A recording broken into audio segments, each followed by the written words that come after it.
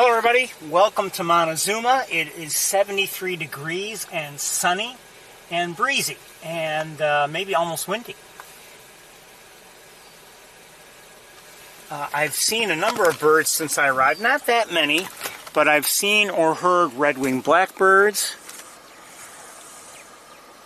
purple martins, tree swallows, a number of, at least 3 or 4, who's this? That looks like an osprey, I think, and I've definitely seen, wait a minute.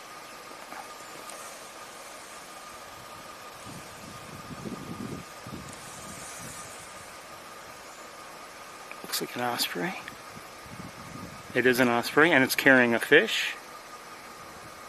I'm not going to be able to follow it. Canada geese, pigeons. I said red-winged blackbird already. Tree swallows, purple martins. I think that's just about it. I may have heard a song sparrow. I'm not sure. I don't remember. Well, I just heard a song sparrow, so you can add that one to the list. And we're going to go out and about. I did see a gull or two, but I couldn't tell what they were. And even if I had been close, I don't know if I'd be able to tell what they were. Oh, turkey vulture?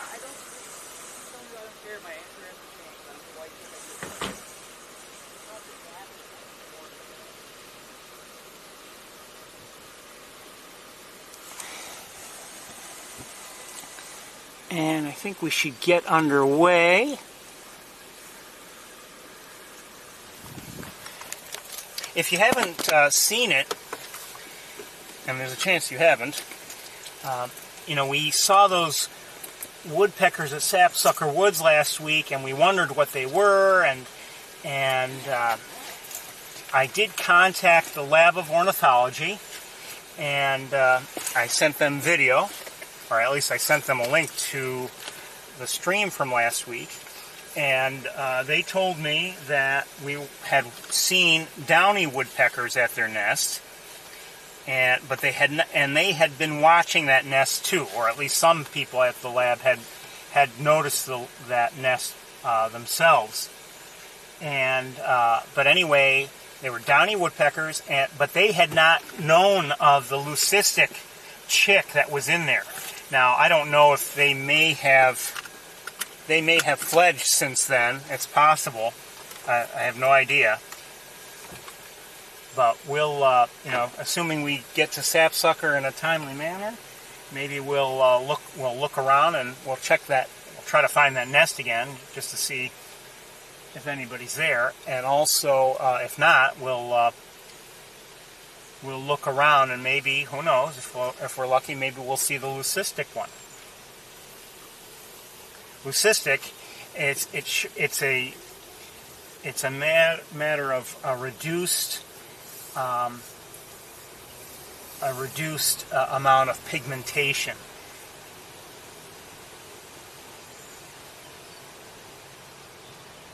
I think I just heard a robin.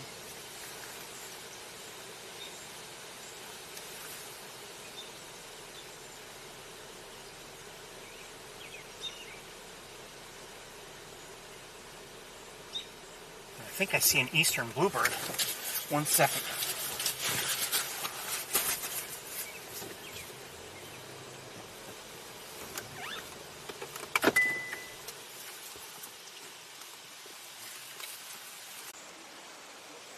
That's not a bluebird, is it? No, I don't think so.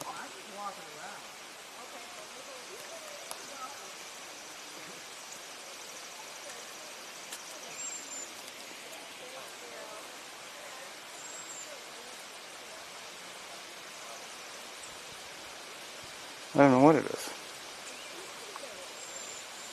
It's not a wren, is it? No, I don't think so.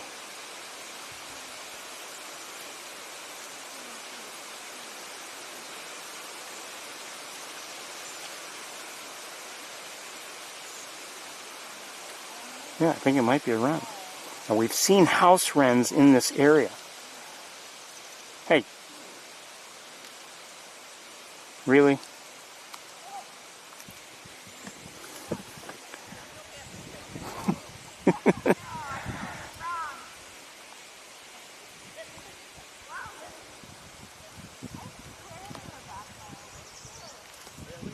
I think I just heard a yellow warbler. Let me, okay, let's switch cameras.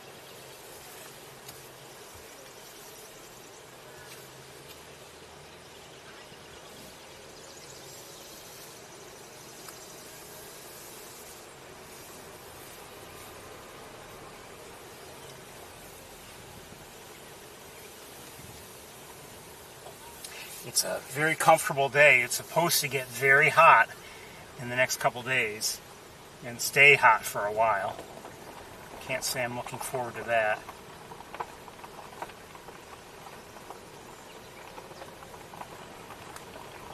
I think I just heard an American goldfinch.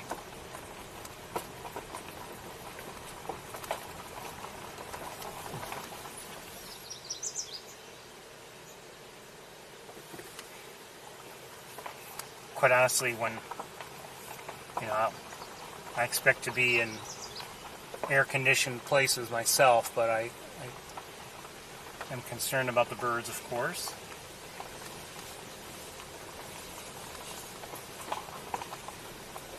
Both the temperatures and maybe the issue of having enough water.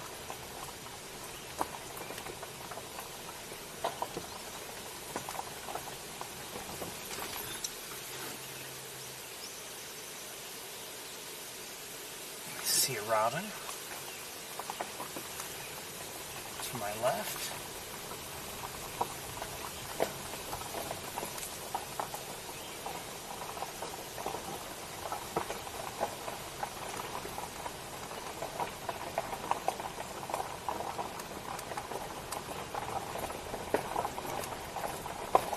I can't make any promises, but I do hope to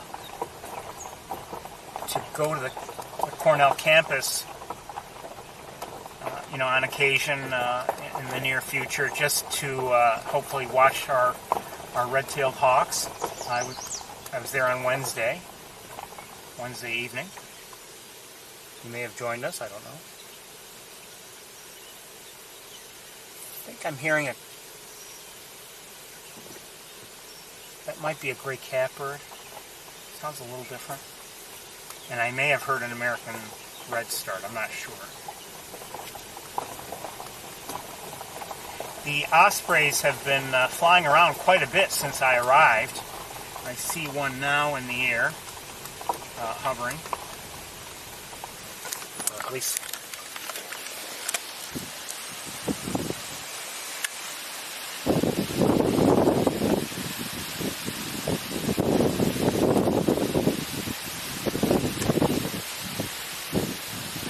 It's not very close to us, so I can't give you a good, clear, clean shot. The sunny conditions today might be a problem.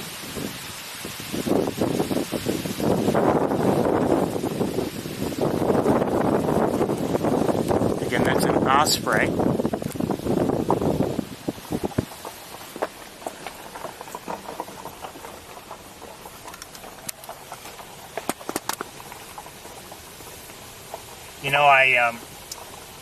I realized something during the week. Last week when we went to Cayuga Lake State Park, I had been hoping to see red-headed woodpeckers. And when I was looking at them, as it turned out, I didn't realize I was looking at the camera that was the wrong camera. I was looking through the camera that was the wrong camera. In other words, I knew I could see, but you couldn't see. And I never said anything or anything. Here's a great blue heron.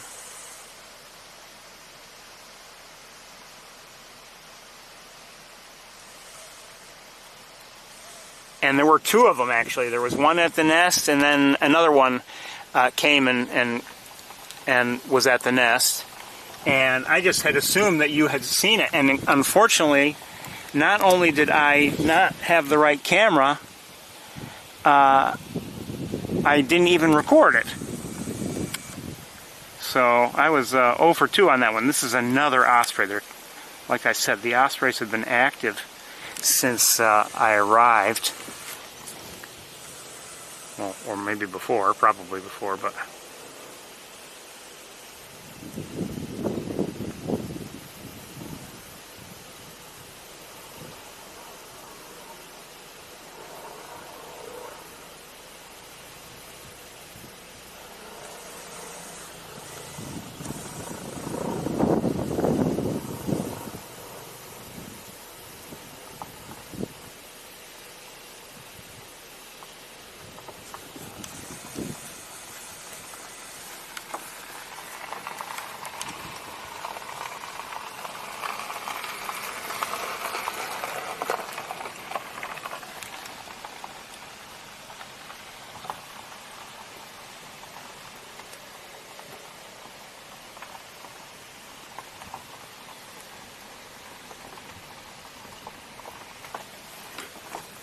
I mentioned on Wednesday evening,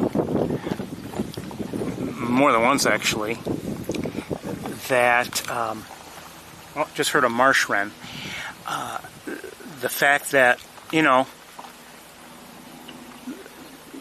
while it's always a little bit sad to see the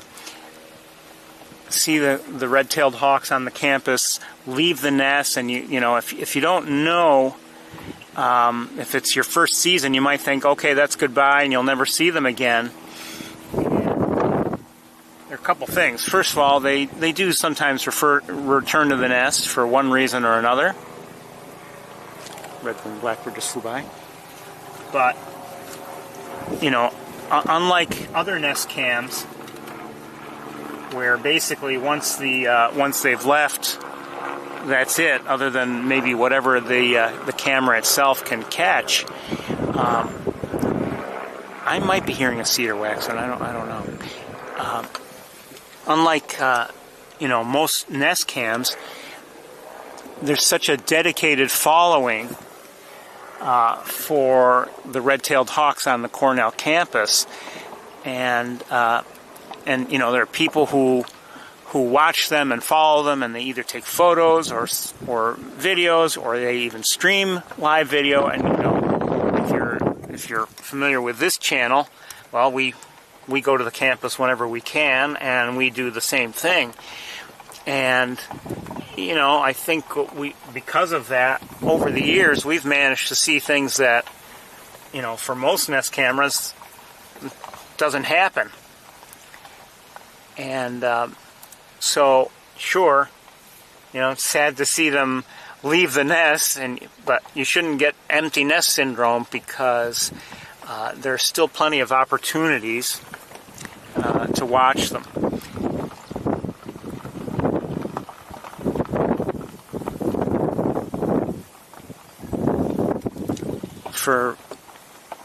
For most nest cameras, it's a matter of a just sort of swell here. It's a matter of the fledging, you know, the departure from the nest, and that could be it.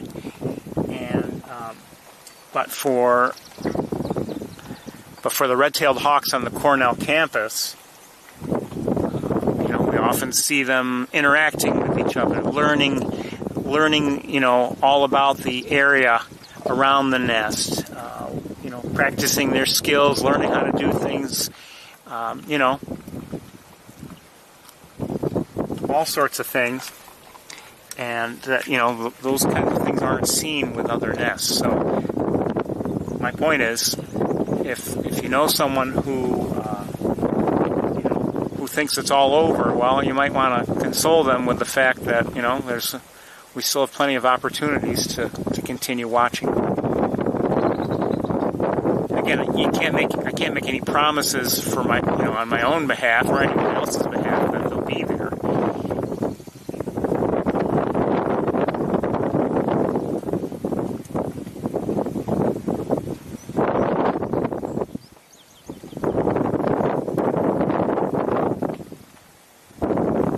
However, we've been doing it for years now, and we enjoy doing it. So.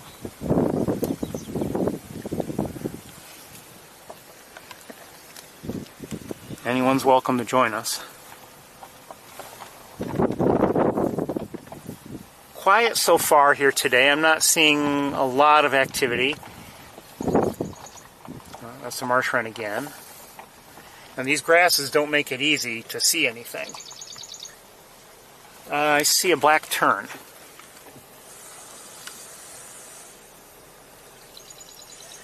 I saw a black tern. It was there. Oh, there it is. Still haven't shown it to you well.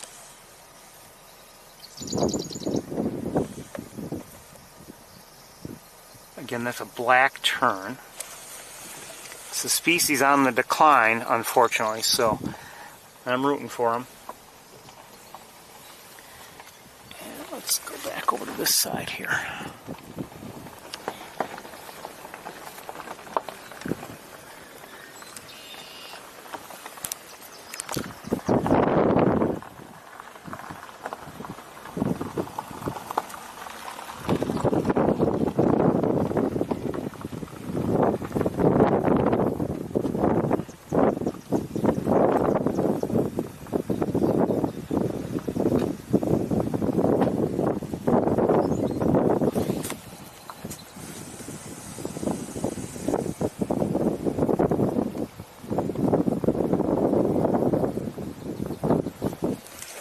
Another osprey.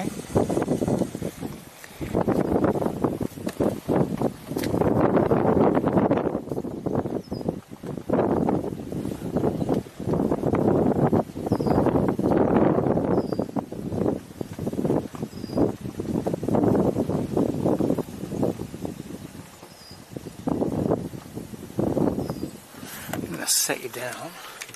Oh, I got to tend to one or two things. 1 second.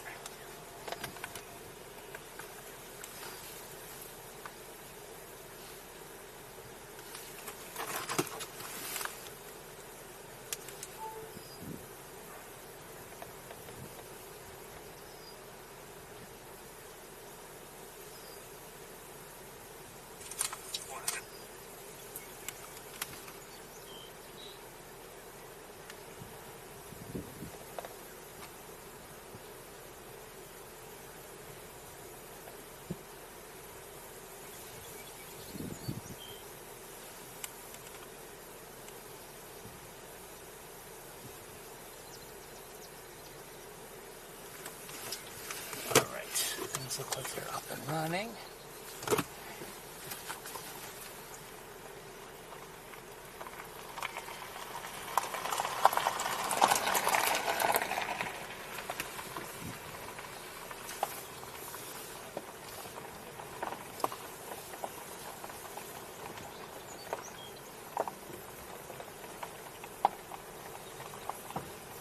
It's, it's that sun is warm, but it is comfortable today, temperature-wise.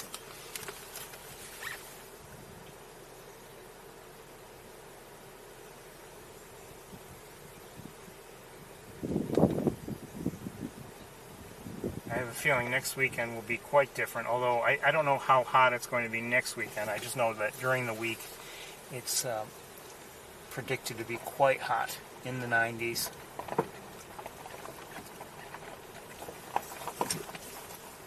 As I said, I'm not looking forward to it.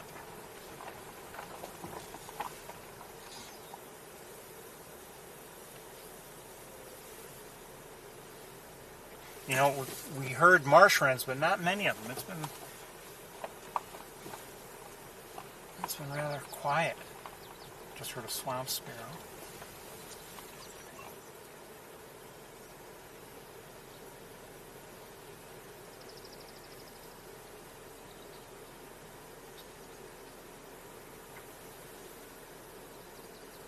See up ahead a little bit a pied-billed grebe.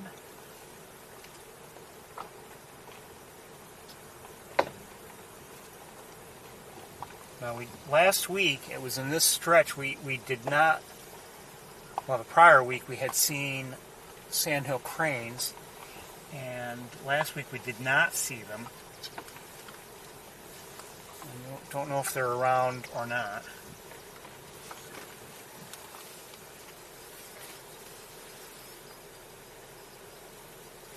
give you a quick look at those pied-billed grebes. There, actually, as it turns out, there's an adult and a young one.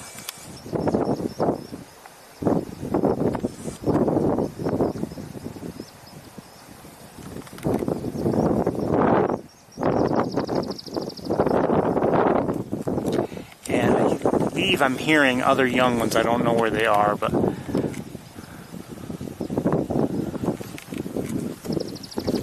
let's take a better look.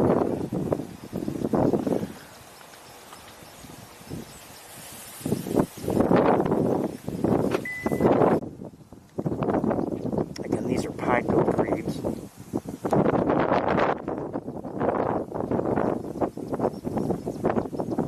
This is the adult. This is the young one.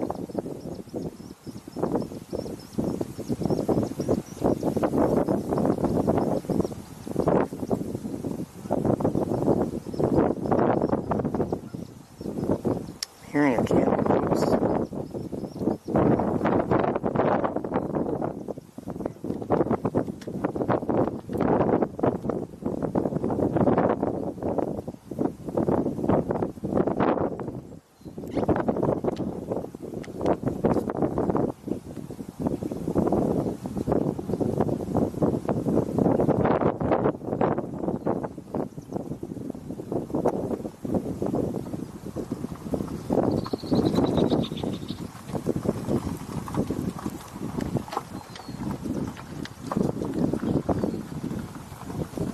They're not ducks. Oh, I got something.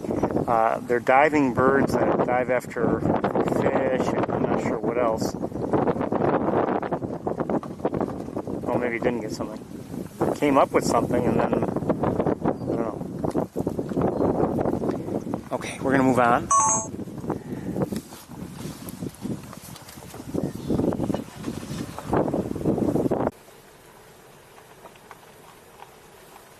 Oh, I see a great egret.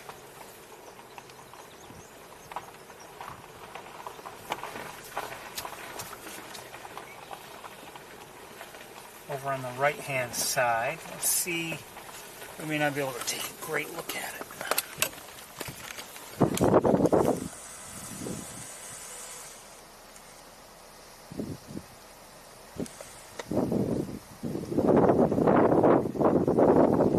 I'm not gonna, I could get the other camera on it, but I think given the distance and the sunshine, I'm not gonna get a great look.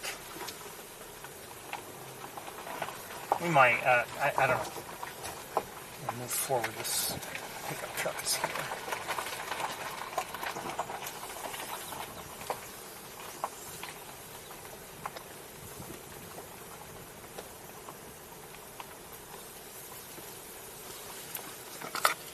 Give it another look, maybe.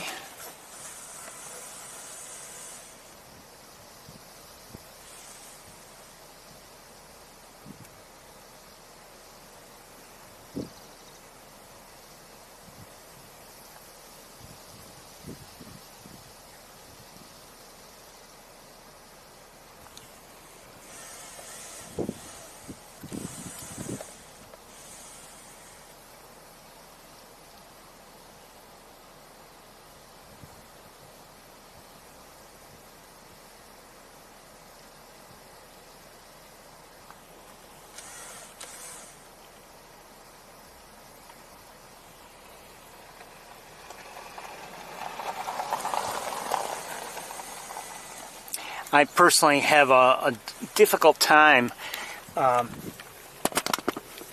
photographing or recording white birds like that, especially when it's this sunny.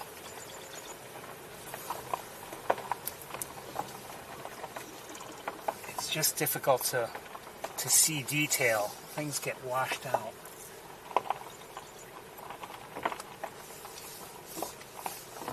Now, some of that is because I have no idea what I'm doing, but a lot of it is because they're just difficult conditions.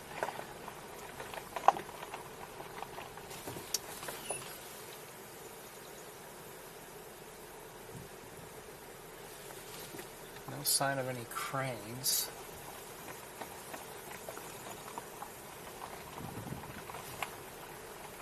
For all I know, they've moved on.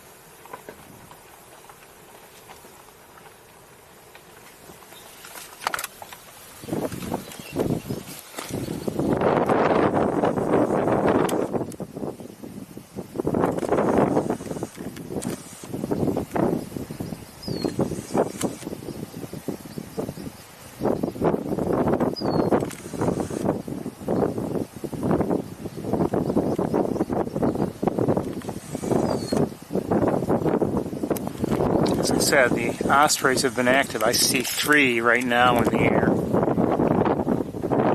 Oh, and I just spotted, is that an eagle?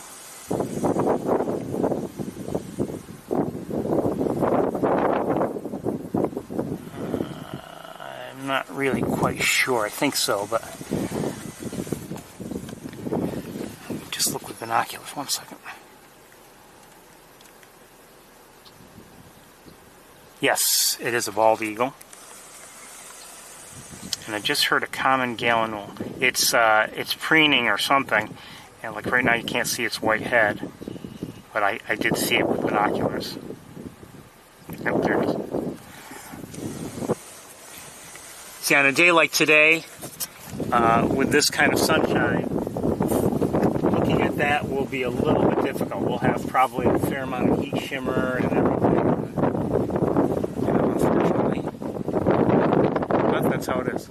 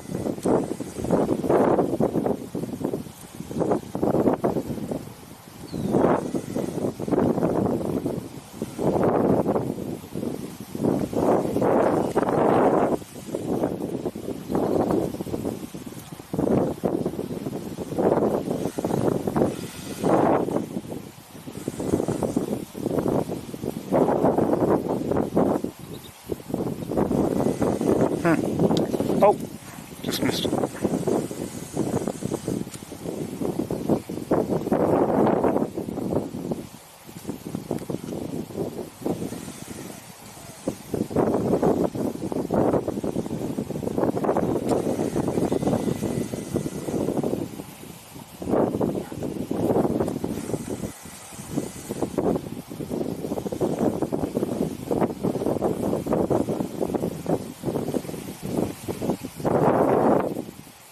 So we've been watching ospreys, everybody, if you didn't know.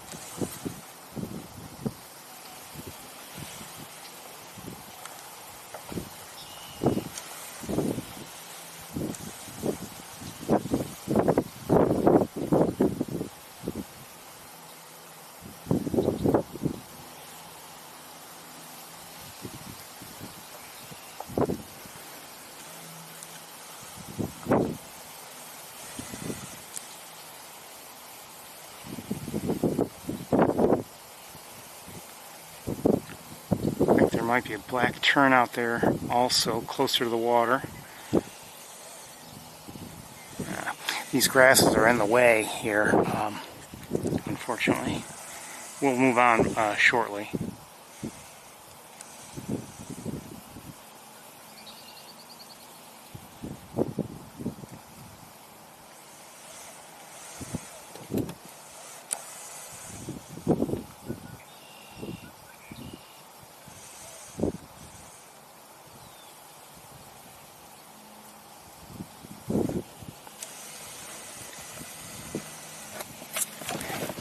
Move on, or at least move ahead. This is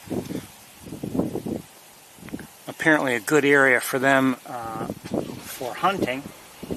Oh, hold on.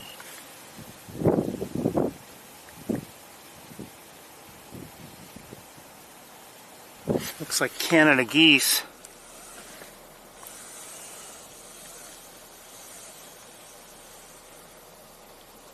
Are in the road behind us. Cute.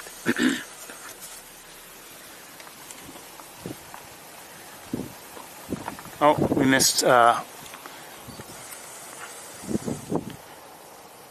this one catching a fish, this osprey. It was interesting to see the one, we saw it catch a fish and then it dropped it. And it didn't go back after it. Unless I misinterpreted something. Looks like more Canada geese are out there. I don't know if I can show them to you or not. And they're goslings. And out farther, there's a black tern there in flight, and more Canada geese a little farther out.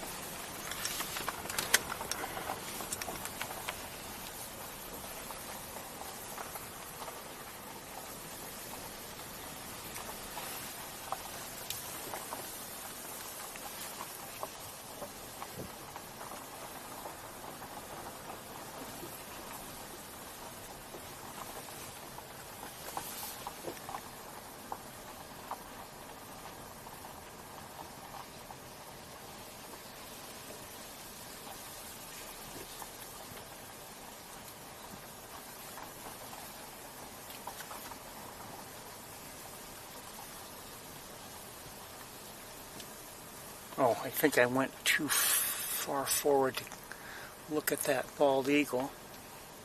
We might see it on the other side of this tree over here, I don't know.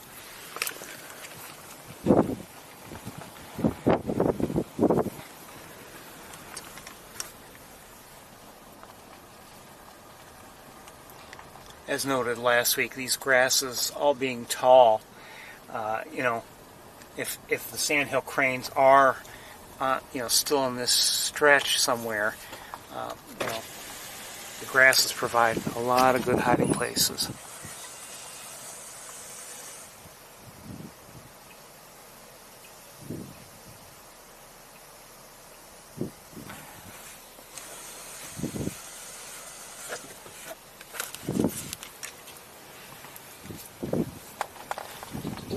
Again, I'm hesitant to try to get the other camera on that bald eagle only because of the conditions. I could try it. Maybe I should. Let's see what happens. Okay, give me a minute. I will try it.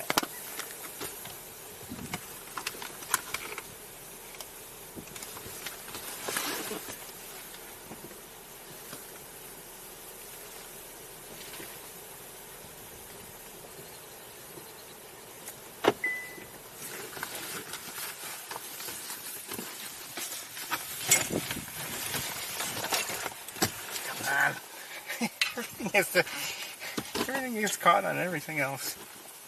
Okay.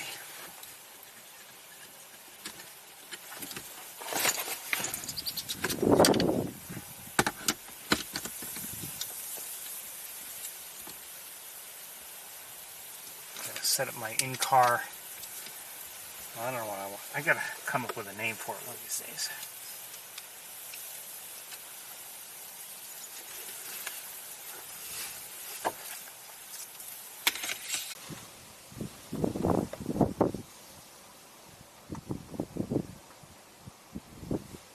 Oh, it's worse than I thought. Oh, hey. Well, at least we saw it before it took off.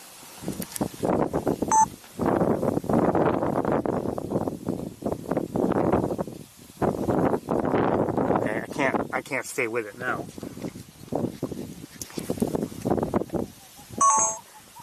You're hearing a pied-billed grebe right now. Let's switch cameras. It's still in the air, but off to our left, and I can't stay with it at this point. The problem I have looking through, you know, the side window, the passenger side window, is just the limited field of view. Oh, it's ahead of us. Come on, stupid camera strap.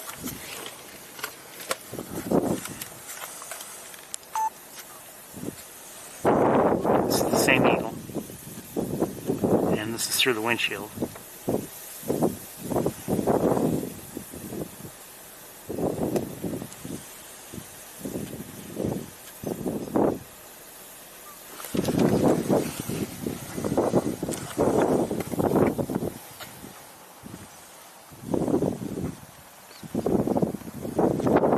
Okay, it's moving right along and out of my view essentially.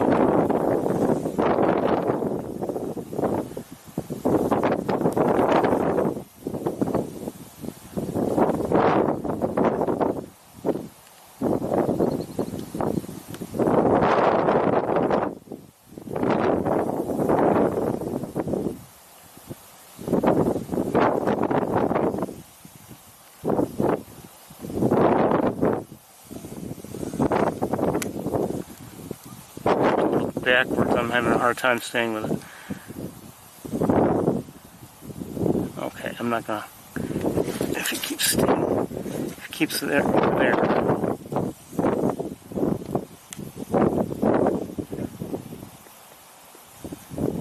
Okay, it's out of view essentially. I think it's probably, if I had to guess, it looks like it was heading maybe over to the area where the ospreys were spending all that time. I don't know. Good to watch it anyway. So we've seen, in terms of raptors, we've seen turkey vulture, osprey, and bald eagle. In terms of members of the heron family, great blue heron and great egret.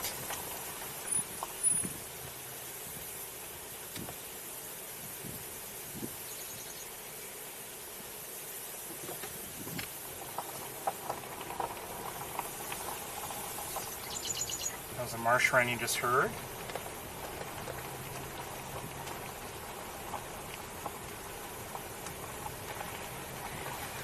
So in terms of number of species, we really haven't seen that much today. Not yet. We're going to move along.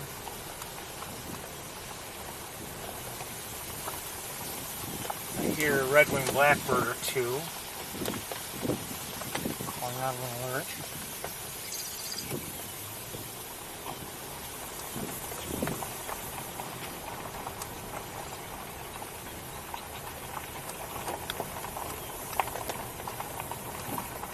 We haven't seen any ducks whatsoever.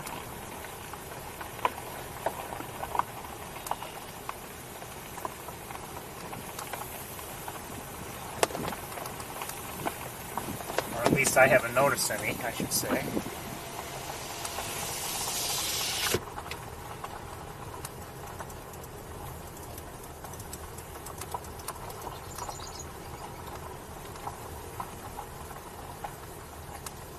I've, in my own neighborhood where the Betty and Barney nest is, I think I told you, they fledged actually probably around the early June, probably around the 3rd, 4th, or 5th of June, I think, they had fledged, and 2 chicks. And I've seen, I had seen the 1 chick at a time. I don't know if hold on one second, what do I see ahead? See a couple mourning doves on the road. I've only seen 1 chick at a time out of the nest, and to be honest, I'm not sure if I've seen the same one each time or different ones. I don't know. But the last couple of times that I've taken a walk, I've seen nobody. No chicks, no adults, nobody. So things have definitely changed for the Betty and Barney nest in terms of just the way the adults are acting and the way the young are acting. And I'll say this, over the years, if there's been any pattern, and I wasn't always bothering to try to take a walk. I mean, until I discovered the nest and its location, I wasn't always trying to go look for them. But anyway, if I had noticed any kind of a pattern before discovering the location of the nest, it was that, okay, I'm not gonna, I might start seeing the young, maybe late June, early July, when they would start to, their range had expanded enough to the point where, without my having to go walk to go see them, I might see them. So I don't know if they've gone further into the woods and they just haven't started coming out and about yet. I don't know. But I haven't seen them, and even in my walks I haven't seen the adults either. And I'm wondering if they're starting to play hide and seek already. As you know, that the hawks will eventually do. A few pied-billed grebes here, a couple here, and one out here. That's a young one.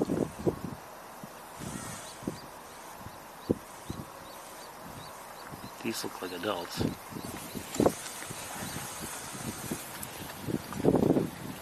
Odd that young one is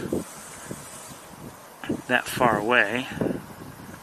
I don't know if it's theirs or if it's kind of lost. I hear it vocalizing, or at least I think it's the one vocalizing.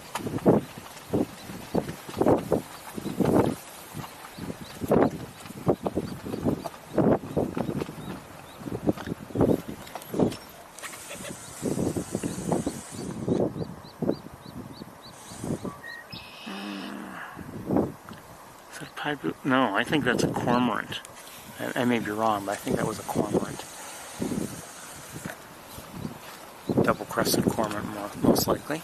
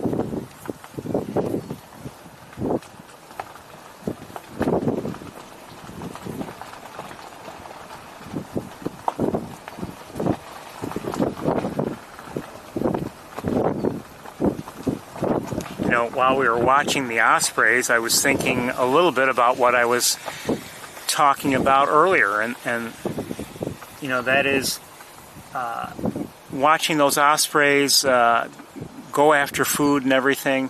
I know there are osprey nest cameras. I don't know how much of an opportunity they provide you to see, an osprey actually hunting. And so that's one reason I so enjoy doing this, is we get to see things, out of the nest. I have a great blue heron over here. I've got some tall, obviously a lot of tall grasses in the way.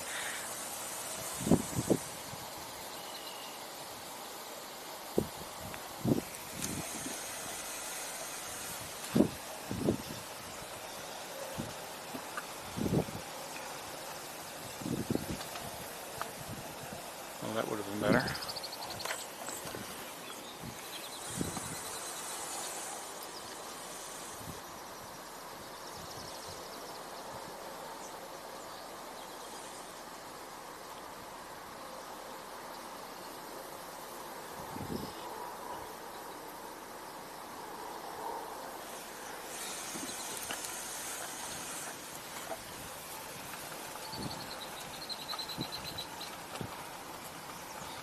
Hearing red-winged blackbirds vocalize.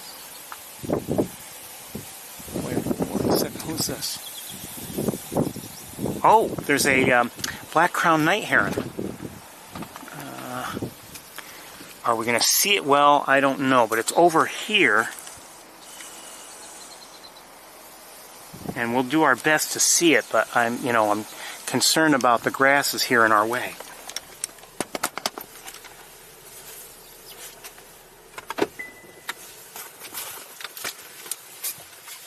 And this car ahead of us, actually two cars, I figure they're looking at it. And also, quite honestly, I've come to at least kind of sort of expect them here. So this is a black-crowned night heron, much smaller than a great blue heron.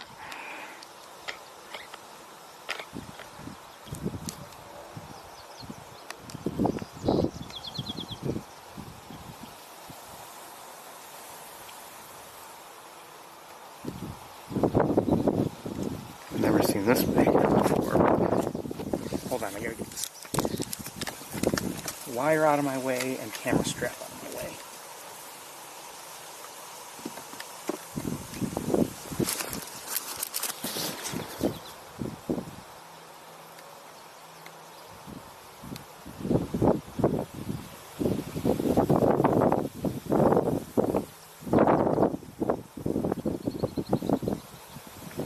Like I said, we have some grasses in our way.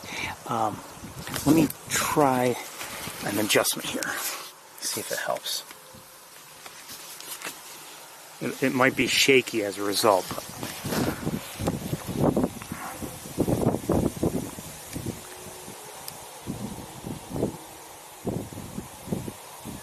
Maybe a little better.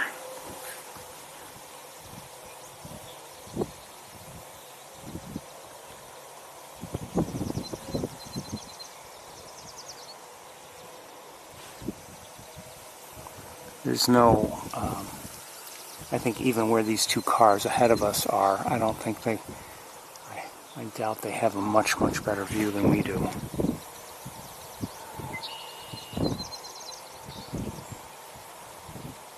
Just because of the grasses.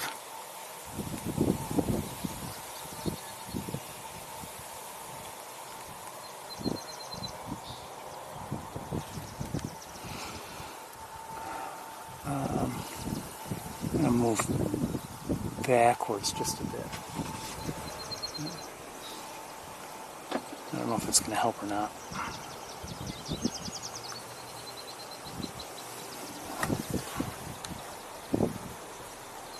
Maybe a little.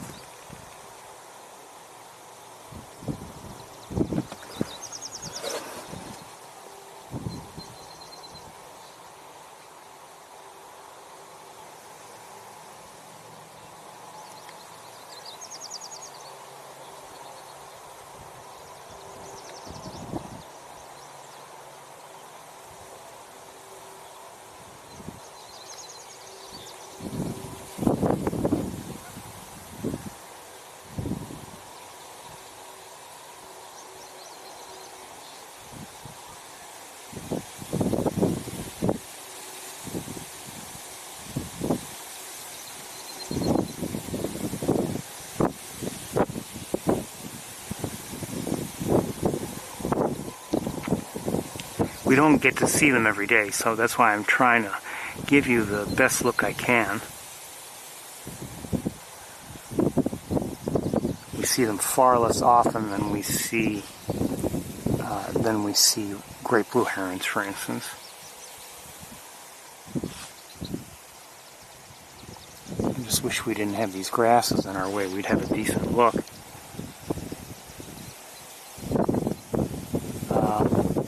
We may move forward. I see the vehicles ahead of us have moved forward. I don't know if they... Oh, you know what? Let's move forward. Leaving everything in place.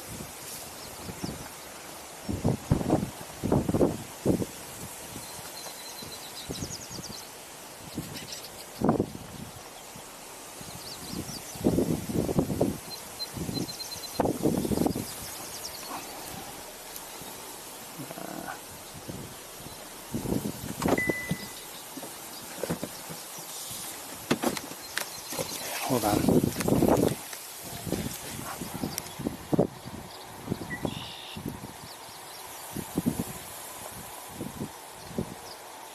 In some ways this is worse.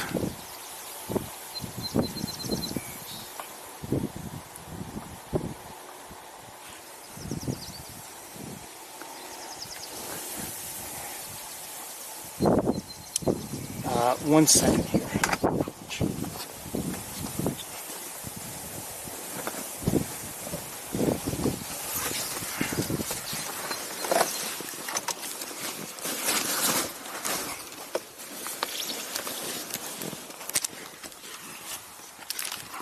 Oh, come on.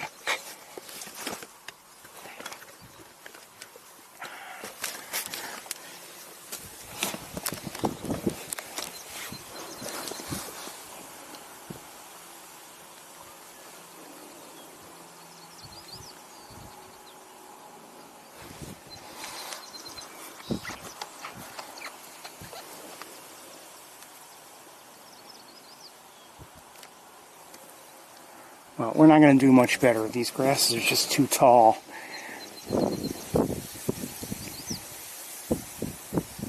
Unless I were to get out of the car, which I don't want to do, and quite honestly, I'm not supposed to do.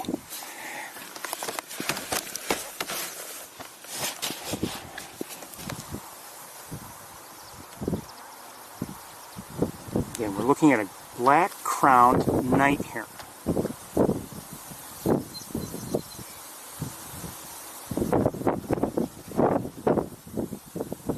And we're struggling with these grasses. We're going to move forward, I think, one more time, and maybe we'll find a spot that's good.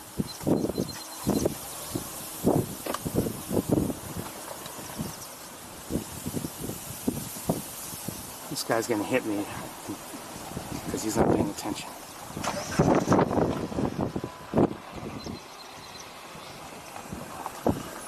Oh, hold on. There's some ducklings or something.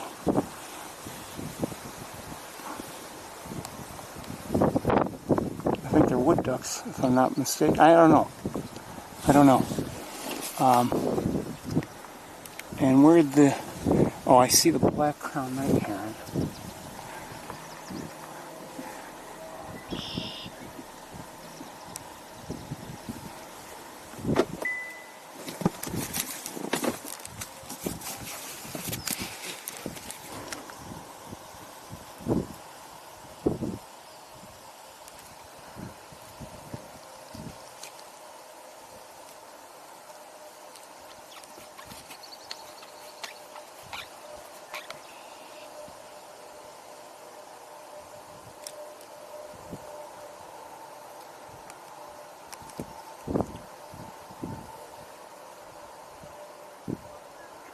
I'm trying, everybody, I'm trying.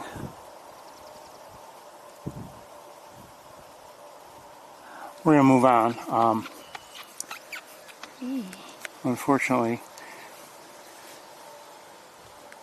until I figure something out, this will be the best we can do. Alright, let me switch cameras here. There's too many tall grasses, and that's unfortunately how things are here, and you know, it's good and bad.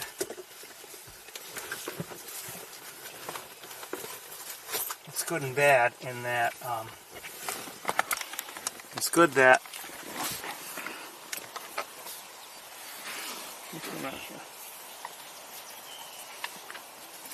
it's good that you know, these grasses, interesting behavior on the part of that black-crowned night heron. But it's good in that you know, helps to shield us from view. Oh, just saw a black tern fly through the area. Beautiful bird. But unfortunately, those grasses often either get in the way or prevent us from even noticing something in the first place.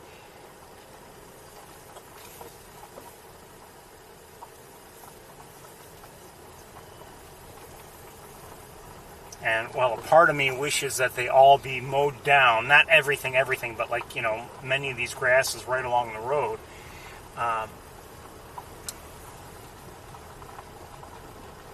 The sensible part of me says, no, they shouldn't be cut down. That's good for the area. It just makes for more difficult bird watching.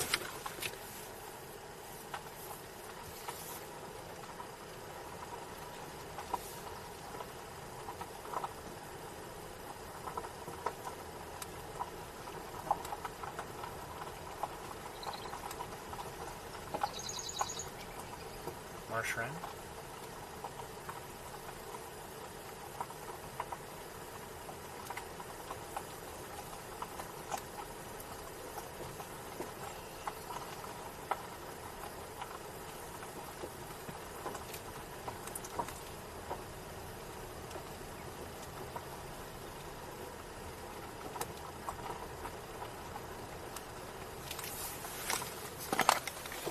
You know, as I drive along here, who knows what's there? I mean, we know that there are marsh wrens, you know, in this area,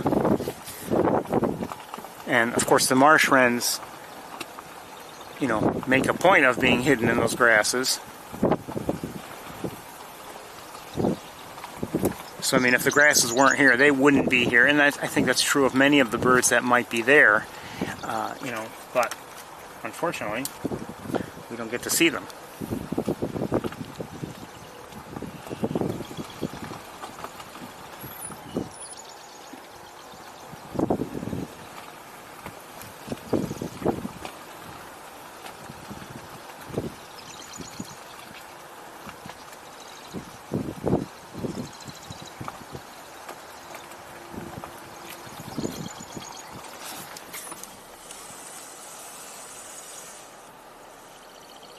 Grateful heron in flight.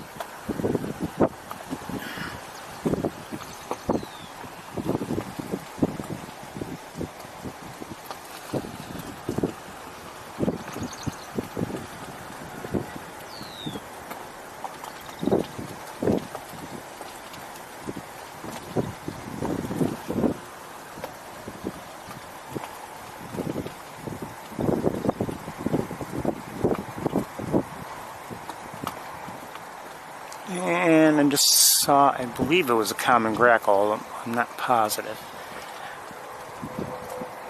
Red-winged blackbird.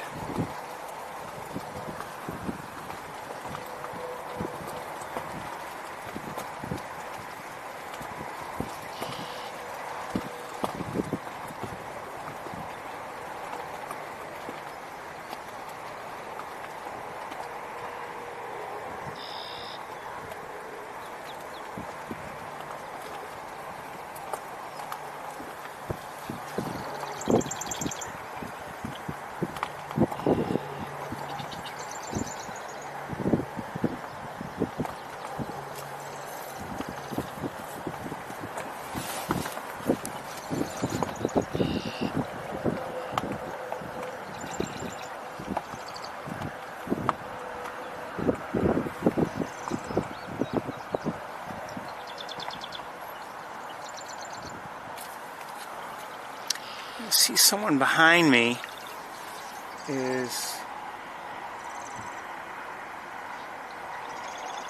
looks like they were repositioning their car for some reason. I wonder if they saw something.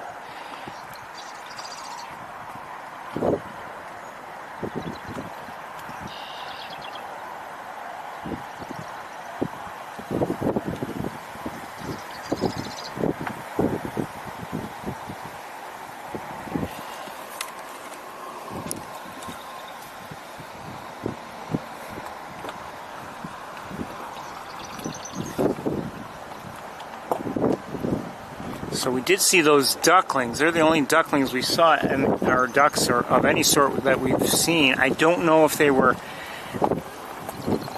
mallards or if they were wood ducks. They did look young. They were small.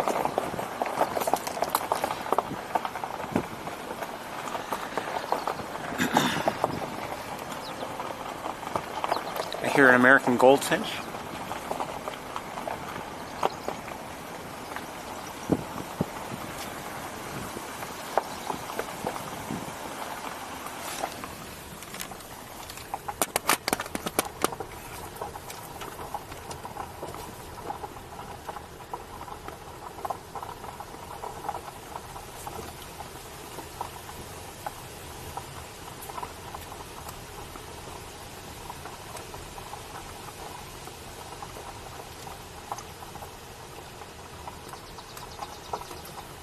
Swamp sparrow.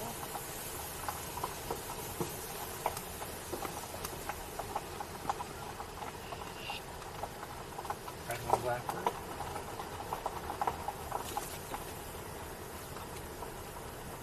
American goldfinch.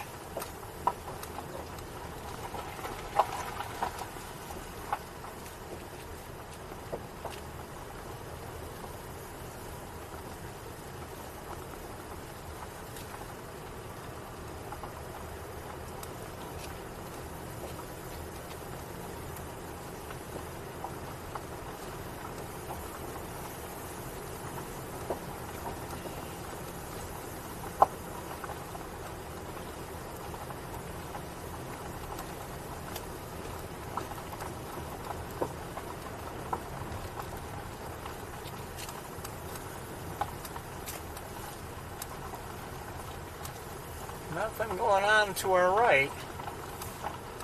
There's nothing I see with a naked eye.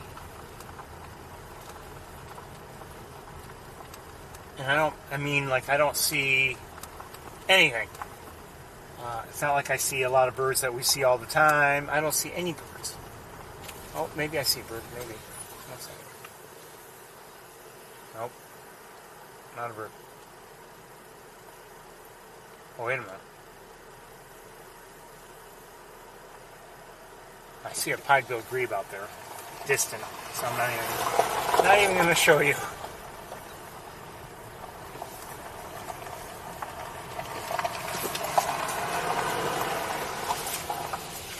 Kicking up dust.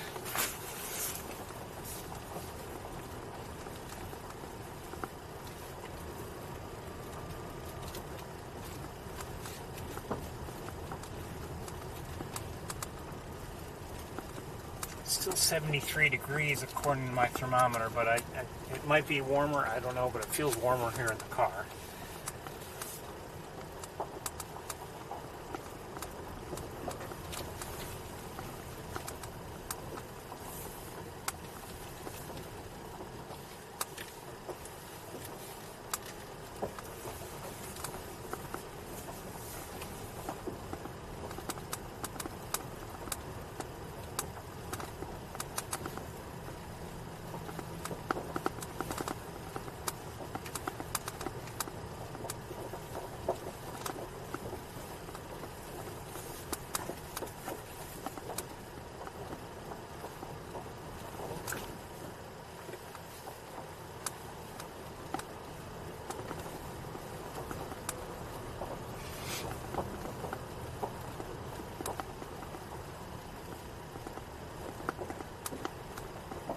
I have to say, so far today has a real feel of summer in terms of bird watching here, in terms of what we're seeing, how we're seeing it. I mean, not that much activity overall.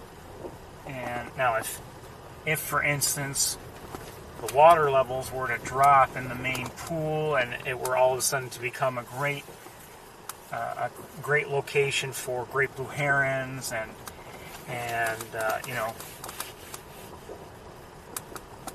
other birds that are looking for fish, okay, things might change. We'd see that kind of activity. But I mean, we're not seeing a lot of ducks. We're not seeing a lot of anything really. it's not a hot day today. It's supposed to get hot, but again, it feels like, in terms of what we're seeing, it feels a lot like summer.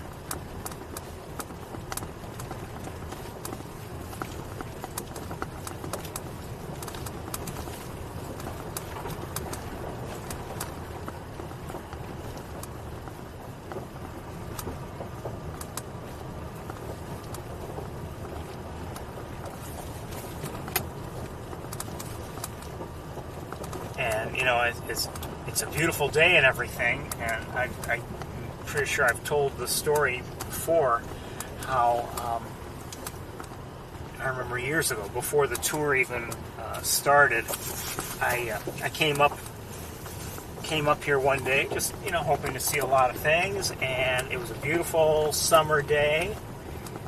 And I remember leaving, and eventually, like, boy, I didn't see anything there. Nothing. Now, I didn't go to as many locations back then as I do now. But I really... Hold on, something's in the air. What is that? Might be an osprey, but it might be something else. I'm thinking osprey.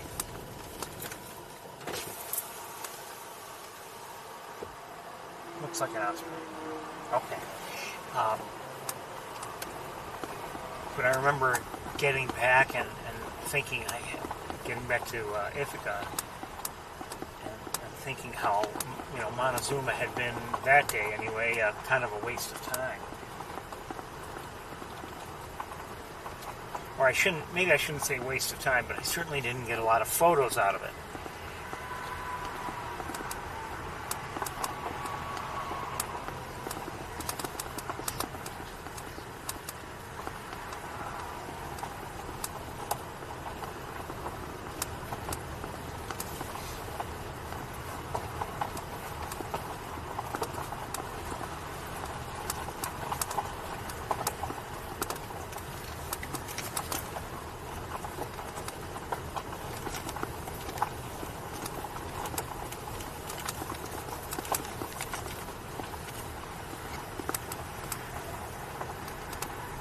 Last night I was, thinking about taking a walk, and I've been doing a lot of that, as I've mentioned lately. And I'm not saying there was nothing to see, but I decided not to take a walk. I had other things to do. But lately I just had not been seeing all that much.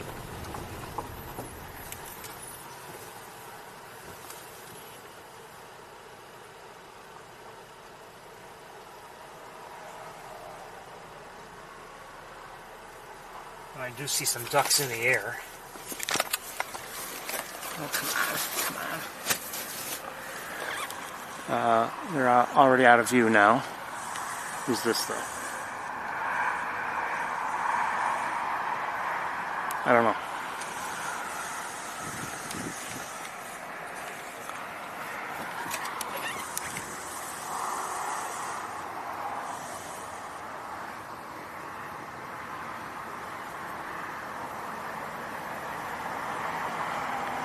I think that was a cormorant.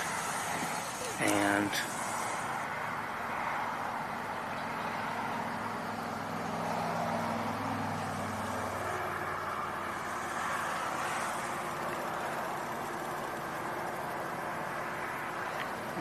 my guess is this is a mallard.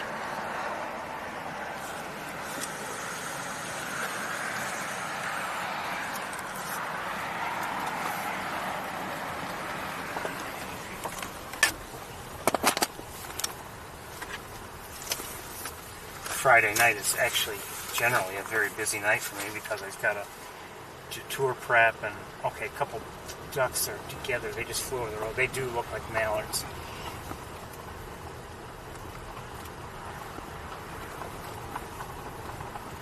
I get ready for today, and I see another great egret. I better stop right here. We won't get a great look at it, but here it is.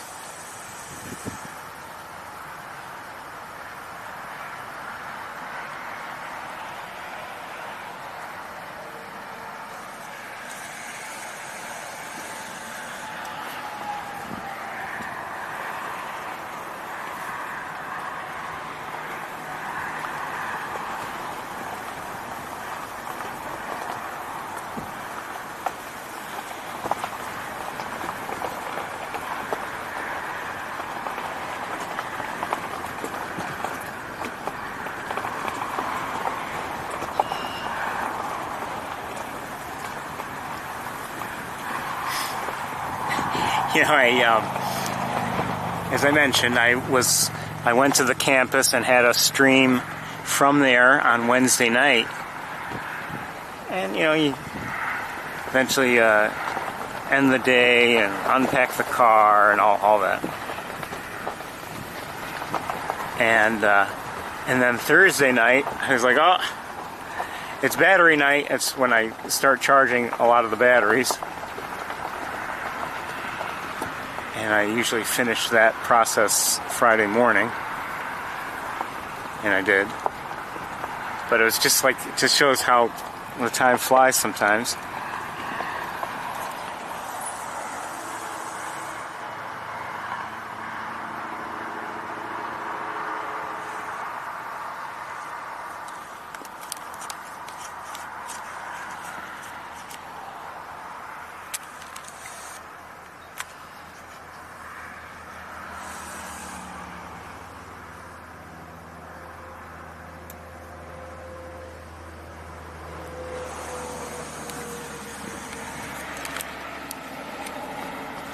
And a few more Canada geese over here.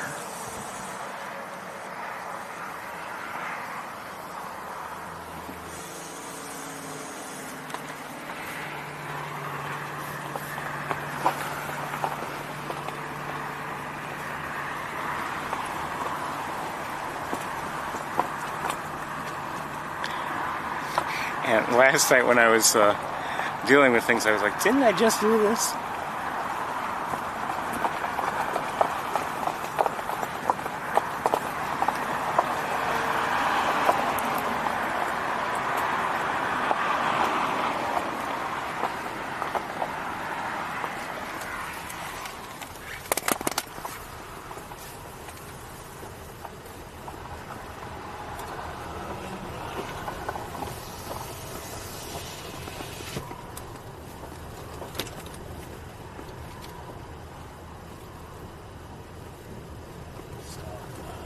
Judging by the way things have gone so far and where we are on Wildlife Drive, I don't expect to see much more. We might see something. I'm still looking, of course. But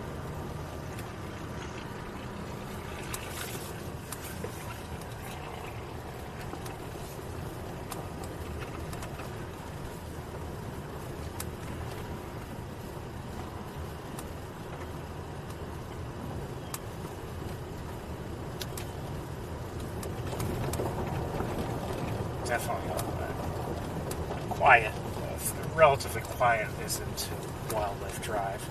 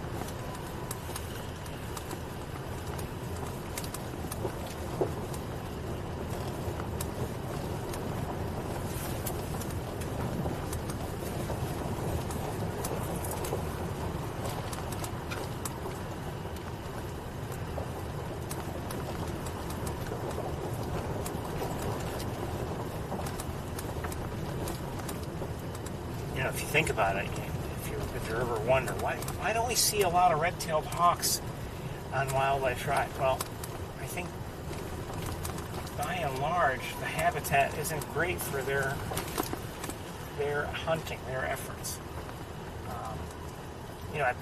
Sometimes it could be decent.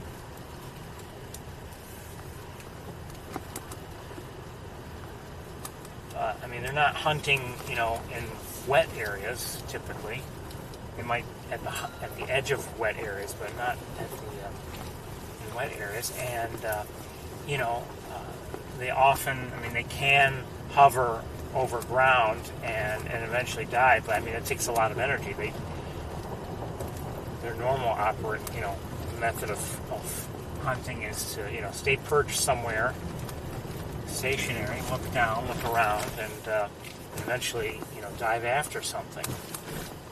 That will be it for Wildlife Drive. So, I mean, there are not a lot of trees that we see, like, out in the middle of things. But sure, there are trees in the wooded areas that, that we see here and there from Wildlife Drive. But in terms of, like, anything nearby, no, we don't see a lot.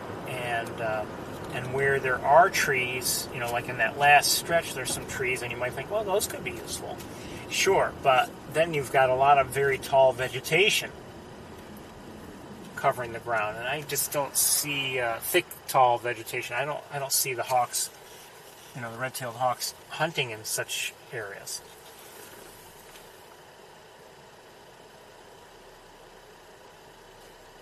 It won't be great, but we're going to take a look up at the Rookery from here.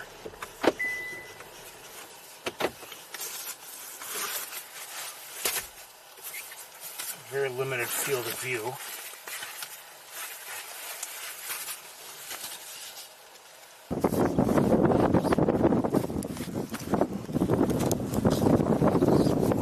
Here we go.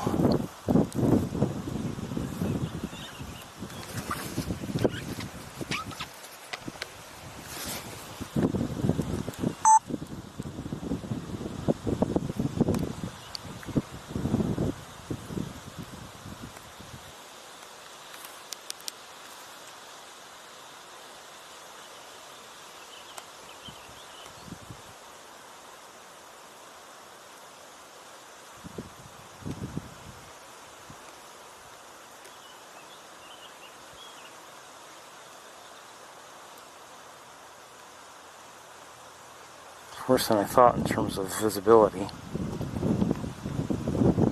You can see there are a number of young, but obviously of good size. A number of young chicks up there in the nests, but they're of good size. Again, those are great blue herons.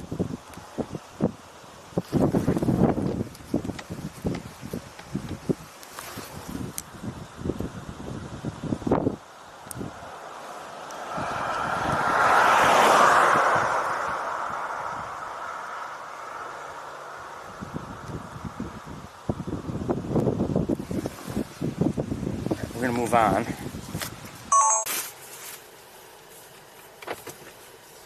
A part of me wants to do what, you might expect us to do today, and, maybe finish the day watching the hawks on the Cornell campus. A part of me wants to stay and watch climb the tower and maybe see if we can have a look at the great blue heron rookery. Later in the day when the lighting is not so punishing.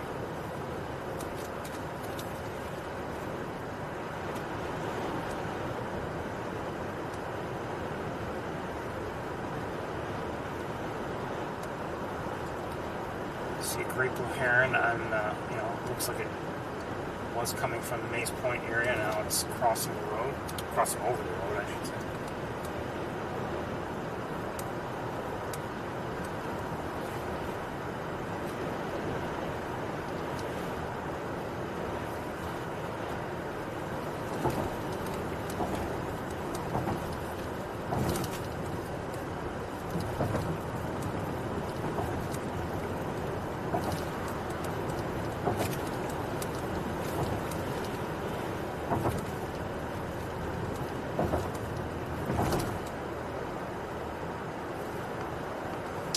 Remember,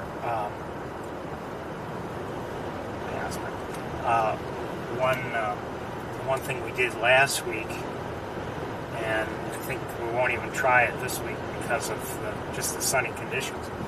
But when we tried to look at the trumpeter swans and their cygnets last week from East Road,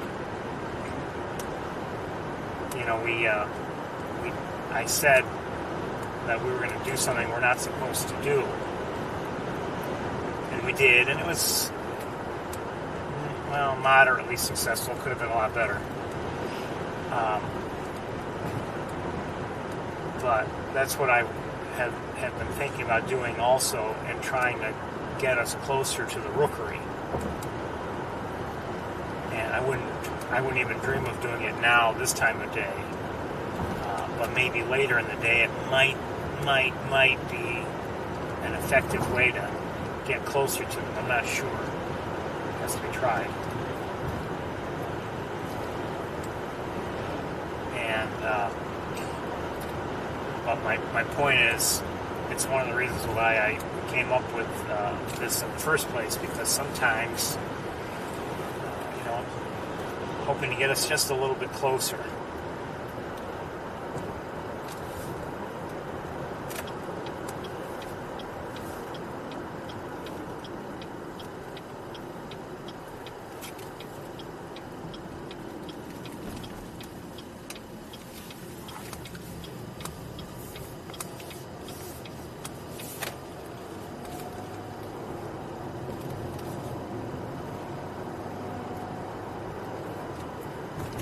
I realize that some things I try don't really work, or end up just not providing much of a benefit.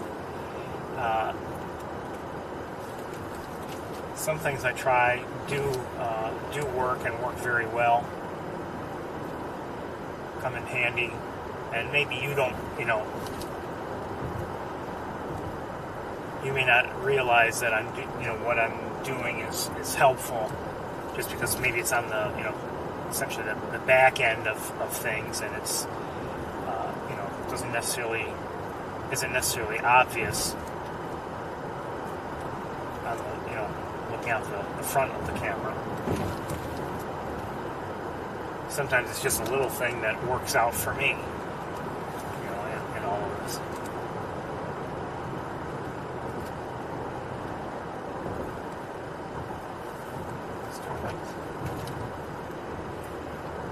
So I think we're going to drive out to Van Dyne Spoor, see what, if anything, is going on there.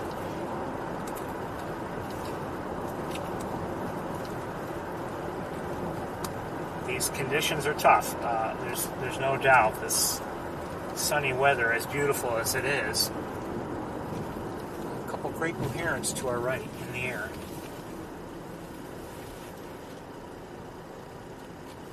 Interesting.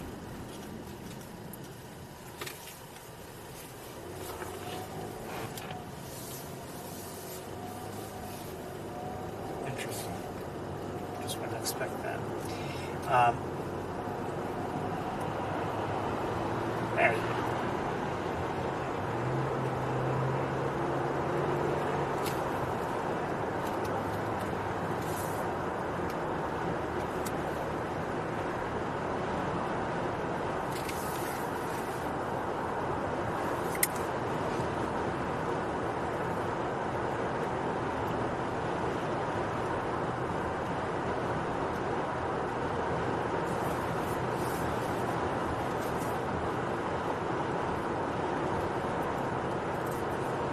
Worried once we get to Van Dyne Spoor what things are going to be like. I think back to last week when we saw that American bittern there. Conditions were tough. We didn't get to see it well, and if we are lucky enough to see that again, again it's going to be the same issue, maybe worse.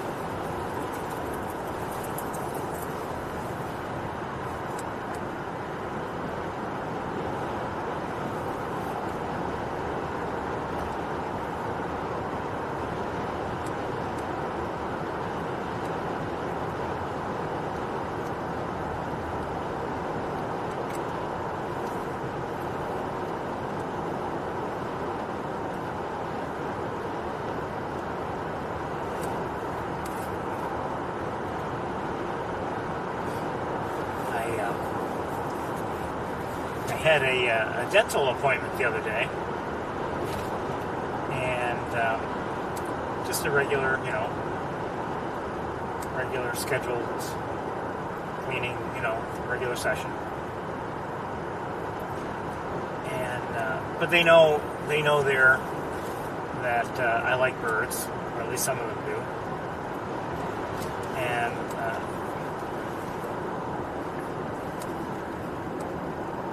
the hygienist was telling me about, she had seen some, exotic-looking birds, and she looked it up, and she found out that they were cedar waxwings.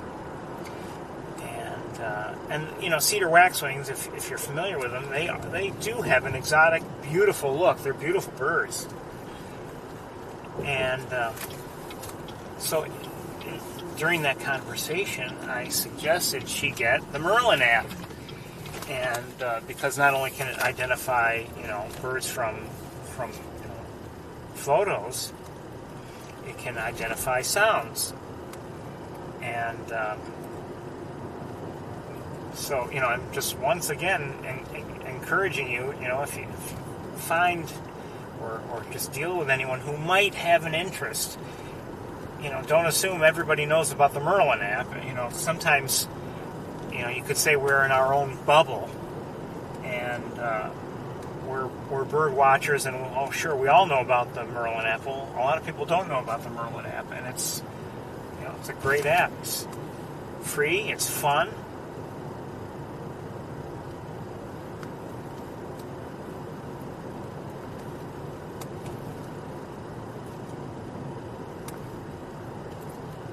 It's fun when you walk around and you're, if you're hearing birds and you've maybe kind of ignored them in the past because you're not really a bird watcher, or you've just figured, I'll never know what those are. How could I ever know?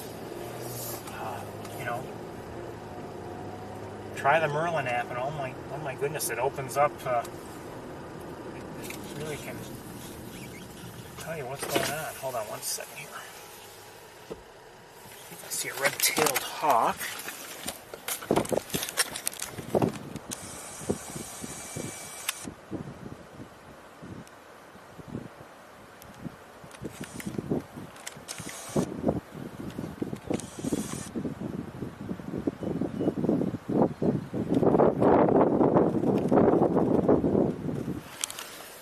Okay, it's essentially out of my view now.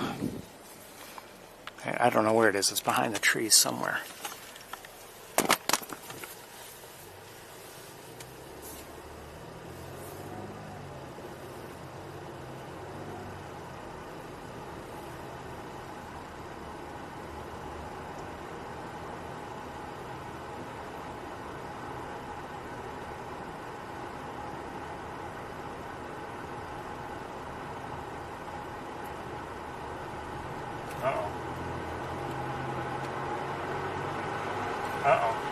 We missed it because of that hawk. I just saw a northern cardinal. Because of the hawk, we missed the train. Or actually, we made the train.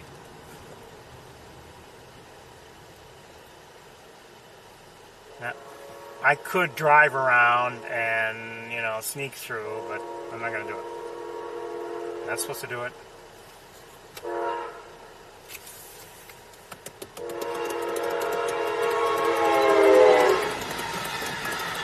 That's an Amtrak train. And a short one. Oh, the hawk.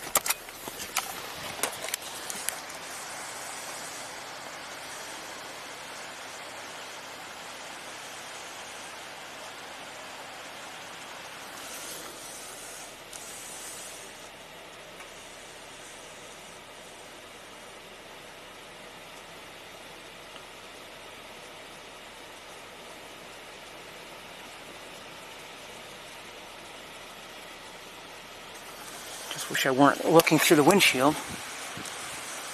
Well, I can't.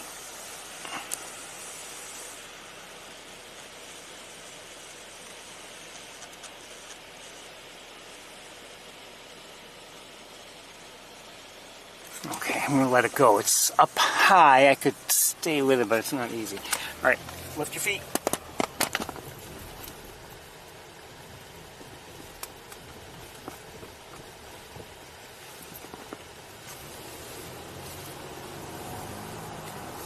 This kind of breezy weather can often be good for, for the larger birds of prey that might want to take to the air and glide around a bit.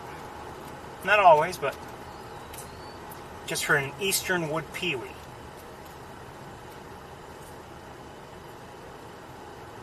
Pewee.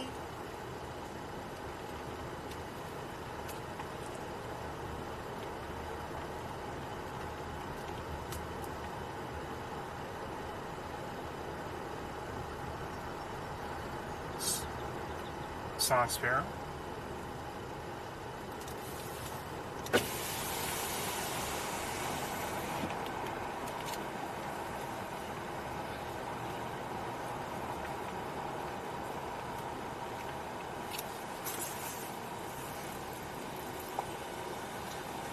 A lot quieter than it was last week. Not nearly as many birds singing. Not so far, anyway.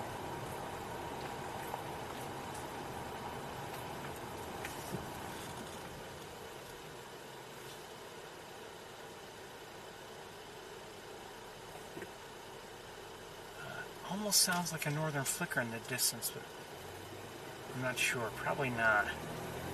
I think it's something else because just how often it's vocalizing.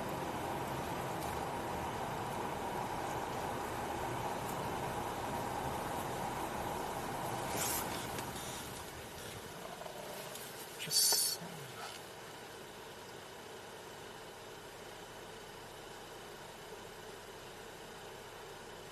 flycatcher or something. Maybe not.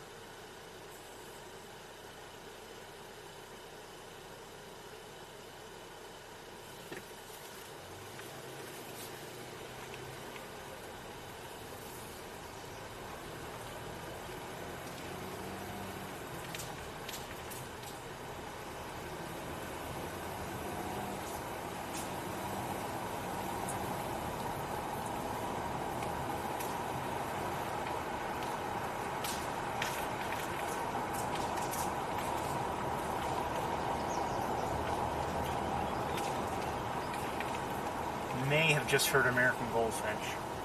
Maybe. Oh, someone just flew across the road. Somebody.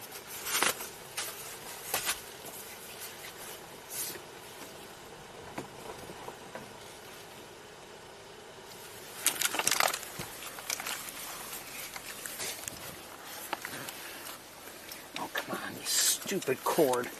Come on. Cords, including the one that has a mind of its own.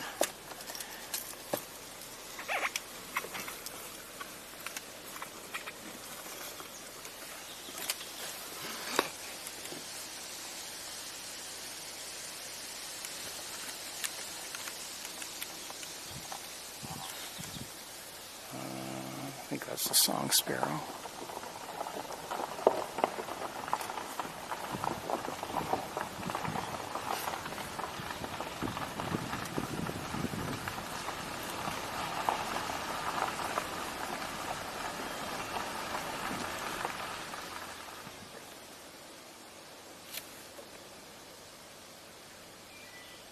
Wood thrush.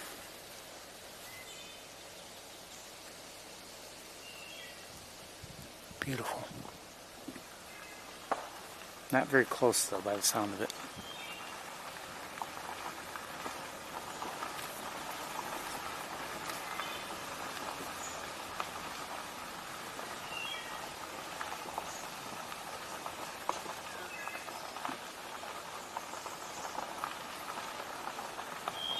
Love them.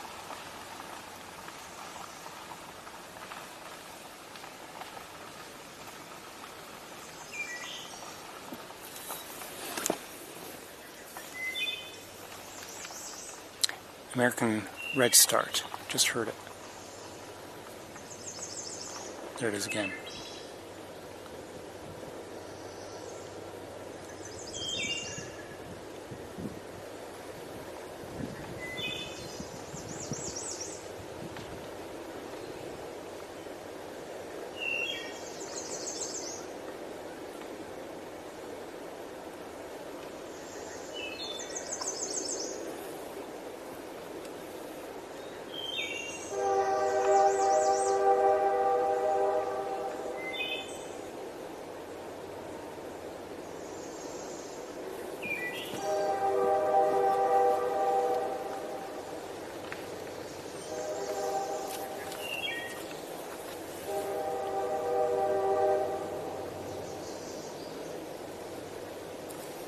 I don't believe it. I see it. Wait, where is it? I lost it. Where'd it go?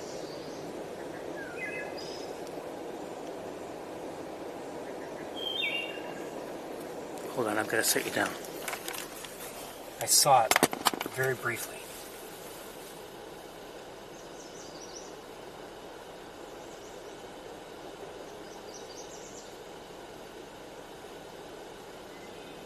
I think it's moved already.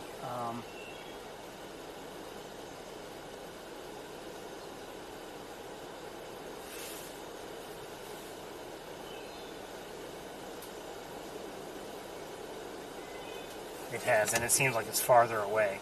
But I briefly saw it. That's the first one I've seen in a while. The first one this season. Oh, I see up above us a great blue heron in flight. Was that a great blue heron? I think so. I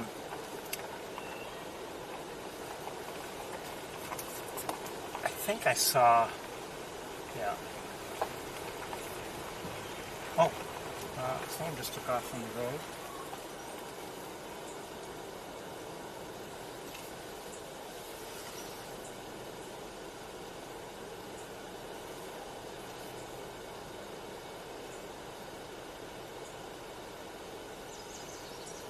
Yellow warbler.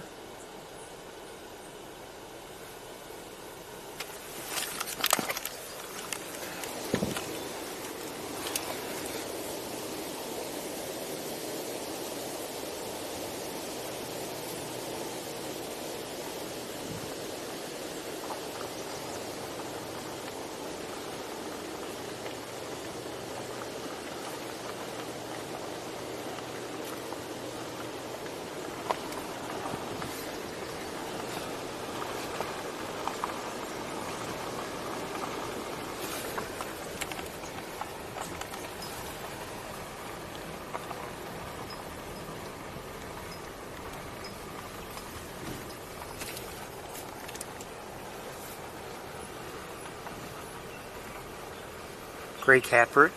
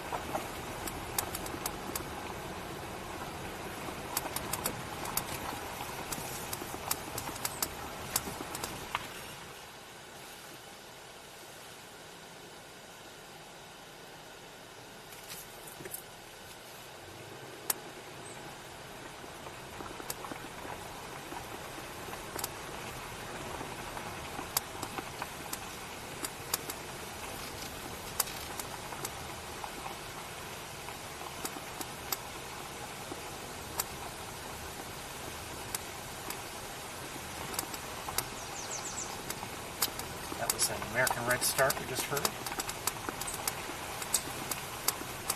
Chipmunk.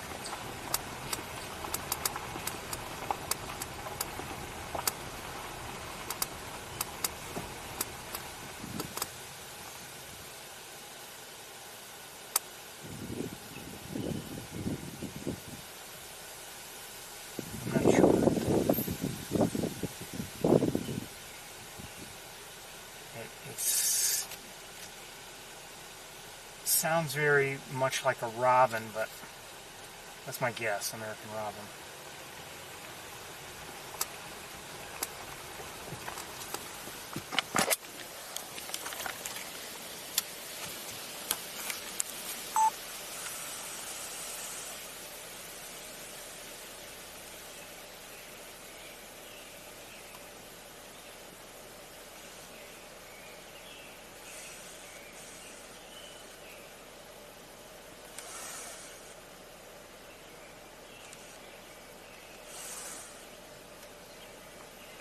Red-eyed vireo.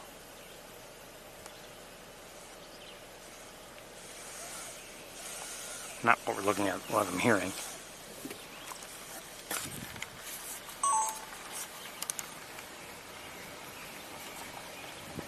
Sorry, dear. Just ran into the woods.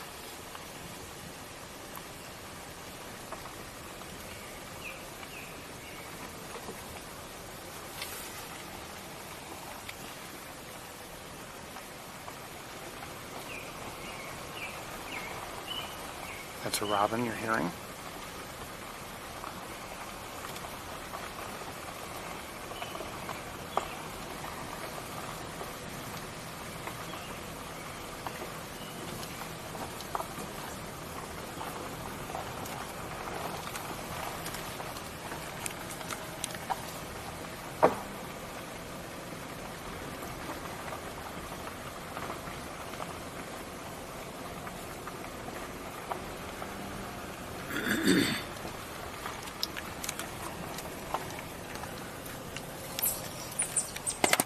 Chipmunk.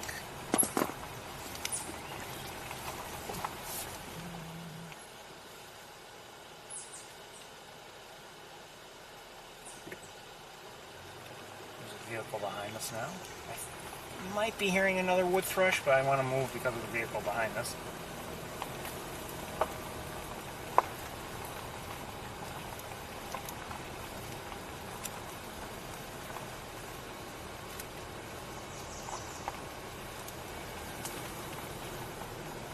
Right up behind us.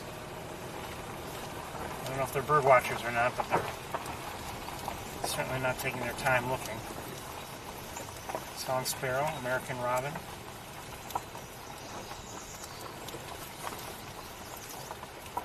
I believe American redstart. Song sparrow.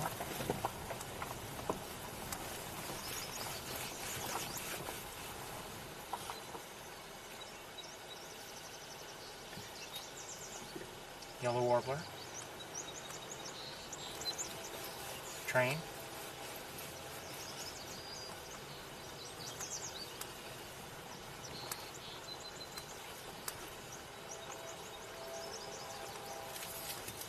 all right, let's start looking.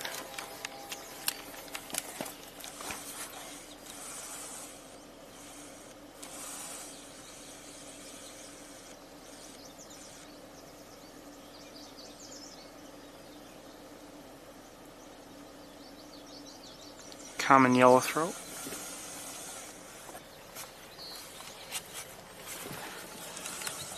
great blue heron,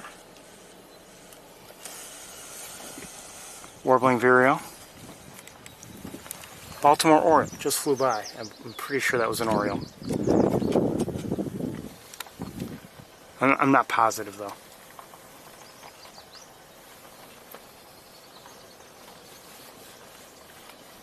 Not positive.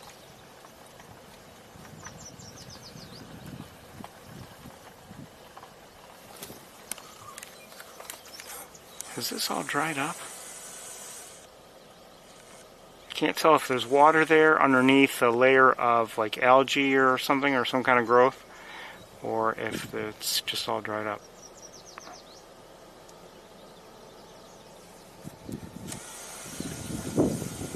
Kind of looks dried up.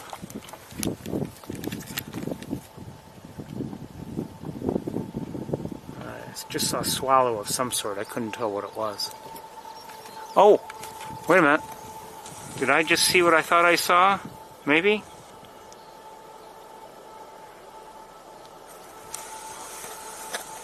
we're going to switch cameras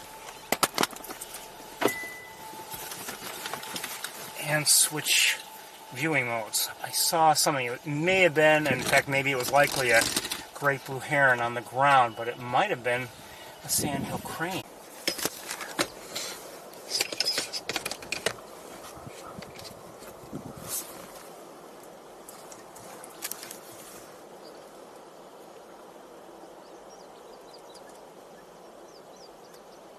Oh, it's a great blue heron.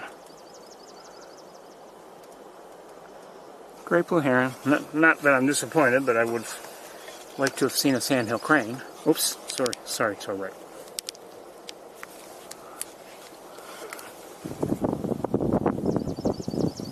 Swamp sparrow.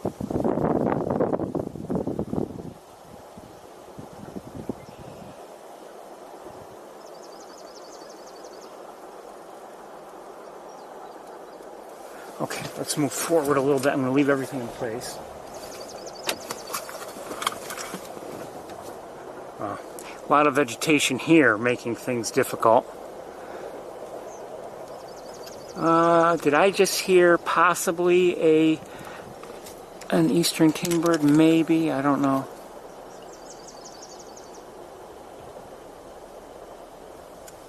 Again, that's a great blue heron we're looking at. Right there.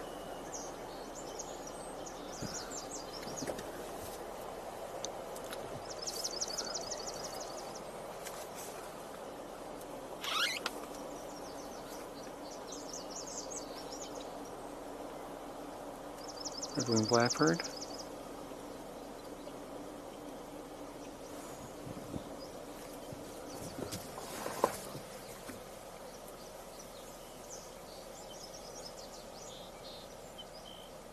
Is that a grackle?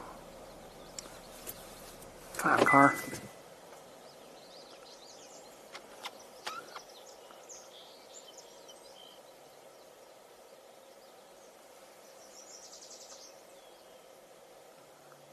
I think it's probably a grackle, but I'm not positive.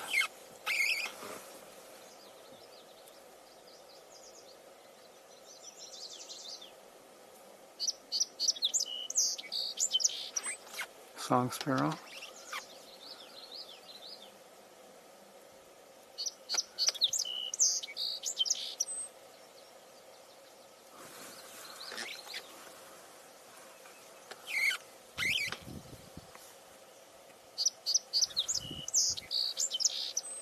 And hold on, what am I seeing?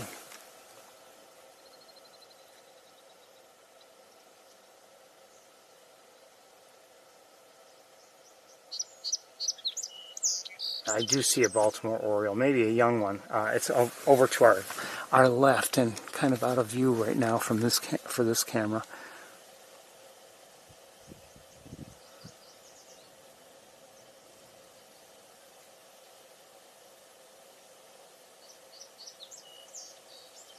You can see I'm having, in between the vegetation and just the heat shimmer and everything, I'm having a hard time. Let's move forward.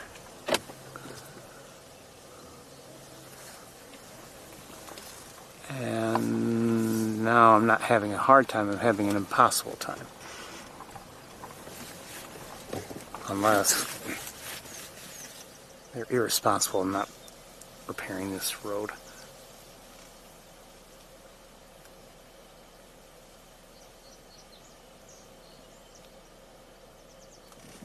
Unless I want to look at flowers.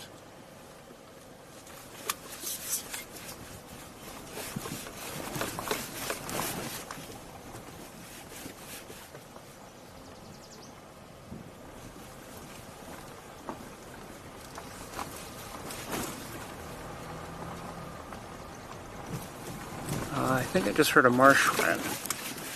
Utility lines, I see.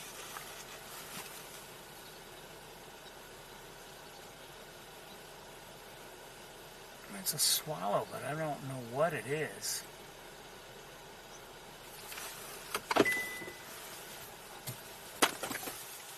Hold on a second. This is through the windshield.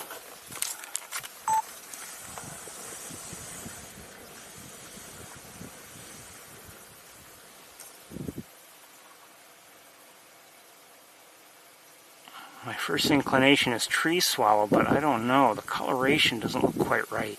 In fact, it doesn't look right. And at least in my view on binoculars, let's see if we can reorient the car.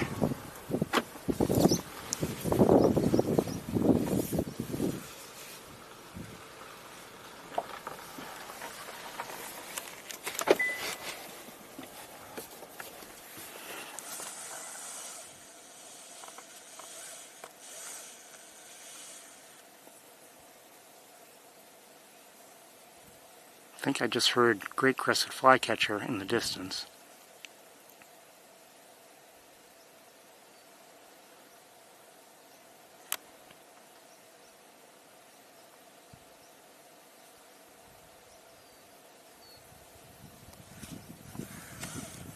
So again, I don't know what kind of swallow that is. I somehow suspect it is not a tree swallow.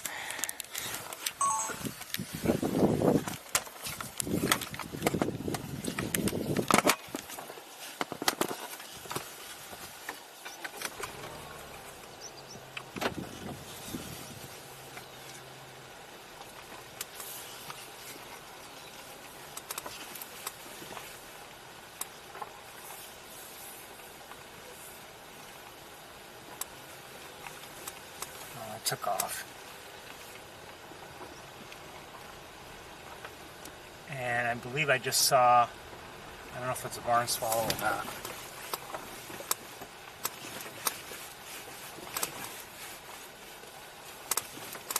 It's ridiculous. I can't believe they didn't even touch this road.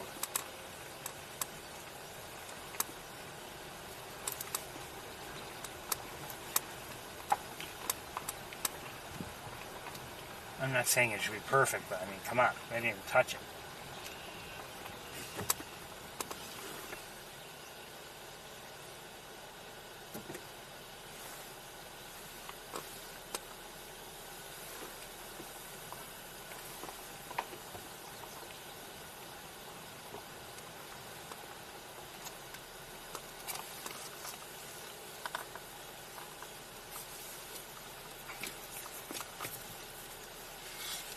This out of the way.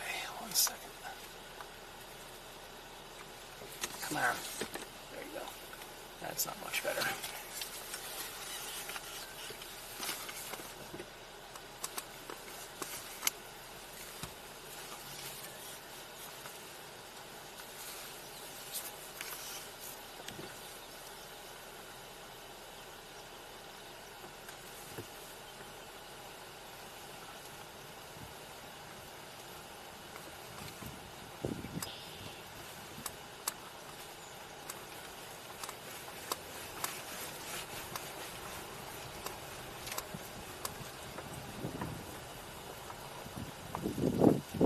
Another great blue heron.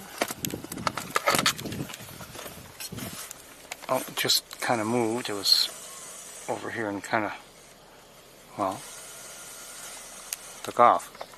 Didn't fly away, but just kind of like flapped its wings a bit and took a couple steps, and now it's out of view.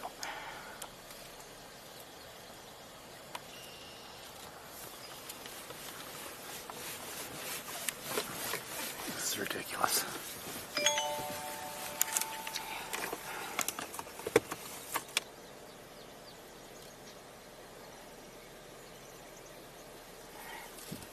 RC believes that it was a bank swallow. I don't know, but like I said, somehow didn't seem right for tree swallow.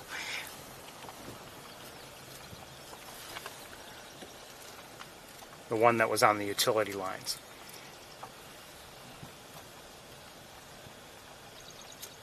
I'm hearing a marsh wren.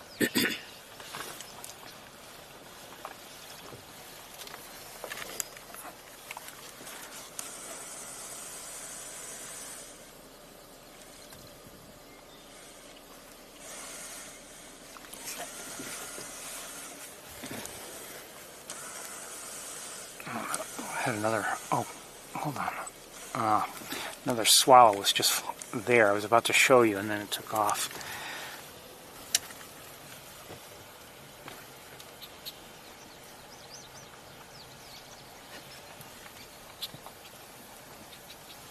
And another great blue heron. Well,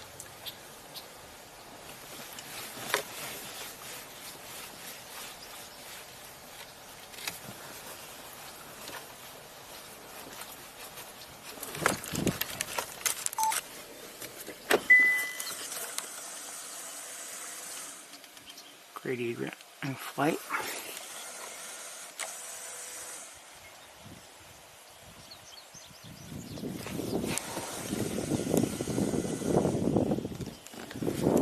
Changes mine.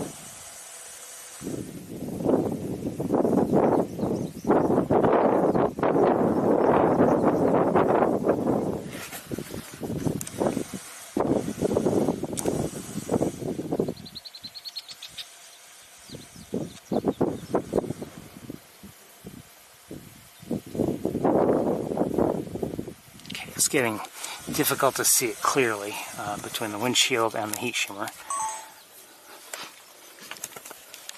Oh, is that another one? Probably. I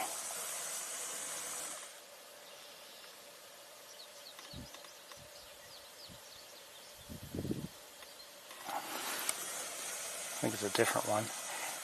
Yeah, must be. I see that one up ahead. Let's keep driving.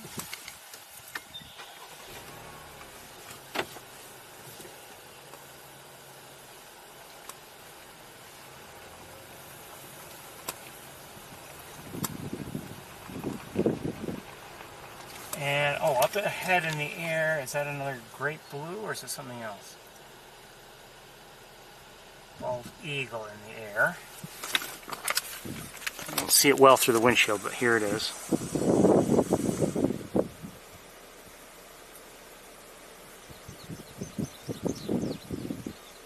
I believe I'm hearing American goldfinch.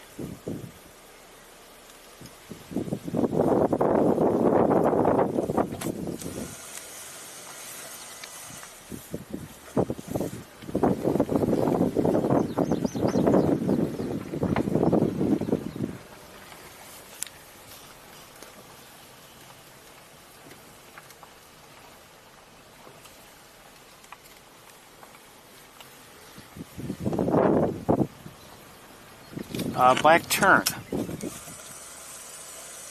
That's a black tern right there. And I've lost it because of just the car.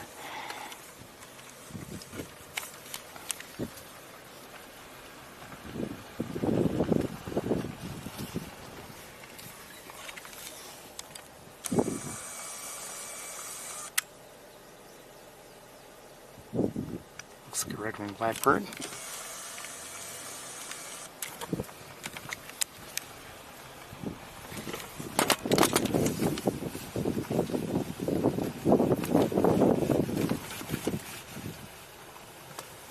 You know, sometimes you drive over a road and you have to, you go this way and that way because you're trying to avoid the worst of it. This is all bad. Everyone else does the same thing, and if there are any good spots, they make them bad. So, and this right here isn't too bad, but it's a lot worse than it should be.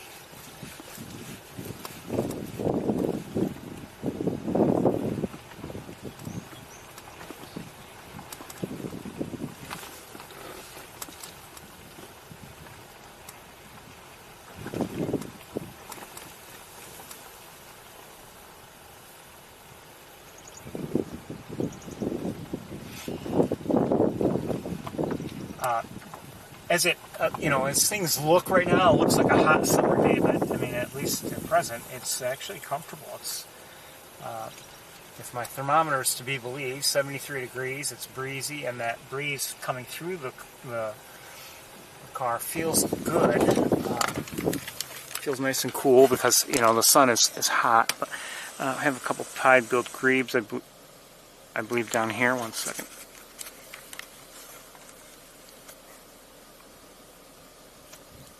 No, wait a minute. That's not a pied-billed grebe, that's a wood duck.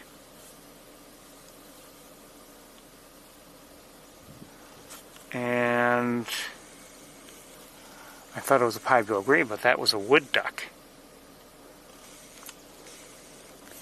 Okay. Oh, but here, that is a five-billed grebe. And a baby.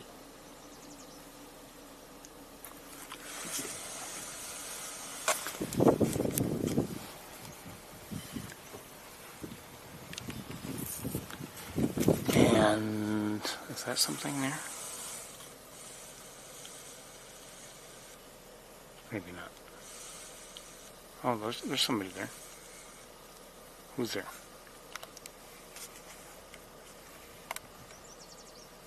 Just for a yellow warbler.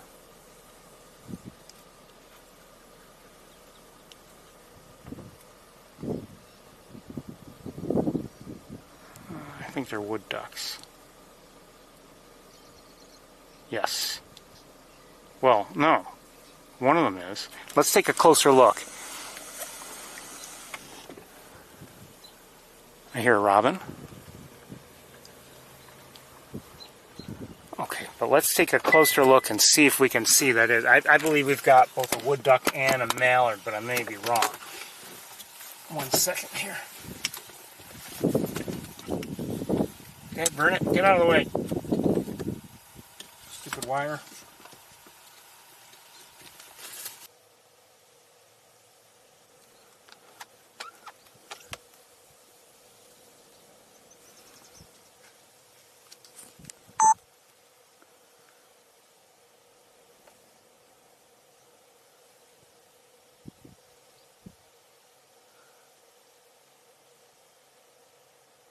That's a wood duck there, definitely.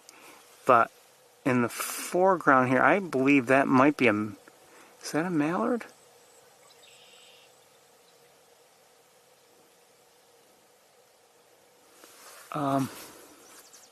Let's back up a little bit more. Hold on, it's going to get shaky.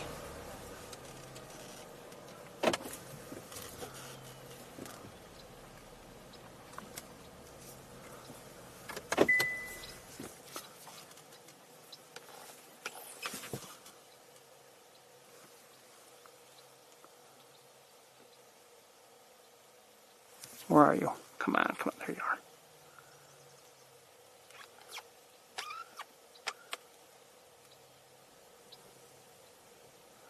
Yeah, it looks like it's, I believe it's a mallard. Maybe a young mallard. Because it doesn't look very large. And you might say, well, what do you mean? How can you say it doesn't look large? Unless it's a young... Could it be a young wood duck? I don't know. Maybe. Somehow it doesn't look like one. I hear a catbird. Alright, we're going to move forward. I'm going to leave everything in place for the moment.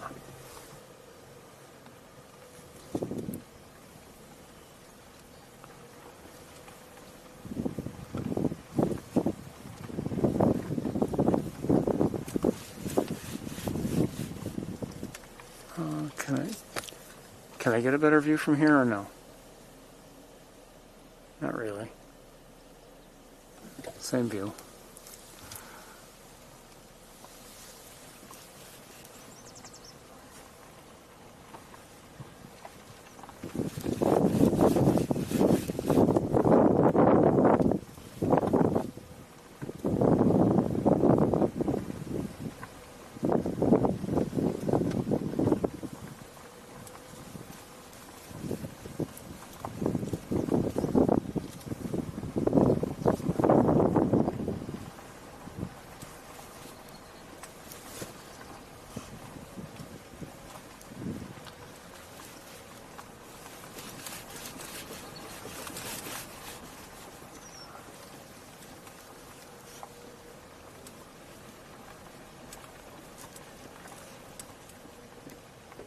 So far, no sign of the swan that we saw last week.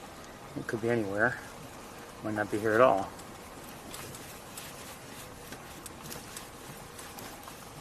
I might see some white on the ground up ahead, so I don't know. Could be it. Thanks, New York State.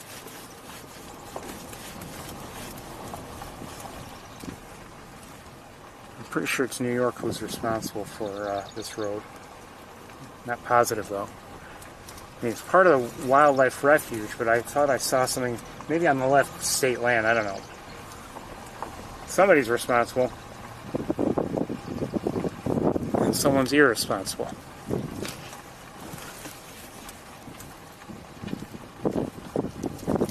In the air, in the distance, what do I see? 1 second.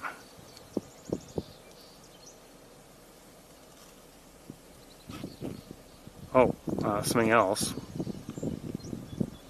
Great little heron.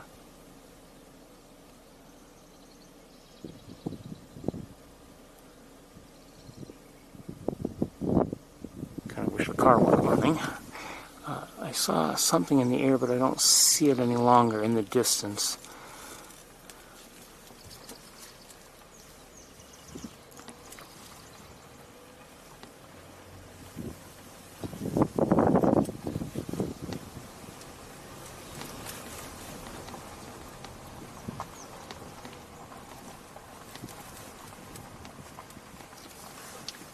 Second, I've got to look with binoculars. I do see a tree swallow on the utility line up ahead. No doubt, tree swallow.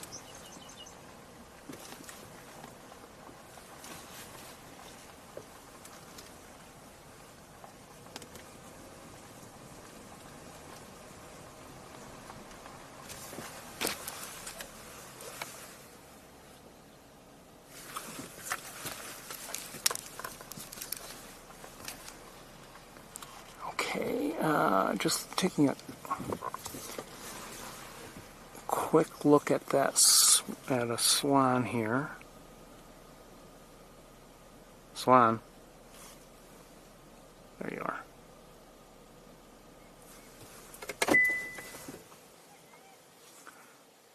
And I just heard what sounded like a common gallinule.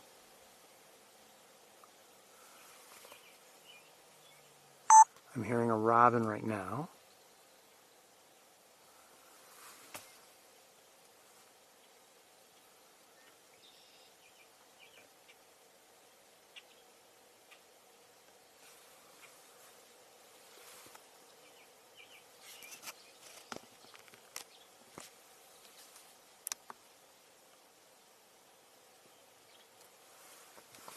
Come on. These wires, like, they cling to me. If they try to pull away from the camera, they cling to me and they pull the camera down.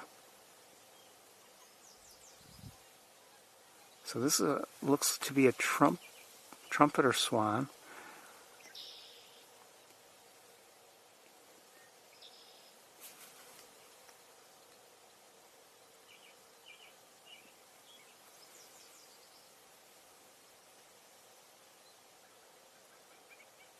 By any chance, is it nesting or is it simply resting on that mound?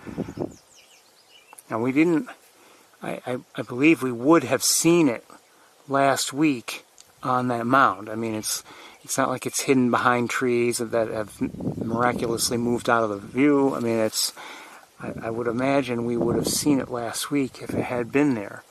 So I wonder if it's just simply resting. I hope it's okay.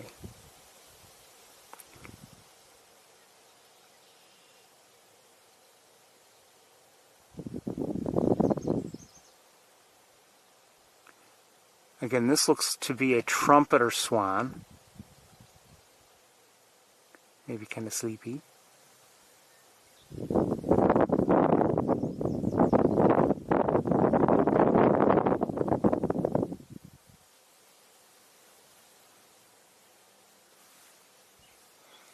And again, I don't know if it's nesting or simply resting.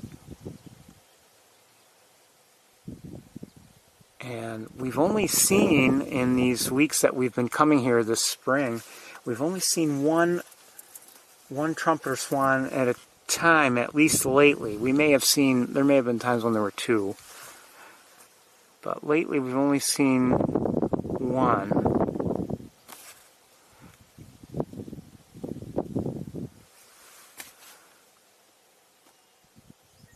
So I can't say it's one of a mated pair. I don't know.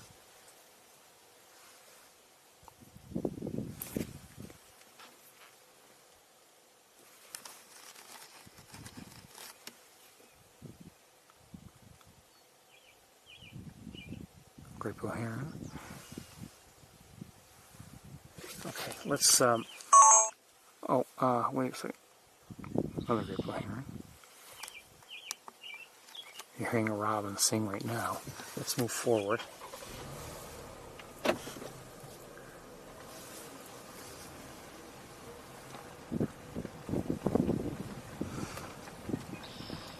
Kind of quiet up here overall, or out here I should say, or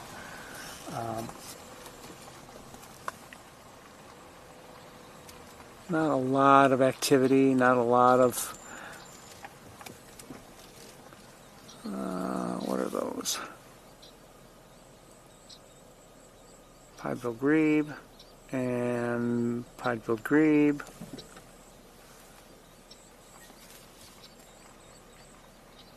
You can just hear them. And I think we've got some cormorants here. No, not there. That's it. There. A couple double-crested cormorants.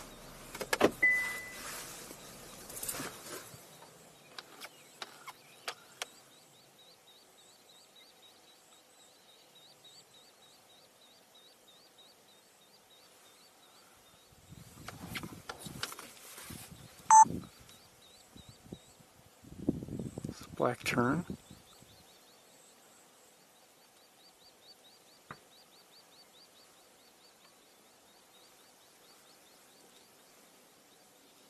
Okay, I'll let it go just because of where it is.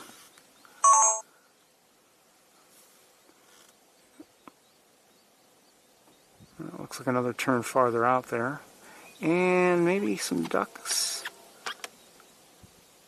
No.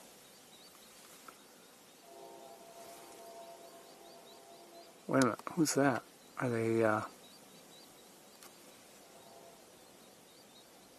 those look like American coots out there, I think. See that white bill? Not a duck, but, you know, the same sort of form factor, but those seem to be American coots.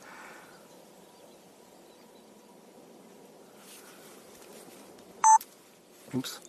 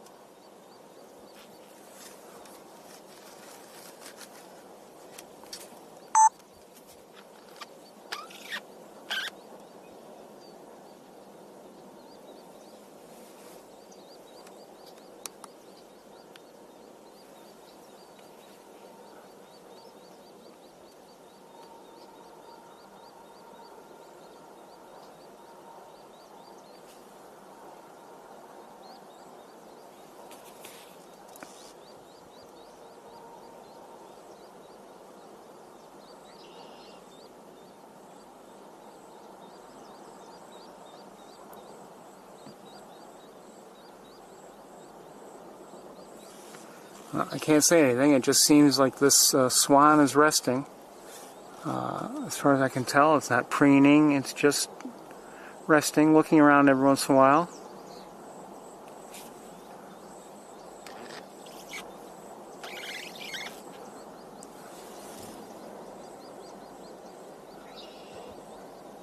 Like I said, I hope it's okay.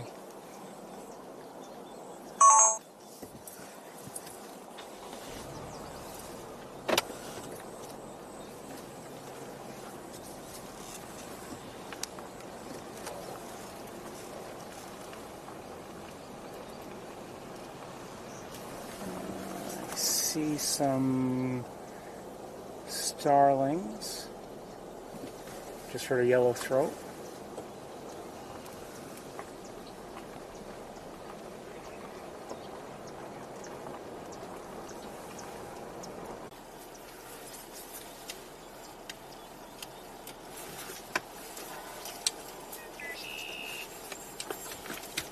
Just gotta get stuff out of the way here. 1 second.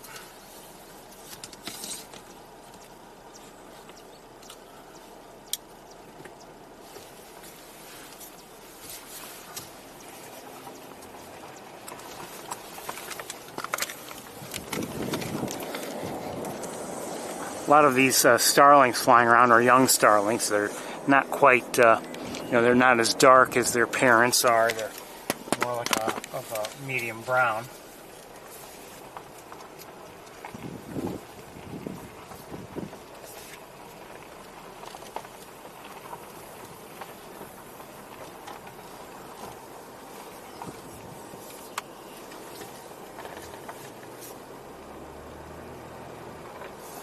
More starlings here than I thought.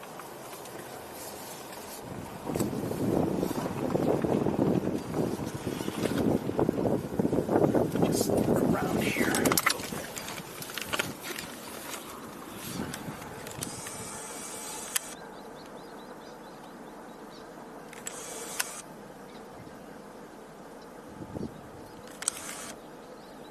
Come on, autofocus. Are you not working? Maybe not. There you go.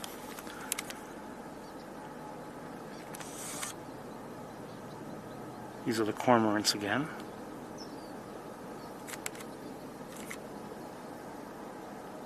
That's what the one on the left is, drying its wings.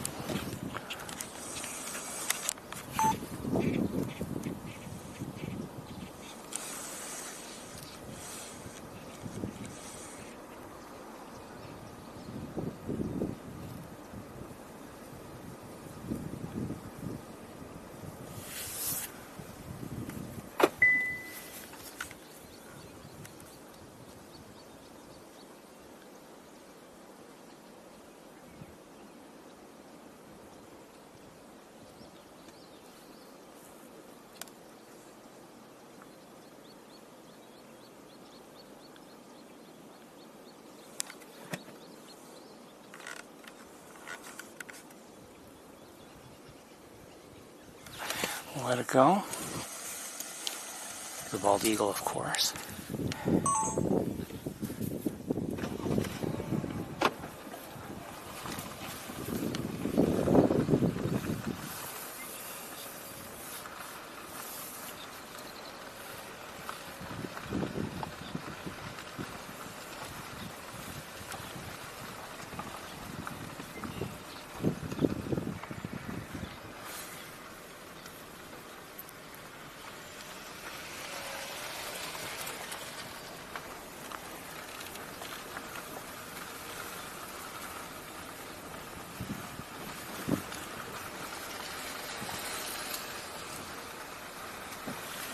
Oh, is the swan standing?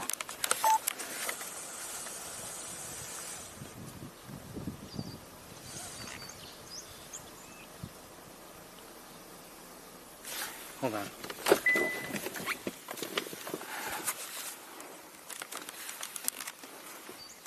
Can't see. Hold on.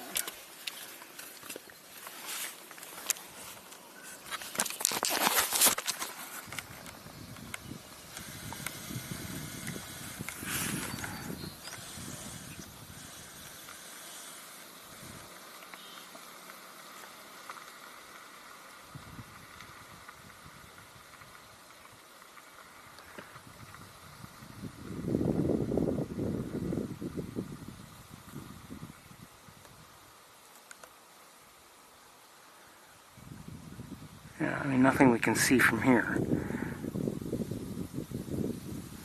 I think it's just drinking or whatever right now.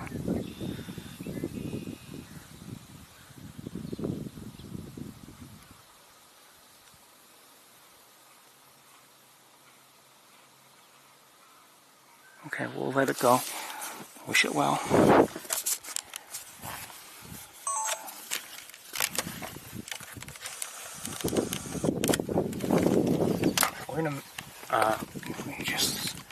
those.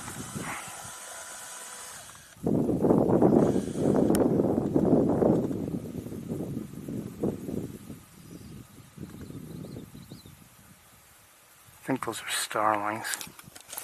Not sure though.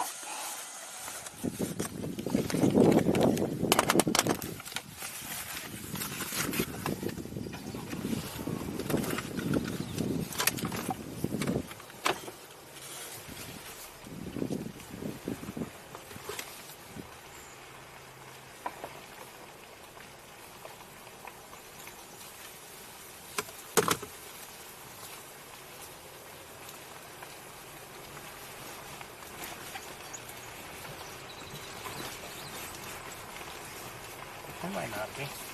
Well, they just took off. They don't look like starlings as they're flying.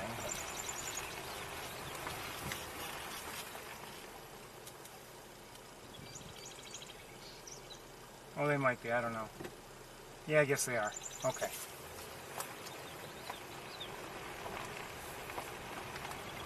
All right, let's start to head back. It's just about 4 o'clock.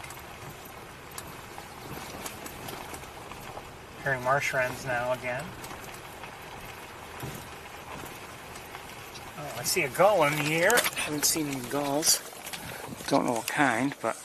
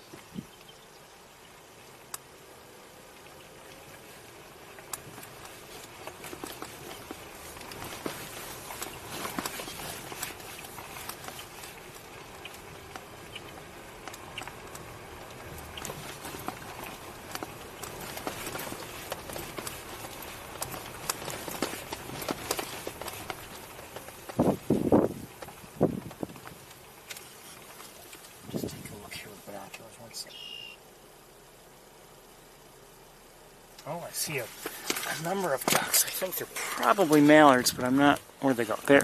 But I'm not sure. Let's take a closer look. Yeah, they look like mallards.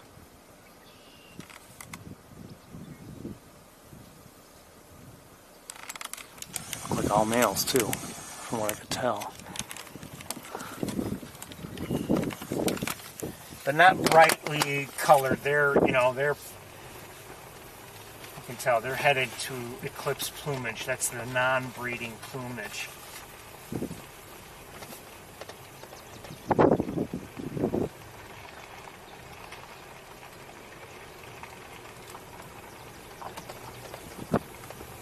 Swamp sparrow.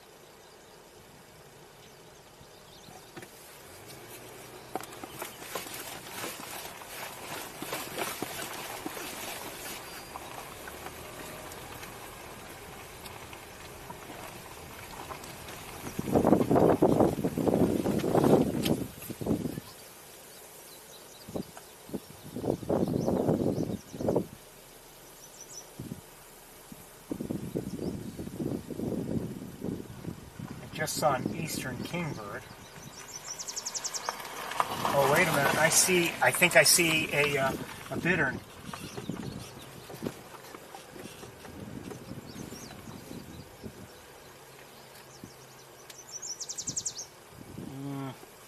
All right, well, I can't, no, I don't think I can back up more. Okay, hold on 1 second. Let's see if I can get it for you.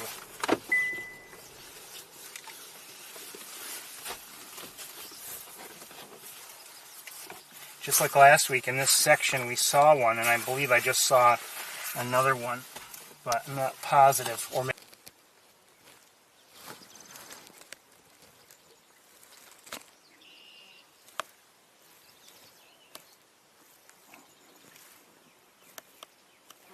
where'd it go?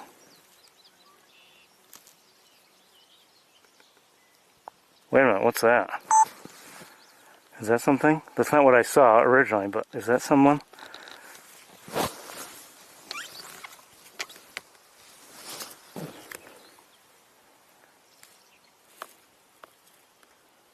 No. But I saw elsewhere. Hold on 1 second. Let me look with binoculars again.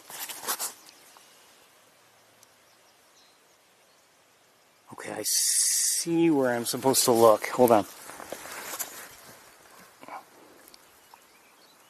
I just don't know if I can get it on this camera.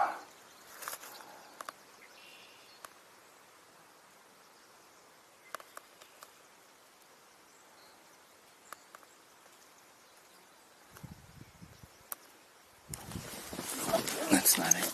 Hold on.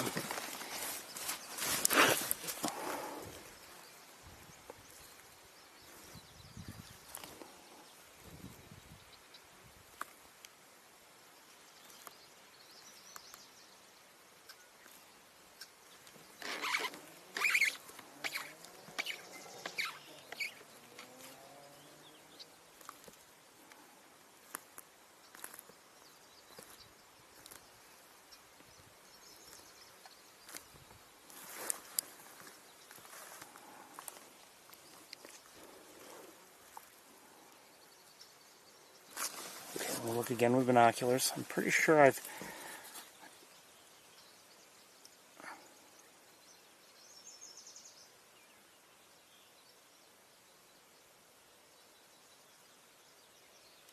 Okay, I see where I'm...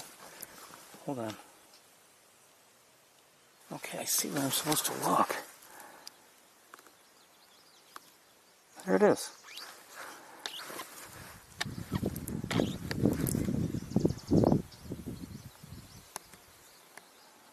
American bittern. Not a great view.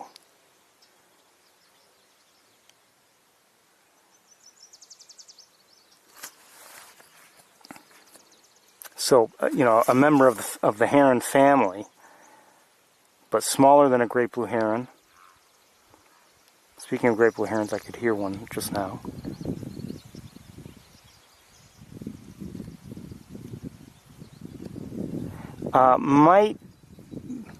Might be about the size of a black-crowned night heron, roughly. Maybe a little bigger, a little small. I don't know.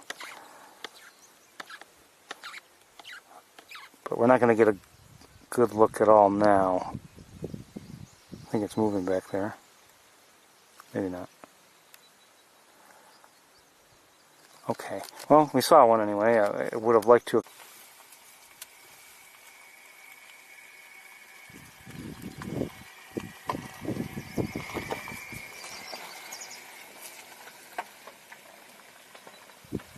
No sign of it now. No sign of it now.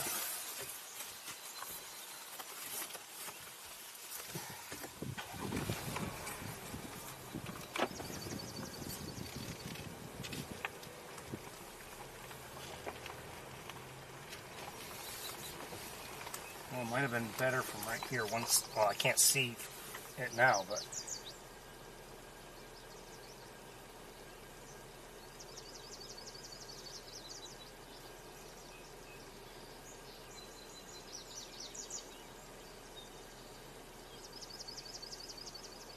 I do see a common gallinule.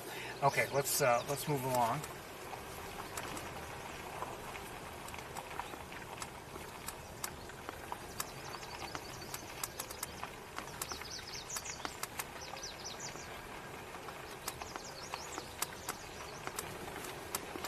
Those people in the Toyota who came up rapidly behind us, and they're just driving right through again. I don't know if they realize how much there is potentially to be seen or heard in the wooded area. They're kicking up a lot of dust as they drive through. Maybe they don't care. I don't know. And that, you know, obviously that is the way some people are. You know, maybe if they're looking for a certain bird only. I hear it. Song sparrow. You know, if for some reason, let's say I'm not even a bird watcher per se, but there's a rare bird in an area and it's all over the news and everything like that, you know, you might want to go see it, and maybe you don't care about anything else. You just want to drive and go see whatever it is that's being talked about. That was an American Redstart. And that's fine, you know.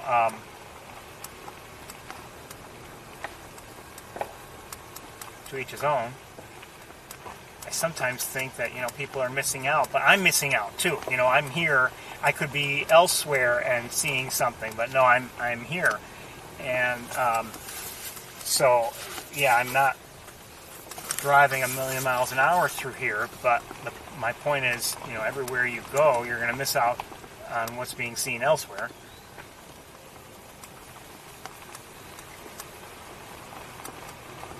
But I'm glad we came here. I mean, we didn't see a lot, but I mean, we've had some nice looks at a few things.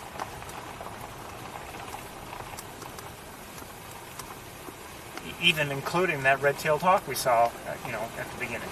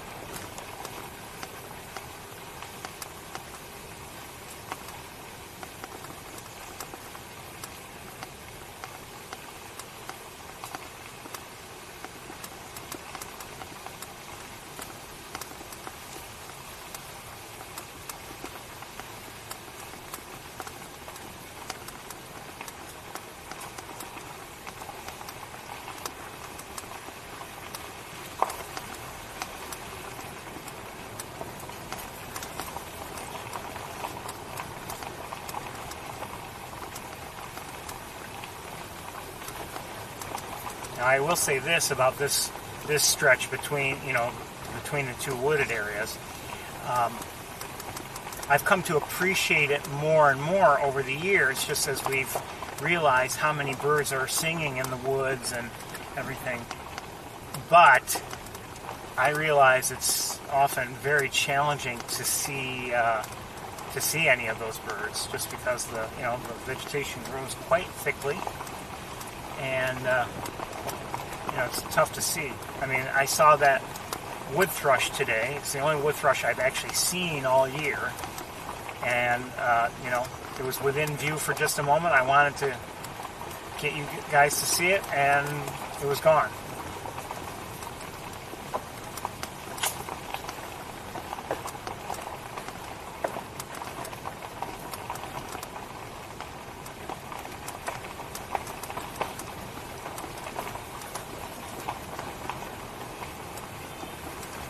I think I just heard a wood thrush. Maybe the same one.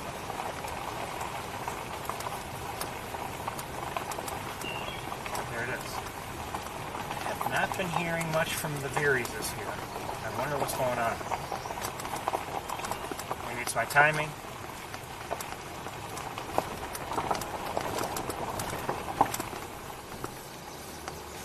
Just haven't.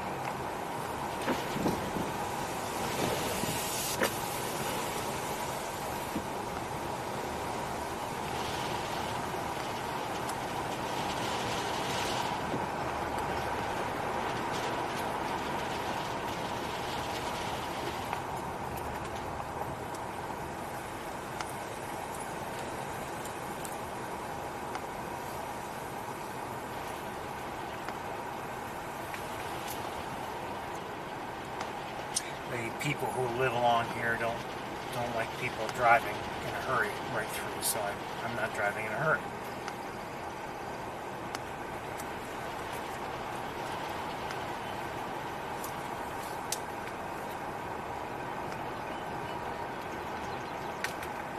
Just heard a song sparrow.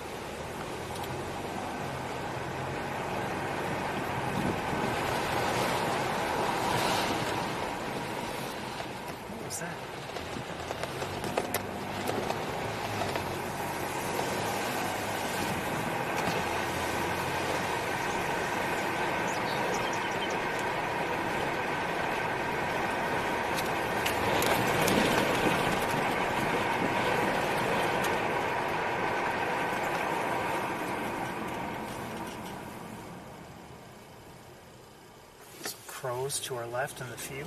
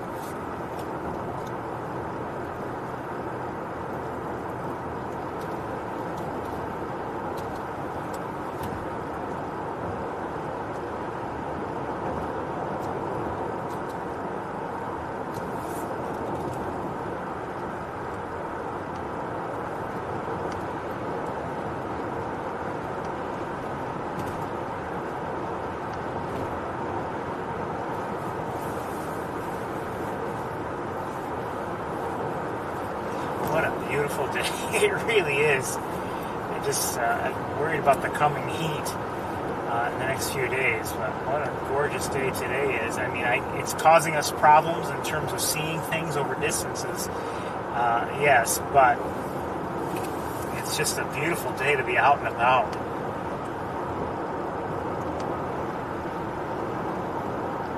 It's 73 degrees, you know, breezy, sunny. It's very nice.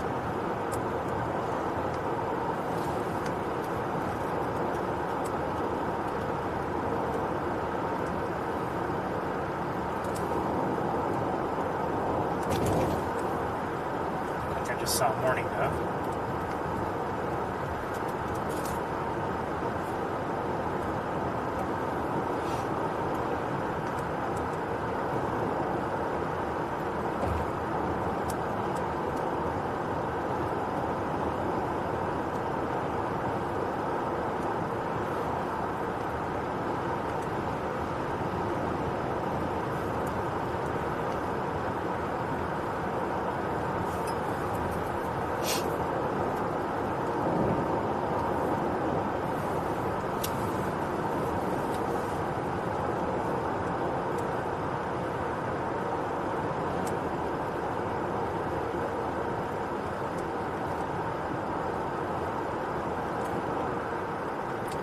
I'm a little concerned about time. Not terribly. And you know, just thinking about what I said a moment ago about this beautiful day and the sunshine, I think what we'll do is we'll kind of sort of again skip Mays Point and Shockey Pool for the most part. I may stop to take a look, and if I see anything, I'll get the camera gear back out. But I think that's what we'll do. I want to get back to Ithaca, and because there's I want to have some good time there too.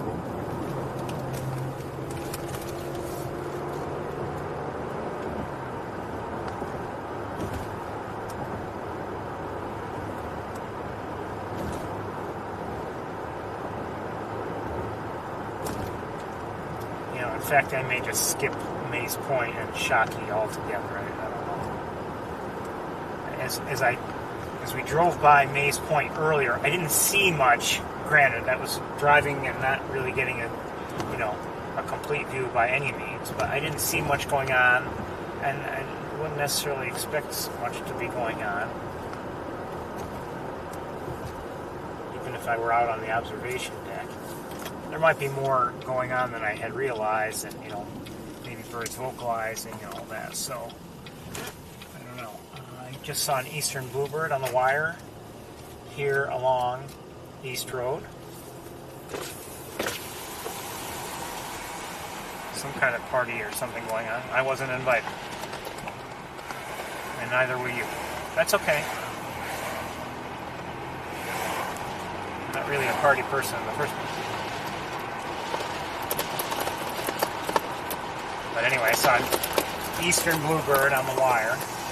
And, up ahead in that dead tree, I see something. Let me take a look with binoculars just in case. Look like 3 crows, and we're hearing a gray catbird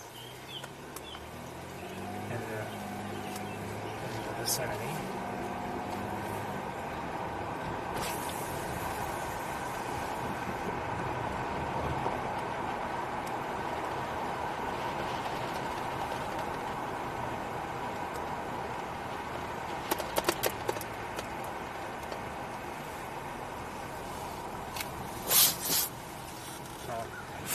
Oh, 3 crows and a hawk, I think. Oh no, maybe, is it a hawk? Yeah, it is, but what kind? Is that an osprey?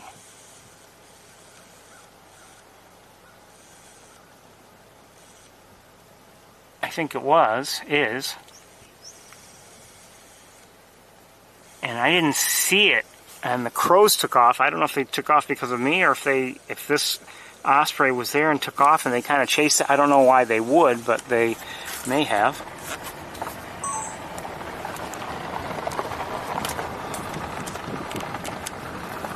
I started, I saw, and I was like, oh, I was wrong. I thought there were 3. I just saw a starling. I thought there were 3 crows, and but I saw 4 birds, and then I realized one was significantly larger than the others.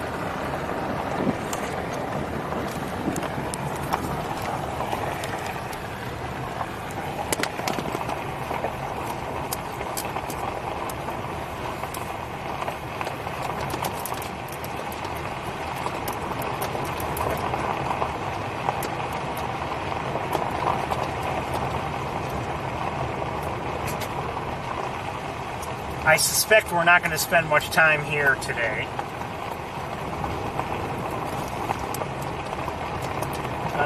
From what I can tell, the water levels look like they are down a bit. Maybe not. Could just be the vegetation growing that much more. Well, I saw a white spot down there. I'm thinking it's probably... I think I just heard a redstart. Let's stop right here. Take a look at things. 1 second. Let's just take a quick look with this camera first and see what we can see. I see a tree swallow. And down here, I see, what do I see? It looks like a great egret.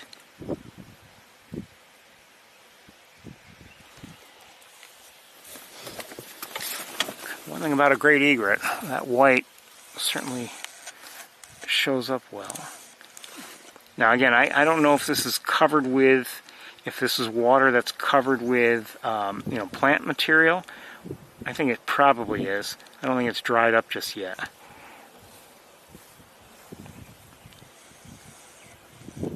Hearing a robin. It doesn't look like there's all that much going on here. I saw a duck a second ago. Yes, I thought I did. Maybe not.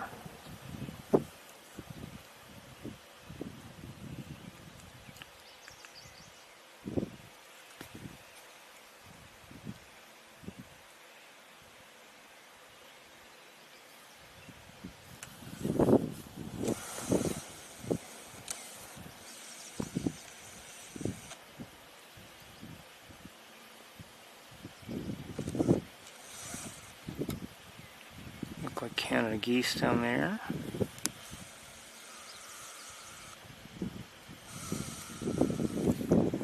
Not seeing, like I said, I'm not seeing much, and I don't think we're going to really stay here. Let me just take a couple looks with binoculars.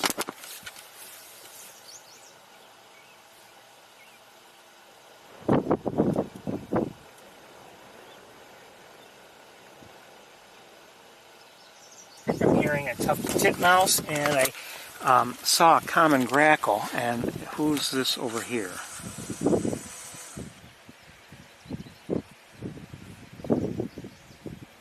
I think we should look with the other camera. I can't tell from here. We may not be able to tell even with the other camera. Now, I almost forgot. I would like to see if they're here, the swans, but remember we saw... I think we saw 6 swans last week, 2 adults and 4 young.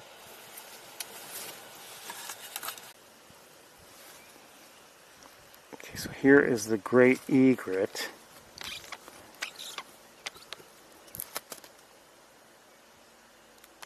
And out here we have probably ducks of some sort, but I can guess, but I'm not going to guess. We're going to have a hard time seeing them though.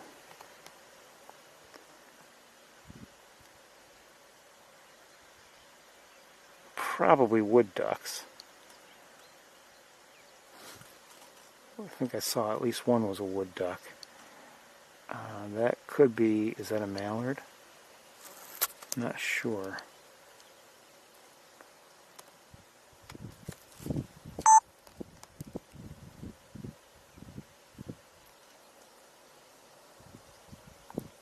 Those aren't mallards. They almost look like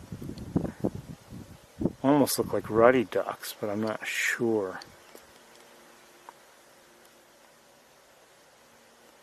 They're small. That's a wood duck there at center. Almost guaranteed. But I think there might be mallards there also, maybe. Unless they're female wood duck. But I don't think so. I don't know. That one, is that a redhead?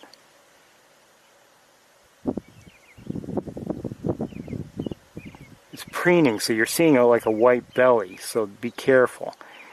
And that one there at center looks like it might be a redhead, maybe. Yeah, I think we've got some redheads here. See the black breast, and don't trust that one, it's preening. That's a wood duck there, at least at center. I'm not sure about the one with it. Probably a wood duck female. Okay, we're going to move on.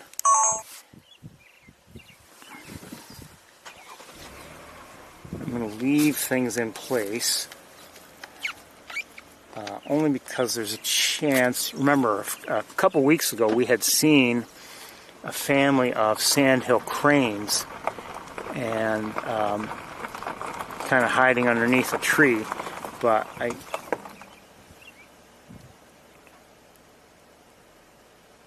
assuming they're still around. Oh, hold on one second.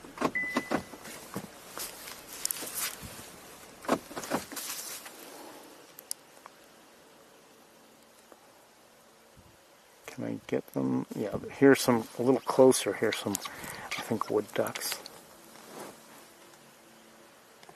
Wood ducks.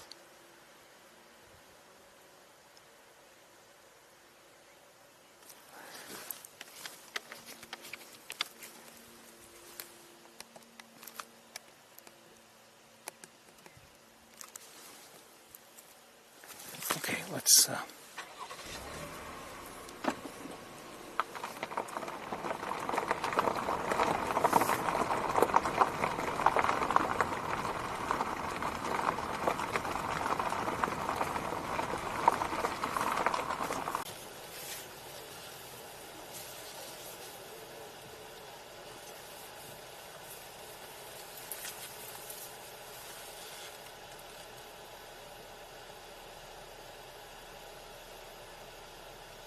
I'm looking in the same place where we saw the sandhill cranes weeks ago.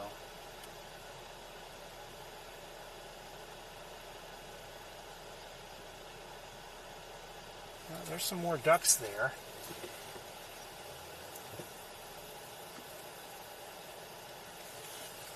In the same area as the great egret.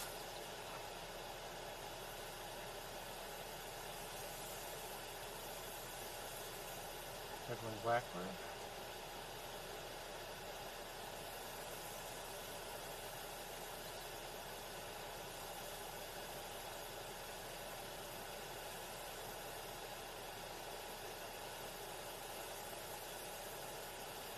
I don't see the swans, and not only that, I don't even see any great blue herons.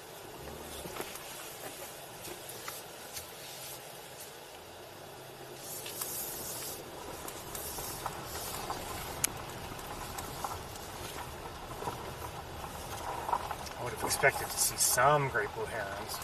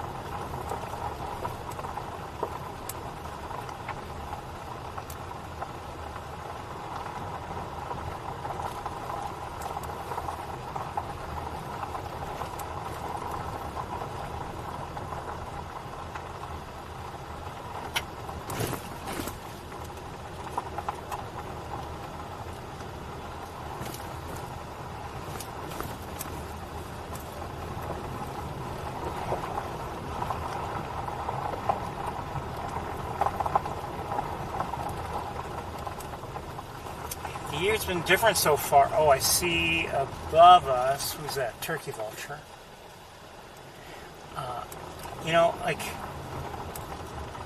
we've seen a few great egrets, but just a few. Now maybe it's a little early yet, believe it or not. Maybe we would really start to expect to see more, real numbers of them, starting next month. I don't know, but it just seems to me we should have been seeing more of them. And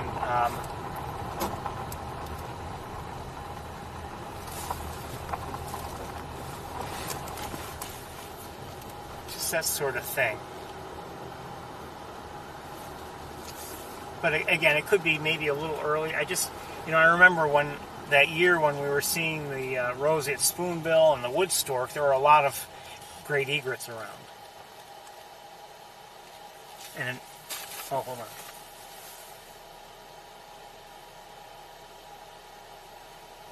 And you'd even have to sometimes, if the wood stork was with the was often with the great egrets, and you might miss it. Overall, just a large white bird, and unless you could see its head and neck, you might just assume that it was another great egret.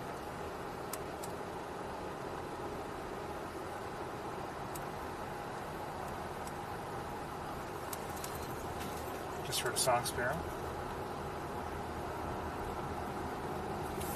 And I see a great blue heron in flight on our right.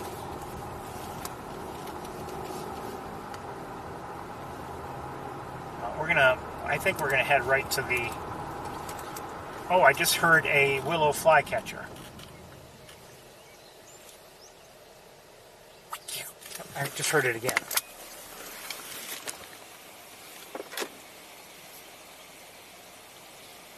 It's around there somewhere.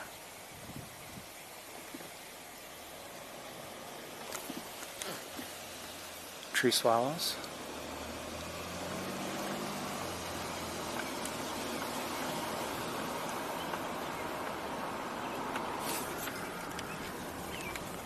American robin.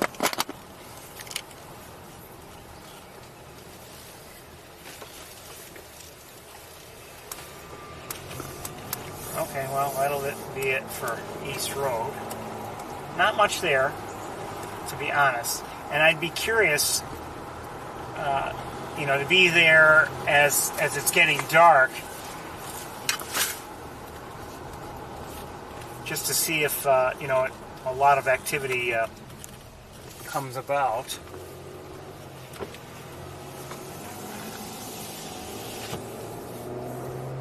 I remember, again, going back to that year with the roseate spoonbill and wood stork. I was there on East Road on a few evenings, and there was a lot of activity. The water levels were different, but there was a lot of activity. As I know I've mentioned it before, but great blue herons, great egrets, black-crowned night herons, green herons, and I just wonder if, again, maybe it's a little early in the season, maybe, I don't know, but I'm wondering if that kind of activity does take place late in the day there. I don't know. As I've said so often, a lot really depends on water levels. And, when we're talking about the birds of the heron family,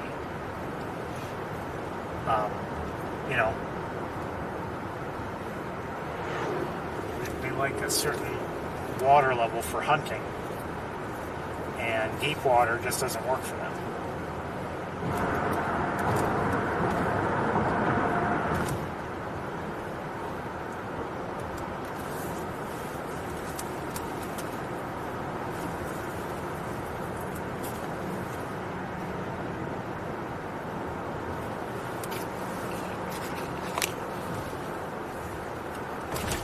Especially the smaller ones, such as the green heron. we haven't seen, or I haven't seen anyway, any green herons at Sapsucker Woods yet this year. And I was thinking earlier today, a part of me wants the water levels to drop, so I might see some green herons. I don't mean drop, to terrible, terrible levels. And a part of me wants them to be maintained because I was thinking about the hooded mergansers there. And, the fact is they need water. And, we've seen over the last few years a couple of occasions with very, very low water levels there. And that would probably not be very, very good for the mergansers.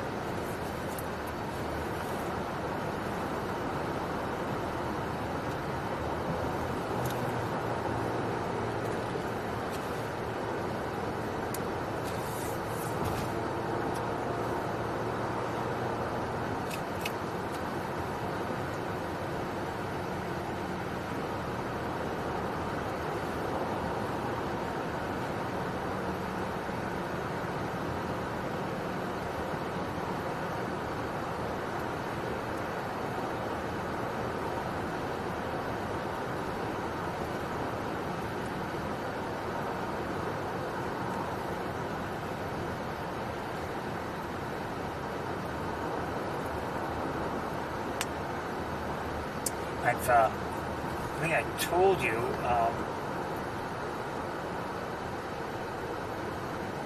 the immediate area that I have in view from my home normally gets mowed quite a bit, and this year to this point they haven't been mowing it. Now I don't know if they will, and they've just decided to start their mowing season later. Or what? I can't believe we're making this light. I can't believe it.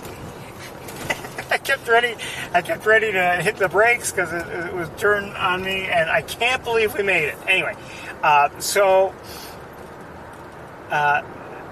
anyway, they haven't been mowing, and I think that's in many ways a good thing, in some ways not so good. And this is the same kind of discussion as I just had about the water. Certain levels of grass height are good for various birds. And, the taller grasses aren't necessarily so great for Canada geese. Now, and I don't know if some of it has to do with molting, but I've seen very few geese lately. And, they like the shorter grasses. And I think also, if there's long and dense grasses, I think that's less to the liking of a red-tailed hawk that might want to perch and then dive down and catch something. And I may be wrong about that, but I think it's, if it's really dense, thick, tall grass, I think the hawks, first of all, as great as their eyesight is, if they can't see the ground, they can't see the ground, period. So, that's not so good. But I was thinking, maybe this will be better habitat for the bobolinks. And I wasn't seeing bobolinks. And let me go back. Over the last few years, I have seen them a little bit for a very short period of time, and then they'd be gone. And I don't know if it was because of the mowing that would go on or what. And this year, it seemed like the bobolinks were showing up maybe a little bit later for whatever reason, or at least later than I expected, and not that I've noted the dates and everything in the past, but it seemed late. And then finally they did show up, and then I was like, oh good, and the grasses seemed to be what they were liking and everything. But then I started wondering, well, if they're just not mowing yet and they're going to mow, it's only a matter of time before they do, and maybe that's still the case. Maybe it's just that they decided not to mow until, I don't know, maybe they said, well, we won't start until July. I would have been concerned that the bobolinks would have said, oh, things look good here, and we're going to nest here. And then, and I don't know exactly how they nest or where they nest, but I would be concerned that if the mowing is, begun, that it would disrupt everything. But maybe it's just their pattern anyway, or maybe it's these particular bobolinks that have come through in prior years. I have not seen one or heard one in weeks.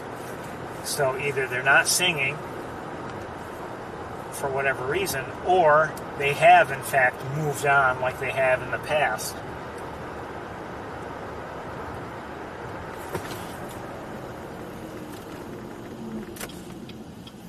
What was that? I just saw something. Hold on. I thought it was a merlin, like a mourning dove or something, and then I saw as it was coming in for a landing. Hold on, let me see if I can. I have no idea where it went. But as it came in for a landing, it's spread its tail feathers a bit, and there was some striping on those tail feathers. Looked small. I'm guessing it was a merlin, but I don't know with certainty. I don't think it was a kestrel, but it was about, either kestrel or merlin size.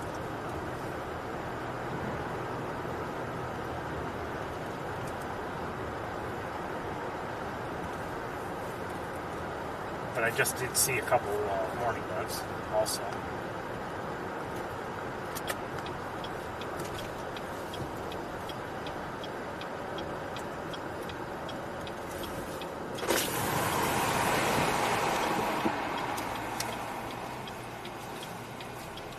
Okay, breeze feels good.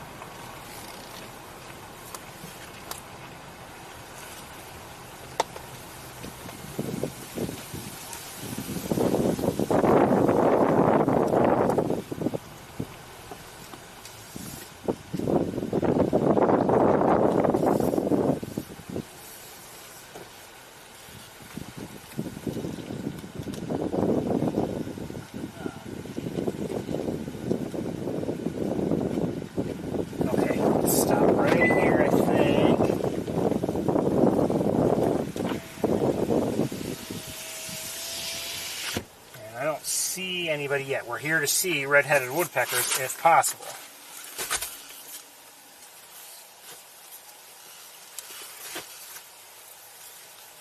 Rumor has it they have not, how'd that happen? They have not yet come out of their nest, the young. And rumor also has it that the yellow-bellied sapsuckers in a different tree that we tried to look at last week have been popping out a bit. So we'll maybe try to look at them as well. But we can't see them from here. Okay. All right, 1 second here.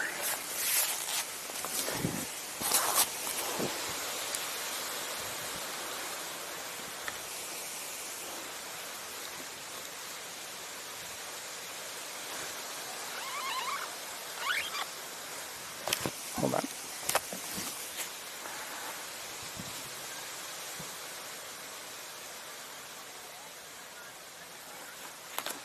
So again, we're hopefully going to see red-headed woodpeckers here. But I don't know. Last week I did see them, but I totally, completely messed everything up and you didn't see them.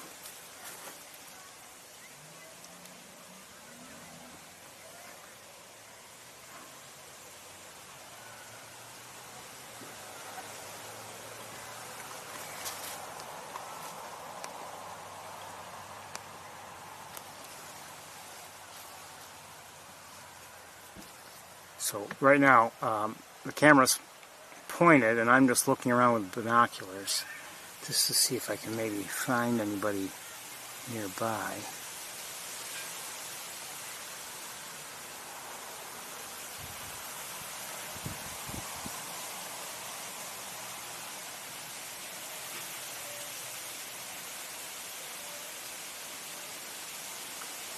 Not that I see.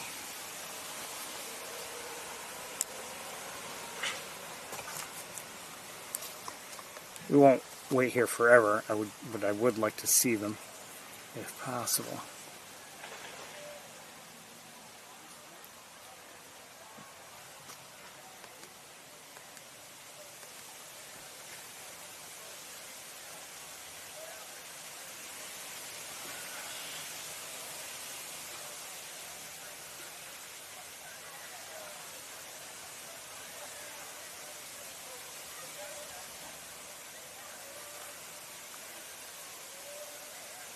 I imagine that someone will show up sooner or later, maybe sooner, just because it is an active nest.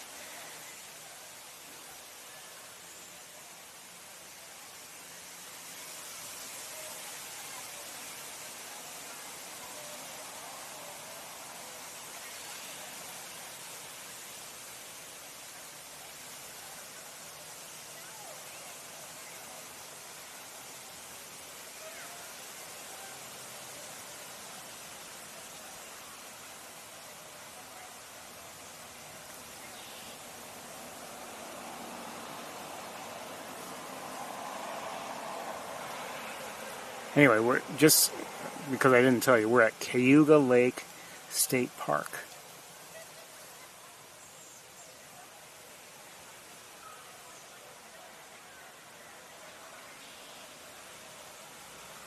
See a robin. And we're hoping to see red-headed woodpeckers. We've been coming here really through the winter, and we've had good luck, seeing them on occasion. And we've seen that they've used this particular hole that we're looking at for nesting. So we're here to hopefully see some activity there.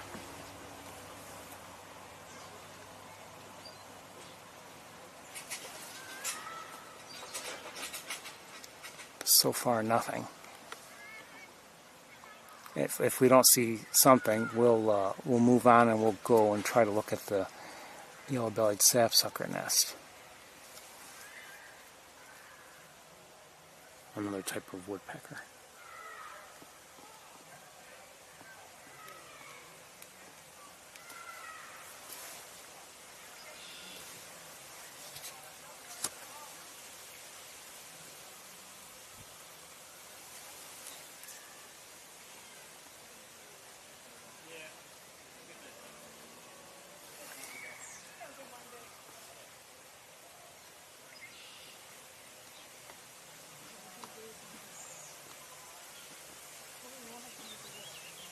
Just heard a warbling vireo, and I believe I heard also a red-winged blackbird.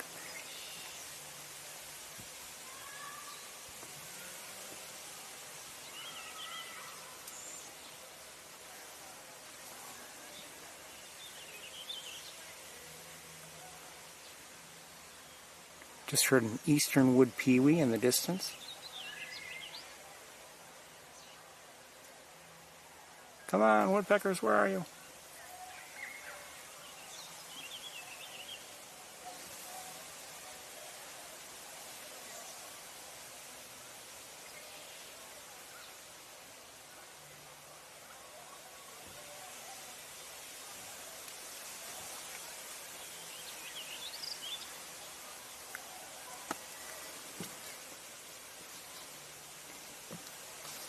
overall, our conditions are much better this week than last week. I'm in a slightly better parking spot.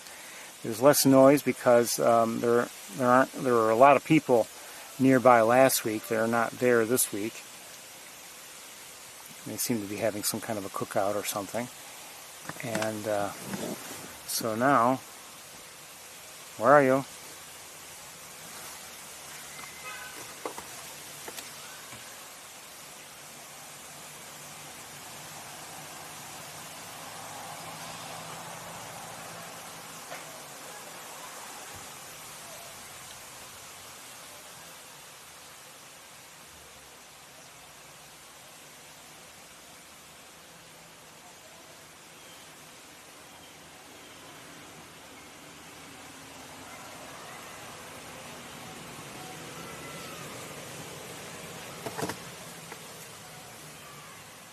I think I just saw a starling. We won't wait too much longer, I mean, you know. But like I said, I expect some activity. We know, well, unless something has changed drastically, this is an active nest.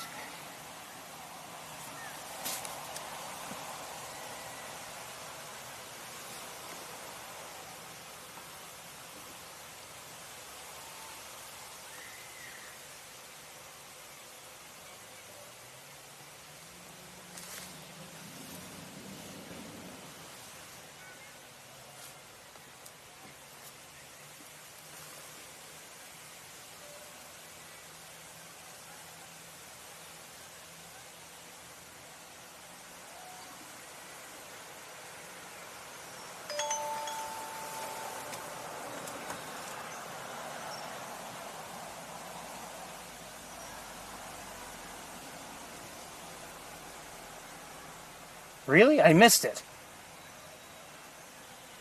Then I missed it. I missed it. I was looking away and I missed it.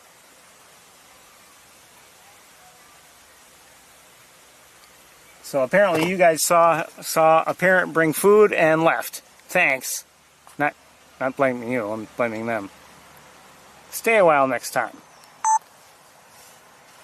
The battery was 57% a minute ago, now it's 0.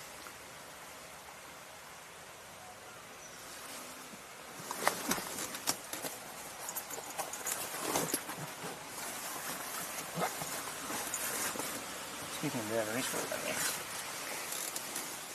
alright, we're going to change batteries anyway.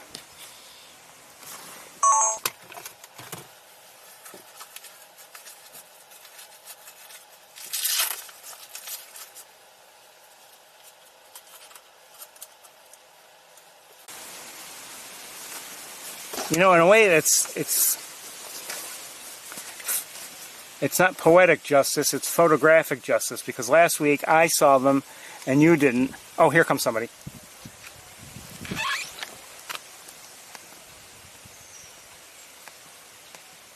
Am I not recording?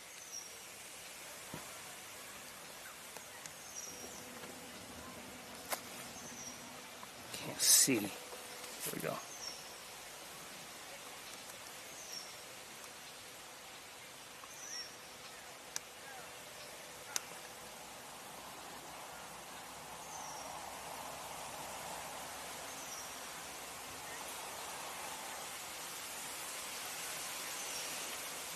Okay, I know where it is, where it flew to, but no, I can't see it from here, the adult. No, I don't see it. Flew to a nearby tree, but it's out of view.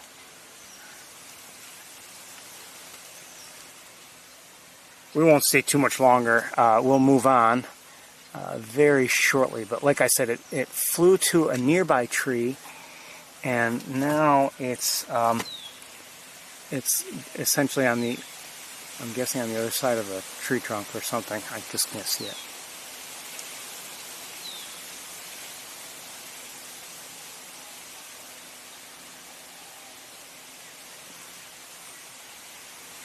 We'll move on. Let's go take a look at the yellow-bellied sapsucker nest.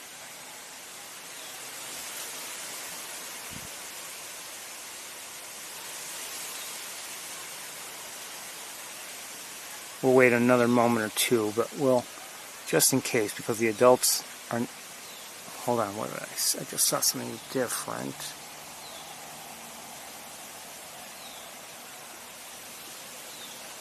Okay, I think I see a starling.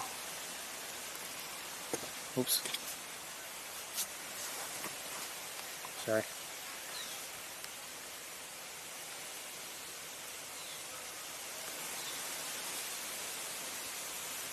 Well, okay, let's move on.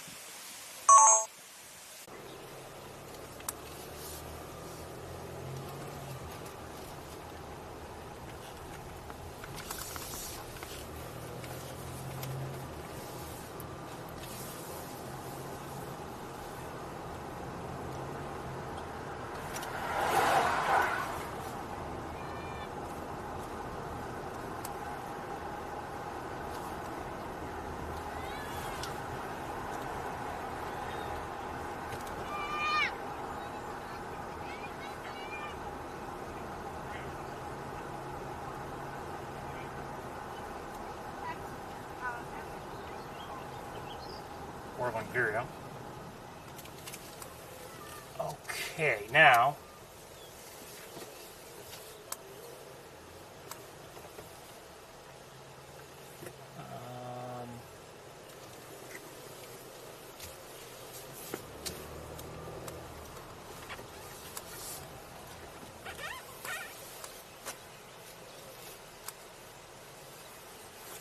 okay, well, I know we're kind of blocking the handicap. We're not in the handicap, we're blocking it. Well, let's take a look at this nest if we can. 1 second.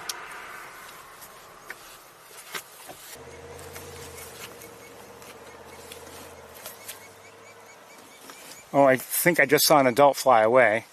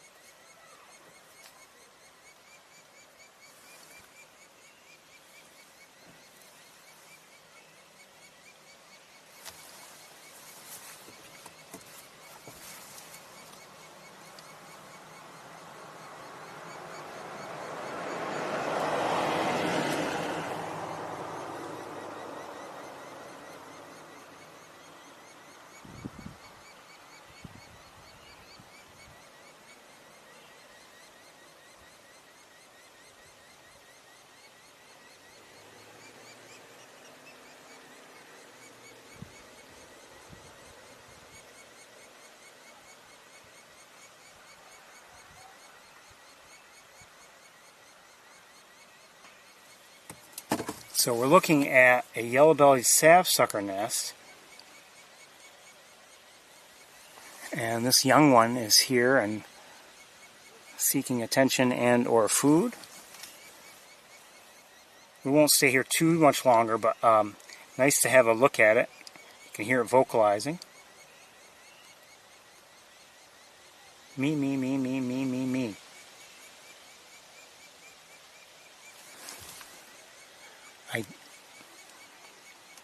I did see an adult fly away, but I wasn't focused on it, and I didn't even know it was there at the time.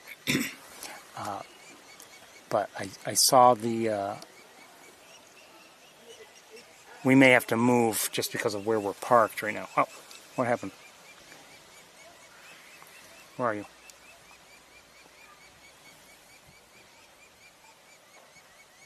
So again, yellow-bellied sapsucker. If you don't know, they're a type of woodpecker. Oh, here comes some. Thought I saw something. Oh, here we go.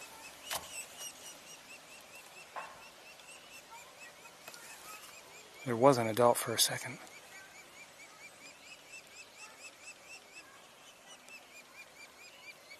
Okay, here. That'll shut him up.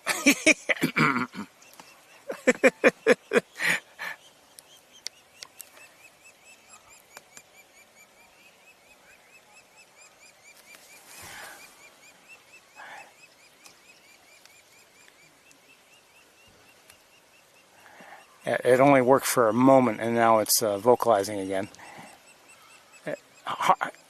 Less than a second.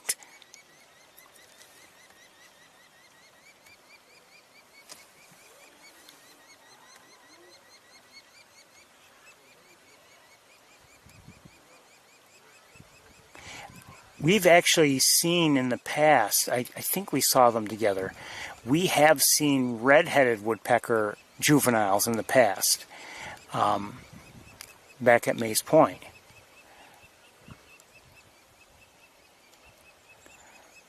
But these are yellow-bellied sapsuckers. And we won't stay here too much longer. It would be nice to see the youngster again and to see an adult come and feed it. There's the youngster.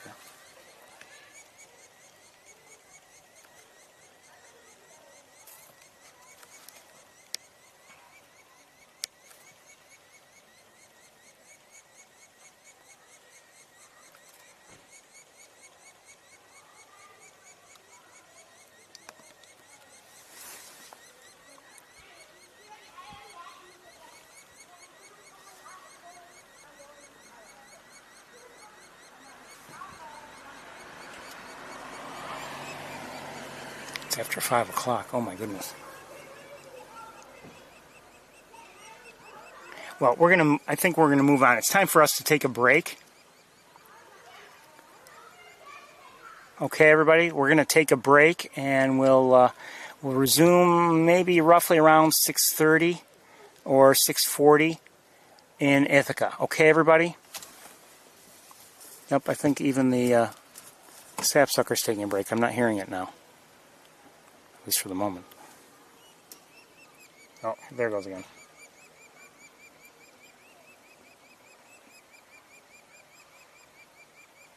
Okay, 6:30 to 6:40. All right. Let me just finish buttoning up here, and then we'll see if we can go see some birds. Okay? Sound good? Had an unremarkable ride here. Got stuck behind a few slow pokes. It's not, there were some Toyota issues and some Subaru issues, but today there have been times when I've been like stuck behind actually like a row of cars with like a Honda maybe out front and slowing everyone down. But sometimes it's been Toyota. But the Hondas lately have been kind of giving the Toyotas and Subarus a walk for their money. All right, let's see if we can do this. I just need a tripod, and I think we're otherwise essentially ready to. Come on, wire, ready to go. I'll be right with you. Might not be a long walk here. We'll see how things go.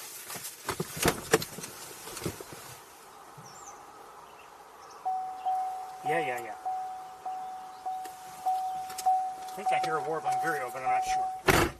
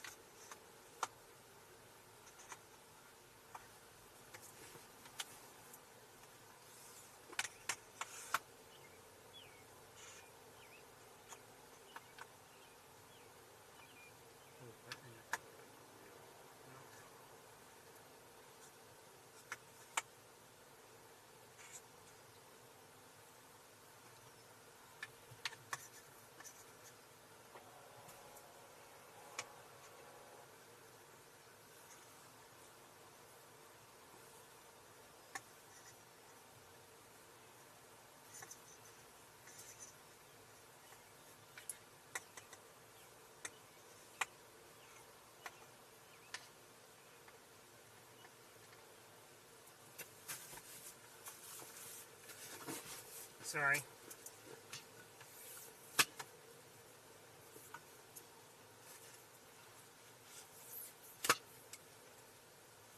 Song sparrow.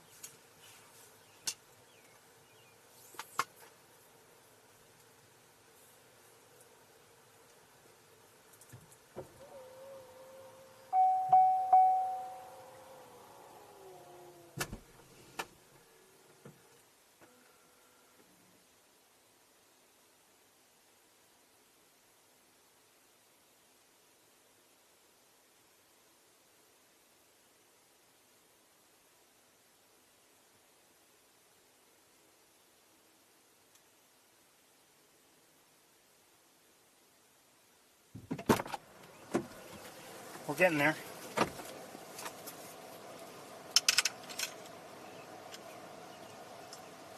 May have some issues with the tripod. I'm trying something different today.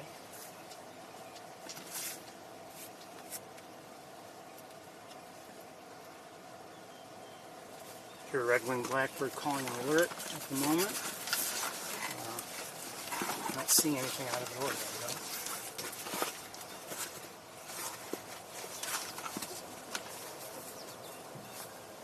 Just heard an American goldfinch.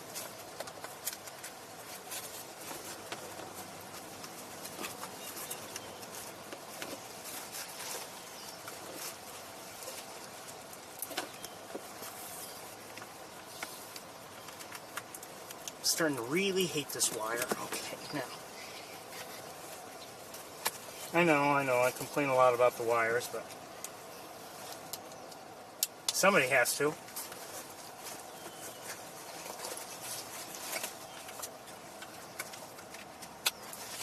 Okay, I think we're ready to go.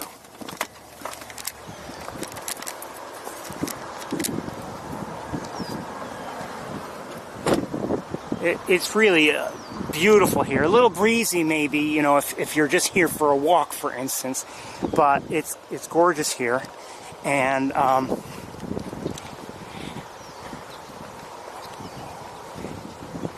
comfortable, 73. As I've said, it's we're looking to have very hot temperatures in the next couple of days, and I don't know how long it's going to last, but I think it's going to last at least through Friday. I didn't see a forecast through Saturday yet. A lot of places to step in something you would regret here, so please be careful. As usual, if you do, you'll be walking to the campus.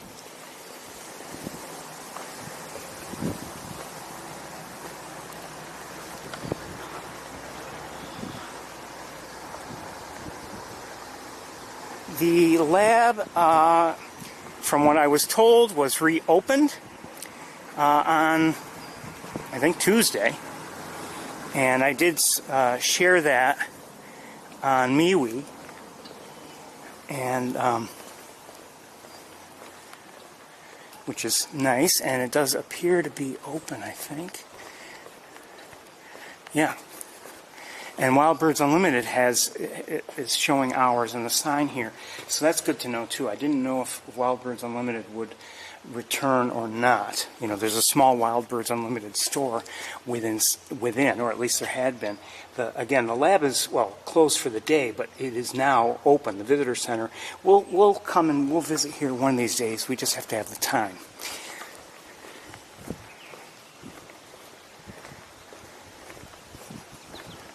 I hear an American goldfinch, and nothing going on in here that I can see. Oh, someone just flew to I saw the shadow. I think I see a starling on the ground there, and I just heard a robin.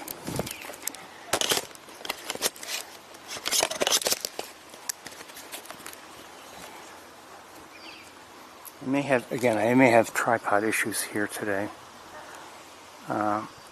Yeah, I'm out of balance. Hold on.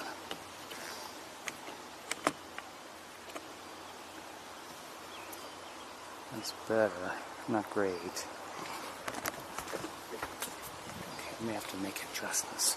All right.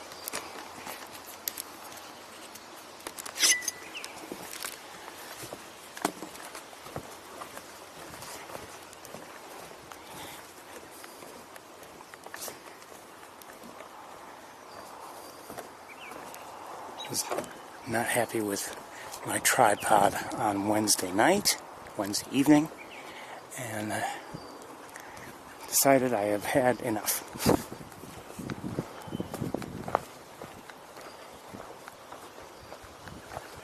Yuck. Okay, now I don't want to get too close to the water because that sun is going to be tough on the eyes as I try to look around, but I don't know if I see much anyway. Like I said, it's breezy, and I definitely need to make a couple adjustments for my tripod. Hold on, what did I just see over here?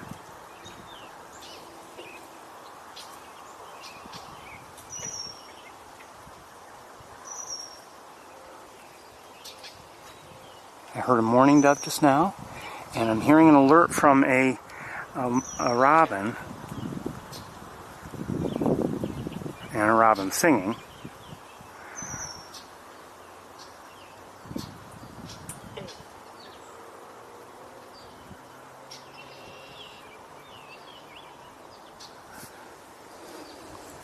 All right, I'm gonna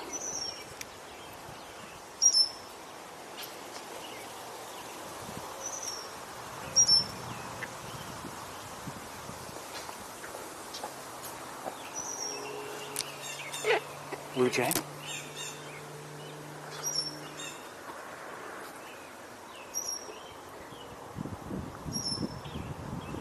I know we're not looking at anything here, but I'm just going to leave you here for a moment. I want to look around with binoculars.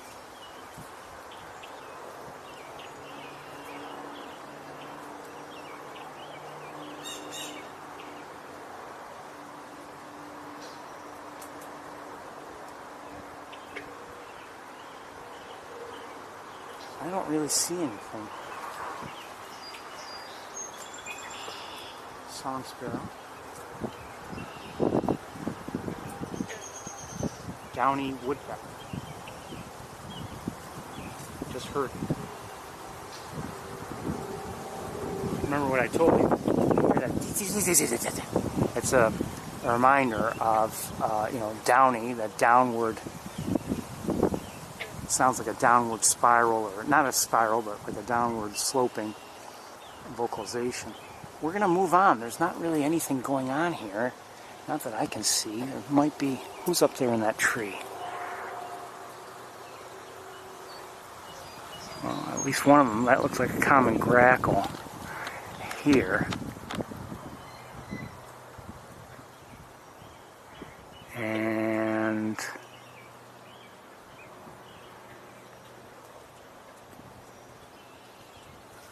it's light enough. Can I tell who this is or no? Another grackle, maybe? Probably.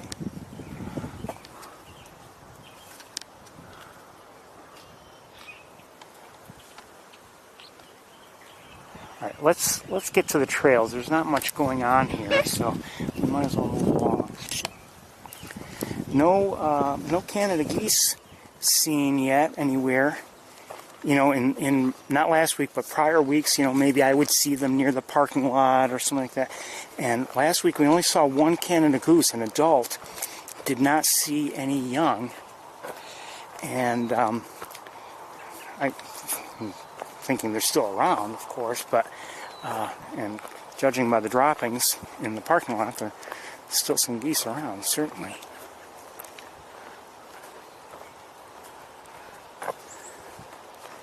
What did I just hear?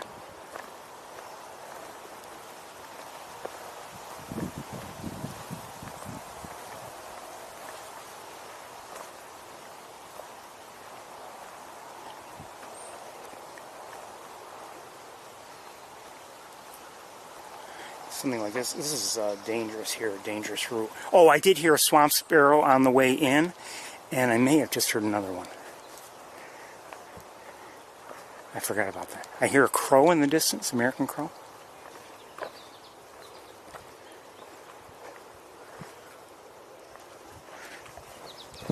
I hear American goldfinches. I just saw something fly away. I don't know what it was. This tripod may struggle on this boardwalk. It's so narrow, the boardwalk is. Now, last week, it was in this area here. I'm not sure exactly which tree, but we had seen, actually I think I do know which tree. We had seen the Downey woodpecker nest with a leucistic juvenile, chick inside.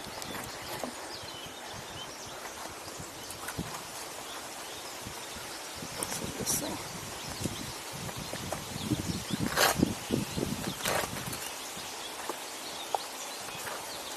So I'm hearing American goldfinches. I thought I saw something a little bit larger fly away.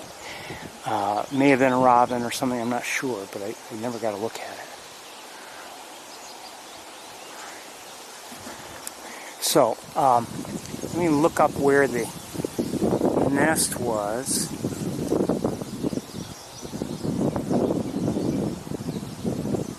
Okay, I have found the nest. I'm not seeing any activity there, but...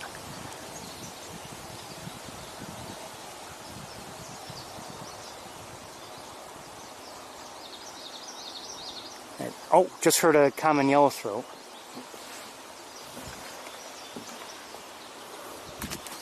The nest, just to refresh your memory, is up here. And it's, is that it? I think that's it. But I'm not sure if they're still in there.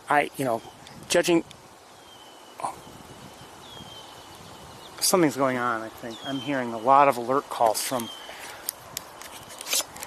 the red-winged blackbirds. I don't know what's going on.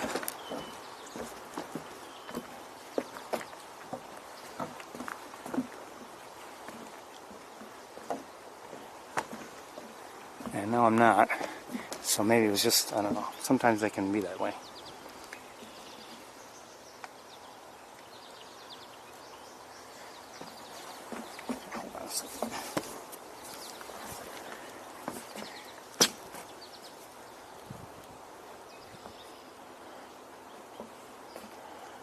If they have fledged, and, if they haven't fledged, well, I'm not hearing any vocalizations from a chick inside. But if they have fledged, I'd love to see the leucistic. Oh, somebody just flew in above me. And it's probably a Downey, but it's above me. Oh, I don't know. Might not be a Downey. I don't know what it is. It's a woodpecker, but I'm not sure what it is. Might be a Downey.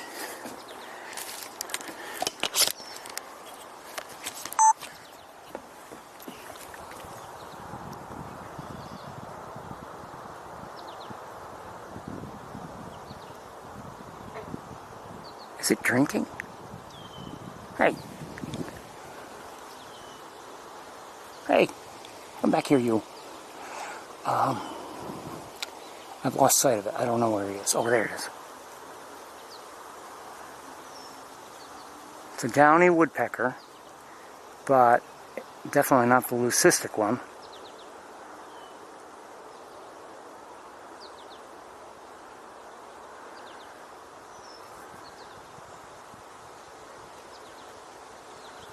Alright, it's going straight up now.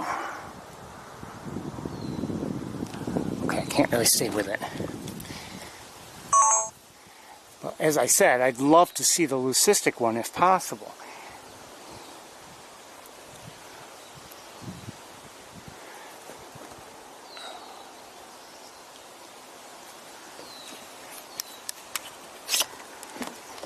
We'll move on.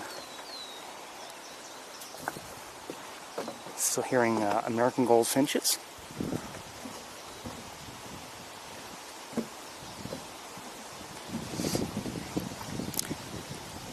Just heard common yellowthroat again. I'm curious to see what the leucistic one looks like, just because I'm wondering. We could only see its head last week, and it had. Mostly white head, and a couple little bits of color, you know, maybe a splash of red on its forehead, but that was it. Maybe a hint of some striping on its left side, as I recall. I'd love to see what it looks like, you know, completely. It could be that it was just the head. Who knows?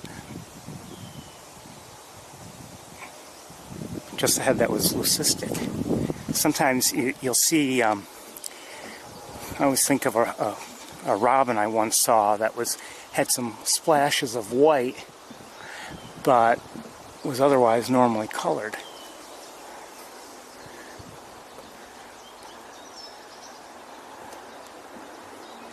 So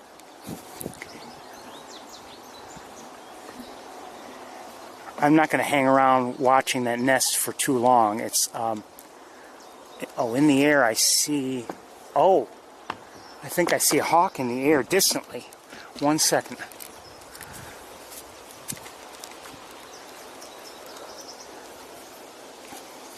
I don't see it now, but I saw something in the air make a turn, was gliding, and I saw it had essentially a lighter belly and breast. I don't see it now.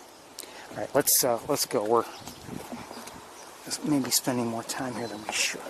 Come on. There you go.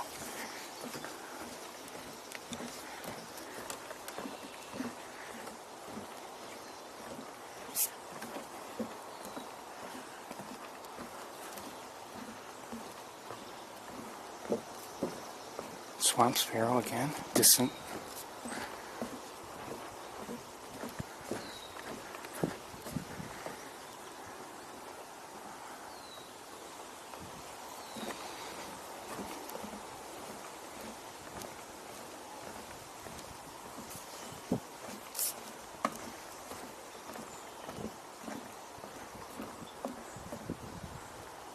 I think I'm hearing a chip note from a song sparrow, if I'm not mistaken.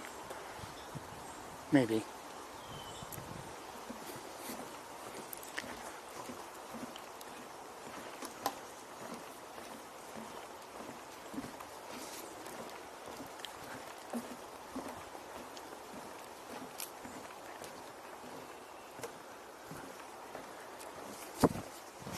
So bright and sunny out there, but here in the woods, considerably darker.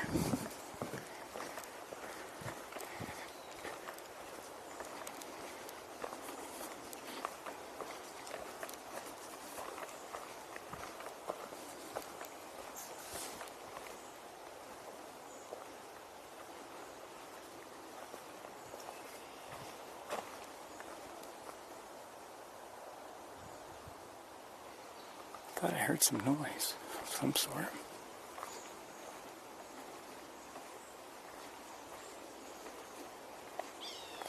Okay, we just heard a yellow-bellied sapsucker.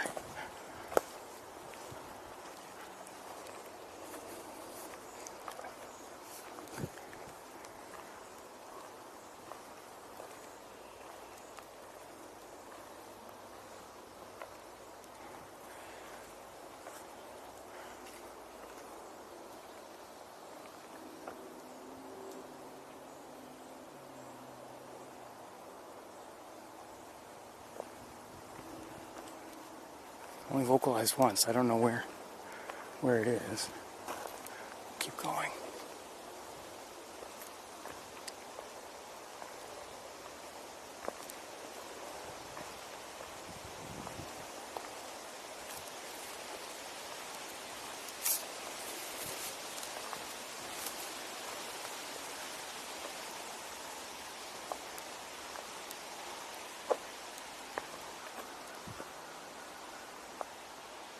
I think I just heard a crow.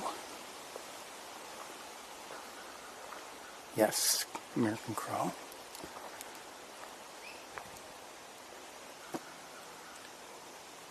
Did I just hear a great crested flycatcher? Maybe.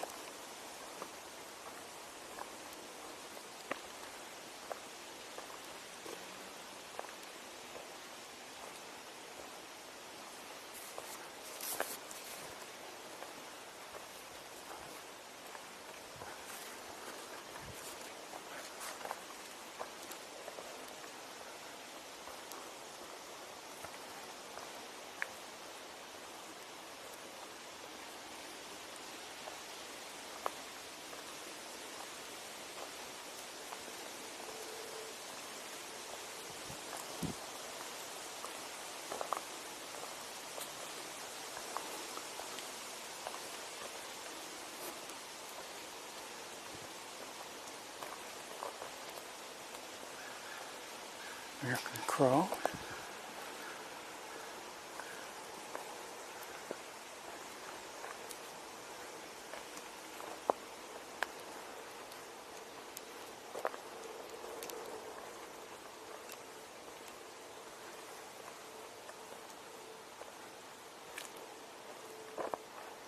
Pretty quiet though, overall.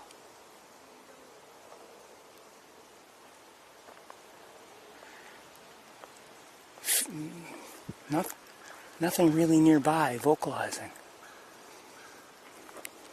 Nothing. Oh, that was somebody. Could have been, again, it could have been, might have been great crested flycatcher, I'm not sure. Just a little partial, quick vocalization.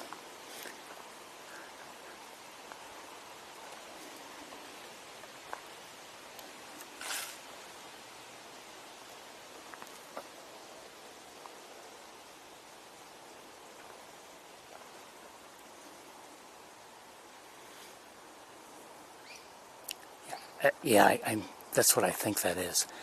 Great crested flycatcher. It's somewhere over here. It just shows you just another reminder of how important sound is to all this. You know, very often we don't see what we hear. And if it weren't for the sound, we would have no idea it's present. Okay, well, we'll get to the...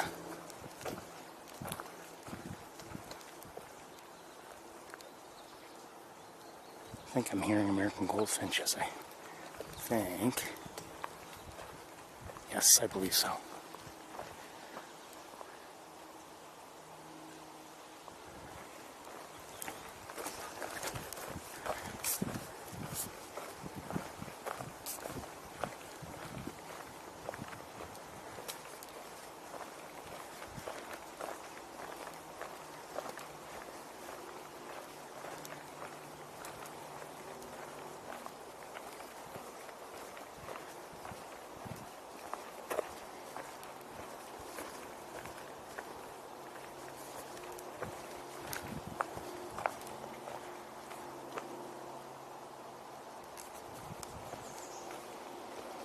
What did I just hear?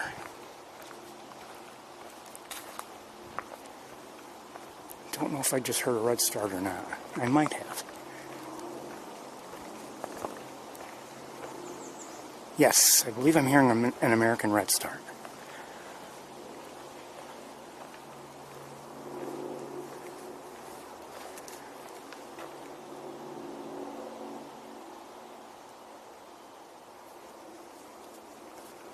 Also hearing distantly a red-winged blackbird.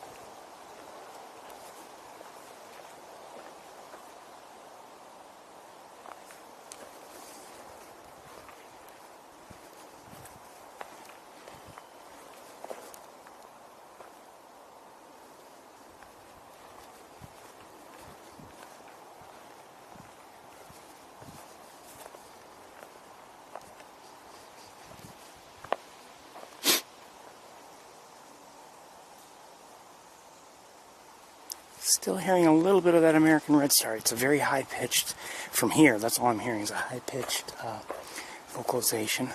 Quick, short.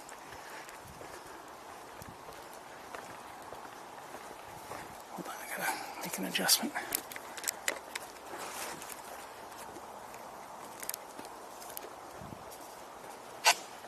Oops.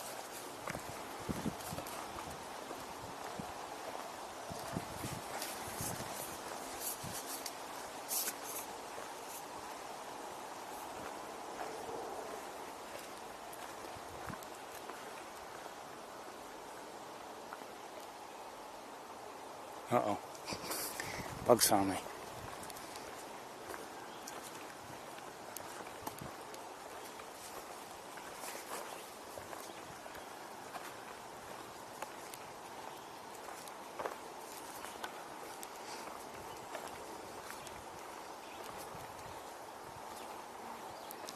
I believe I might be hearing red-eyed vireo up ahead.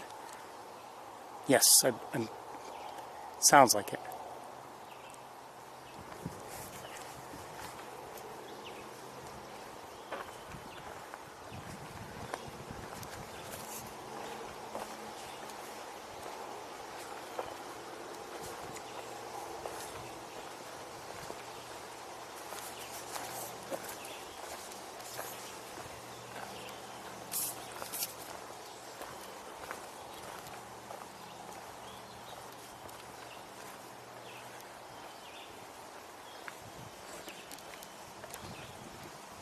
Here. Red-eyed vireo. We're getting closer to it.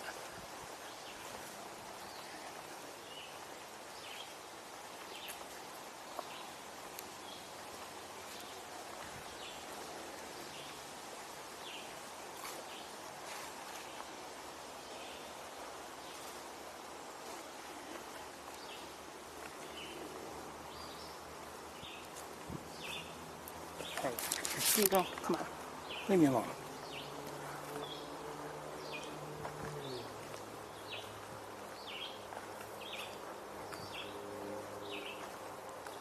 You're hearing the red-eyed vireo.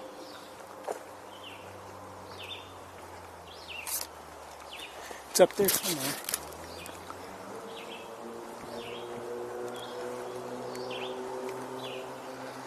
They can be frustrating. You know, they're usually up high in the trees. Every once in a while they'll come down to provide a view.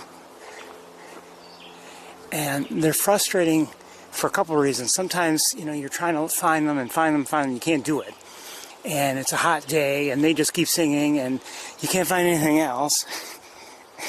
And they may be the only bird singing, and you can't find them either.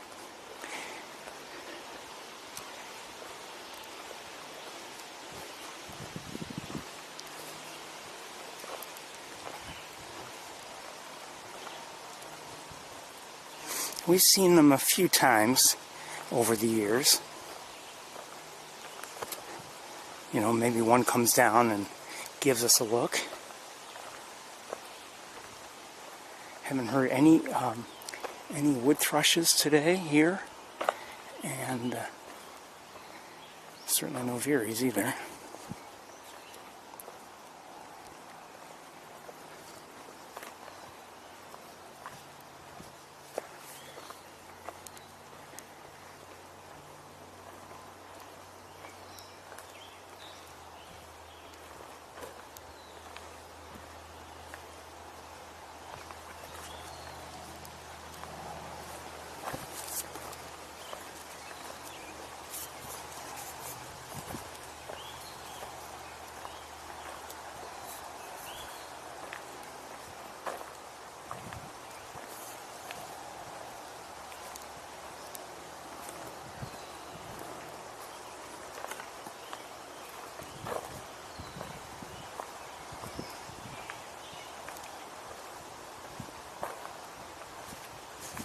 Woods are pretty quiet overall.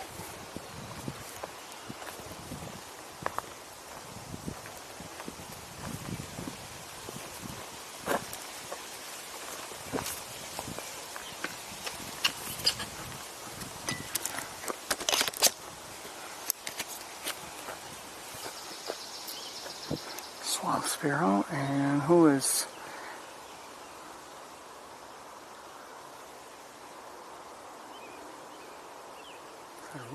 Looks like a gray catbird.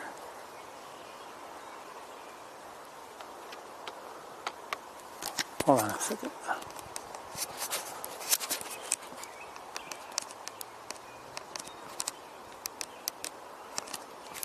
That's better.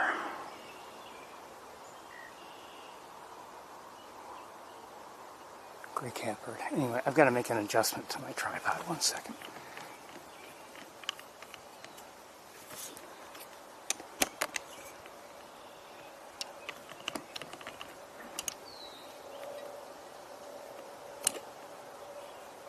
You know what? That's not the way to do it. Hold on 1 second.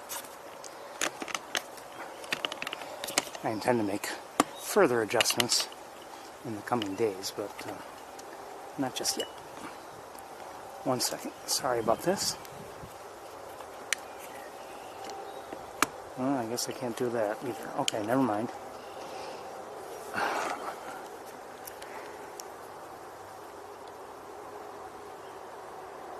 Anyway, gray catbird. We're going to move on.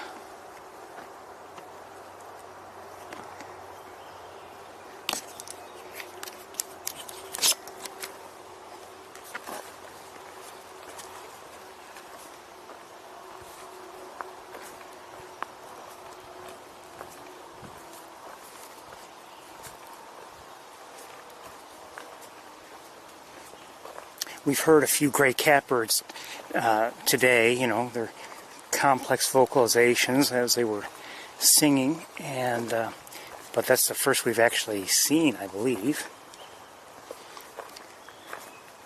So if you want to put a face to the music, that's how to do it.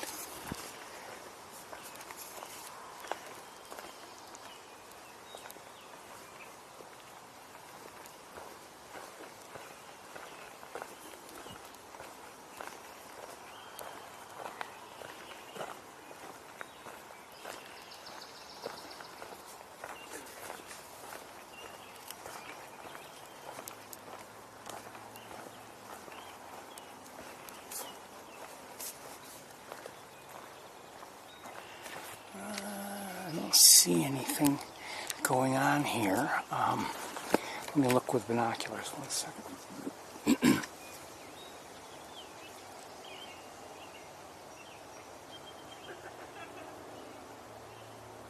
I just saw someone fly through our view. It was just looked like a sparrow. I hear a red-bellied woodpecker. Song sparrow. There's the red-bellied again. I can hear it. Down, down, down, down.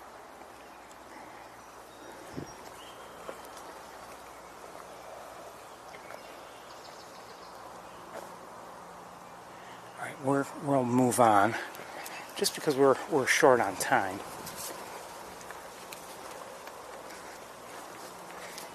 I wouldn't want to stand there for too long anyway if we're not seeing anything.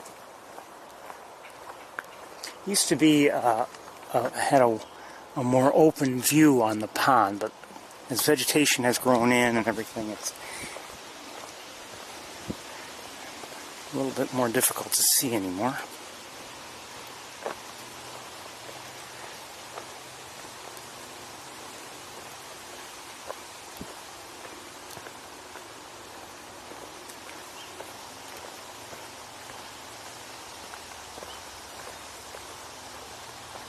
As I've mentioned in the past, one nice thing about when things grow in is it covers up the fallen trees. Not completely, but at least they're a little bit less obvious than they are, in the cold months when everything is exposed.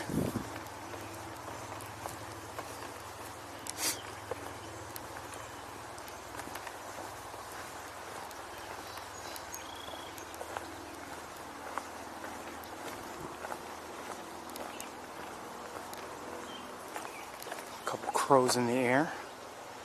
Wait a minute.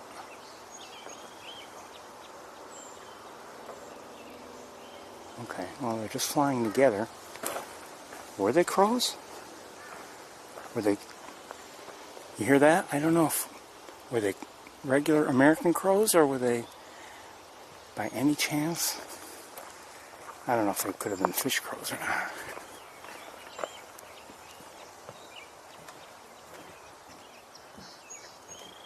Song sparrow, and I see in the air a large bird with white belly. It might have been an osprey.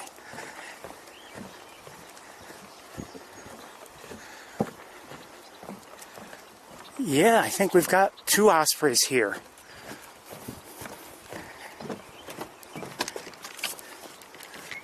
I think.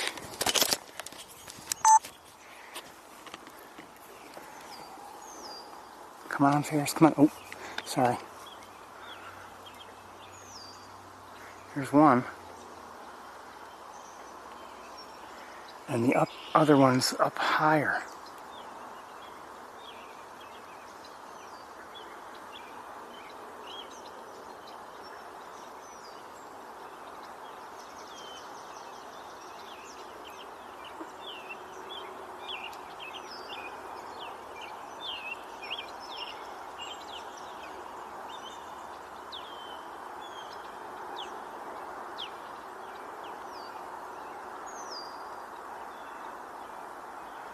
Getting a little close for comfort for me. Too close. I can't stay with it. Oh, I wonder what's going on here. Hold on a second, I gotta make an adjustment. Okay, I think that's better. Seems still wrong. This is the other one. And maybe that's what I saw earlier when I saw the large bird with like a light belly when we were still near the lab. Maybe that's what I saw, was one of these ospreys as opposed to a red-tailed hawk, which is what I thought I might have seen. Okay, hold on. The other one has flown the other way. Where are you? Come on. There you are.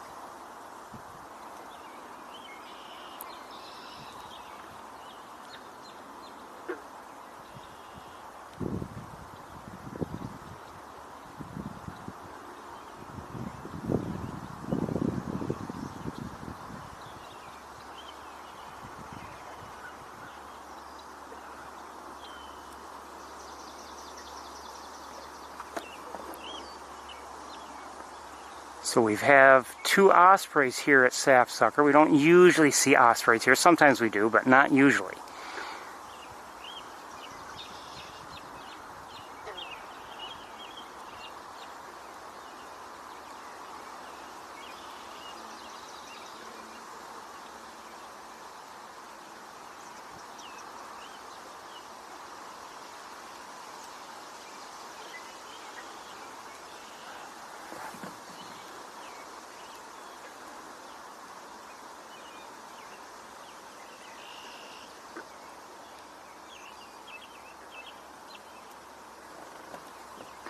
They're amazing flyers and amazing hunters.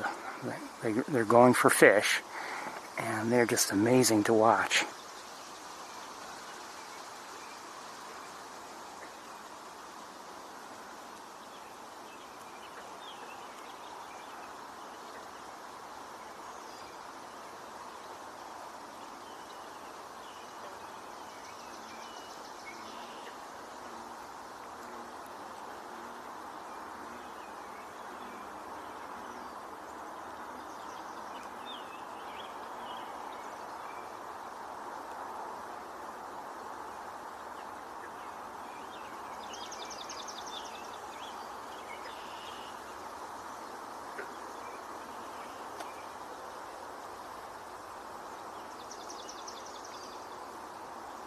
Caught something.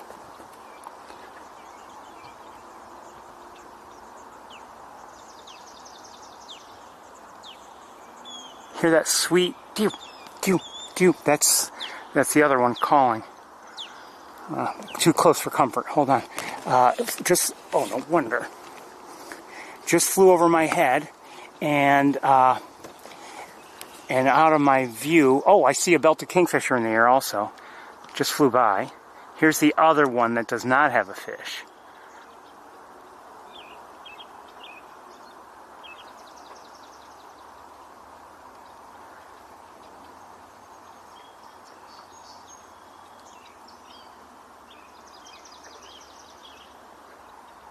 And I don't know where the one who caught a fish went. And you can see the red-winged blackbird is not all that pleased. And neither is that one.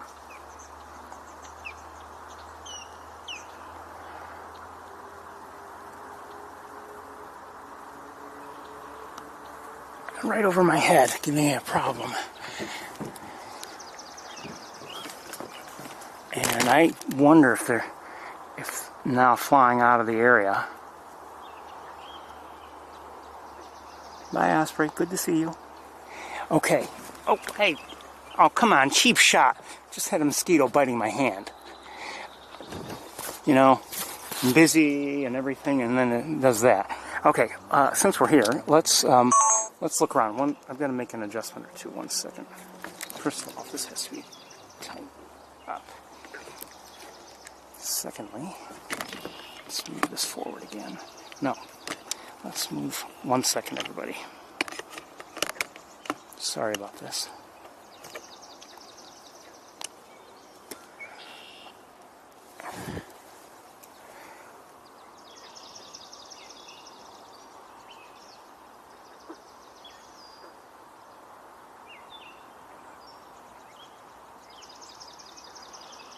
kind of sounds like a wood thrush, but I'm not sure. Hold on, I gotta deal with a couple things here.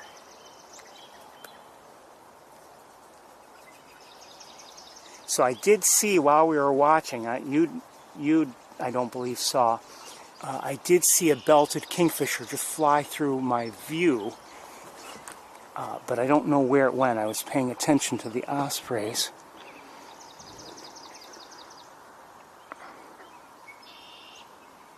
Oh, well, this may not be the one, but that's a belted kingfisher right there.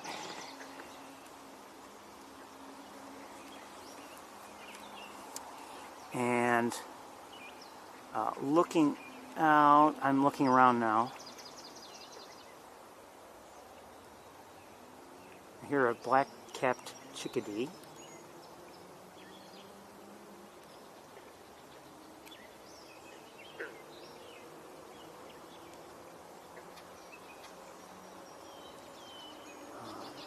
I'm not seeing any ducks or herons or anything like that.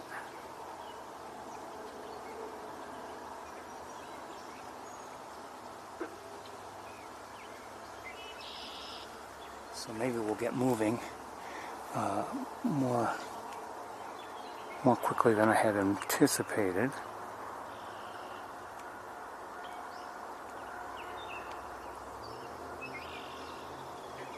Okay, we just heard, that sounded like a hairy woodpecker if I'm not mistaken.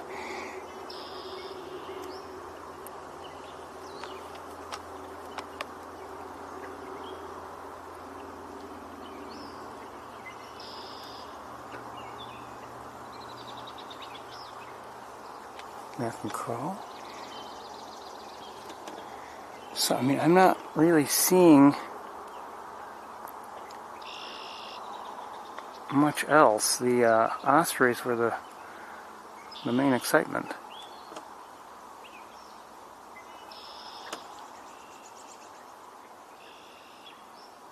Hearing a gray catbird again. Okay, I think we'll move on. Wait, let's just check this one area here.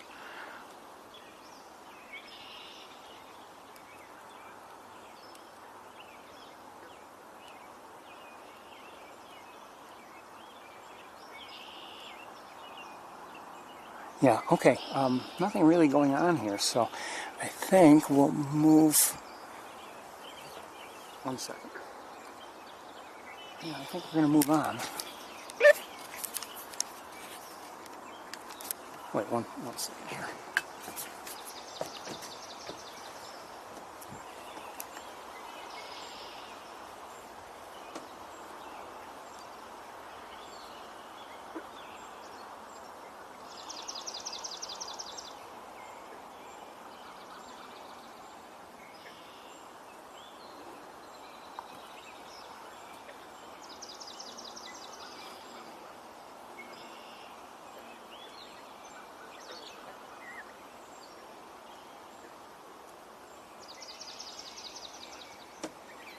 All right, let's go.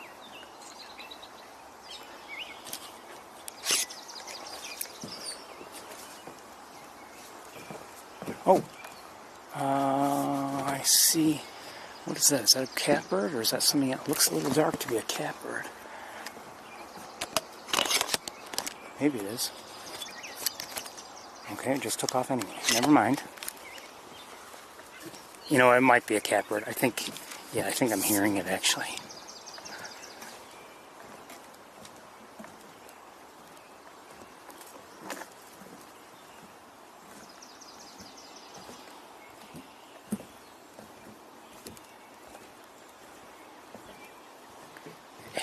It had landed on the rail.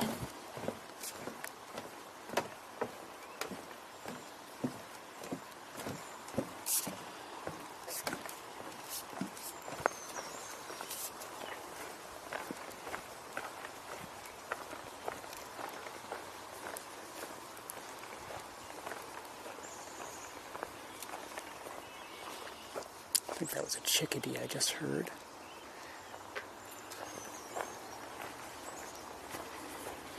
You know, we haven't really heard a lot of house wren activity here this year. Last year and the year before, it seemed like there was more. Things change all the time. They really do.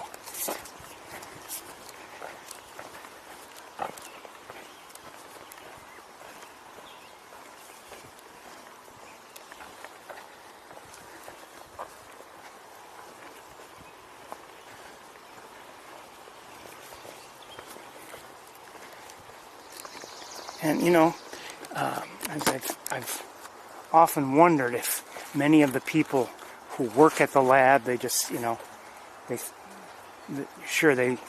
maybe they like the woods and everything. I'm just adjusting something, but they've seen it all and they think there's nothing left to be seen. I wonder, and if they just, you know, kind of forget about the woods. Now, you know, I do understand the fact that when they're here, they're not necessarily here to walk around the woods. You know, they're at the lab to work.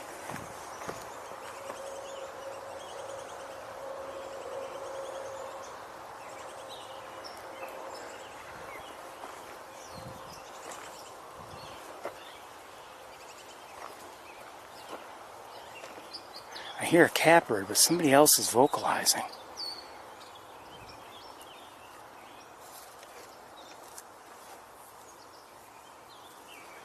And they're not vocalizing any longer.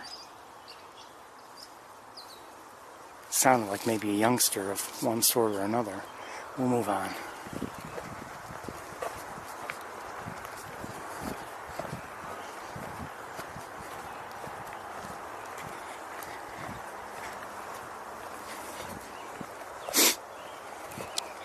And you know, maybe for some of the expert bird watchers, Sapsucker Woods is, you know, for tourists like me, rather than, you know, a place to see the latest rarity or something.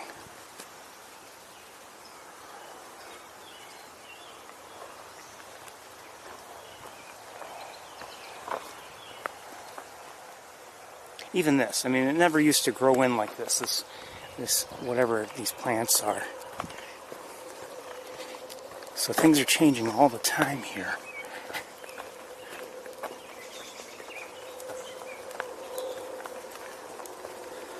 And, you know, I'm sure they change, you know, to a limited extent. It's not like everything becomes a completely different habitat.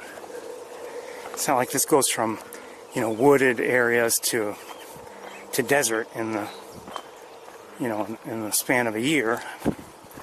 So the changes are only so dramatic, but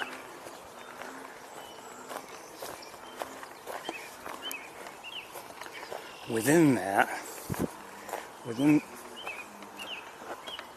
hold on, somebody, oh, is that a waxwing?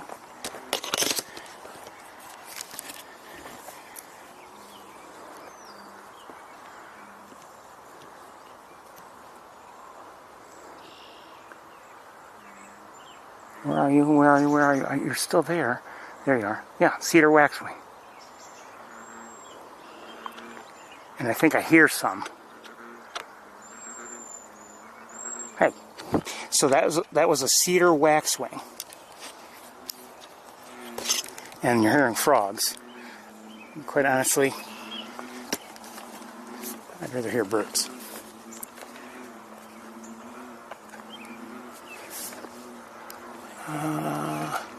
Hold on one second. Is that another waxwing or the same waxwing? It's a waxwing. But not much, with the naked eye, not much that I can see. We have yet to see a Canada goose here today. A couple waxwings just flew that away, and there are a few around.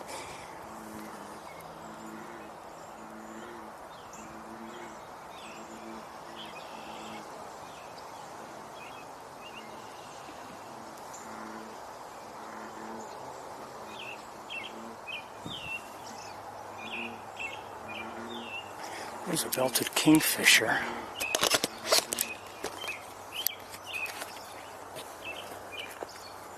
Oh, hold on. What is going on with this thing?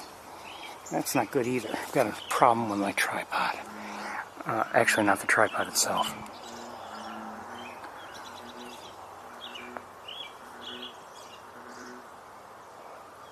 So it looks like a crow, but I believe it was being mobbed by a smaller bird. Anyway, back to the kingfisher here. It's a female. See the rusty band on her belly? That indicates she's a female. And while you're looking there, I'll look around a little bit with binoculars.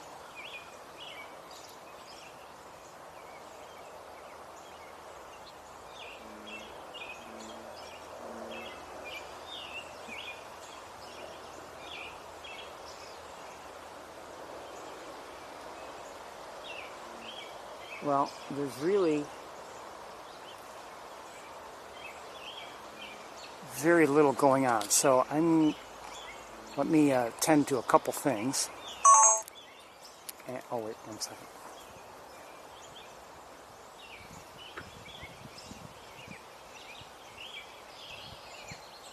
Alright, I need to tend to one or two things, and I should do it here before I have a real issue. 1 second, if you don't mind.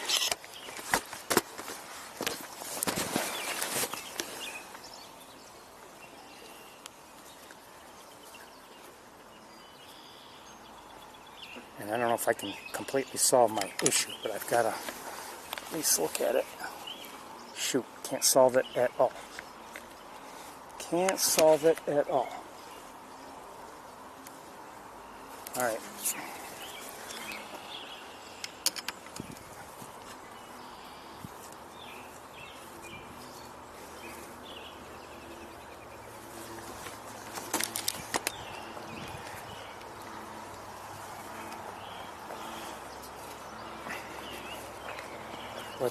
Let's keep going here.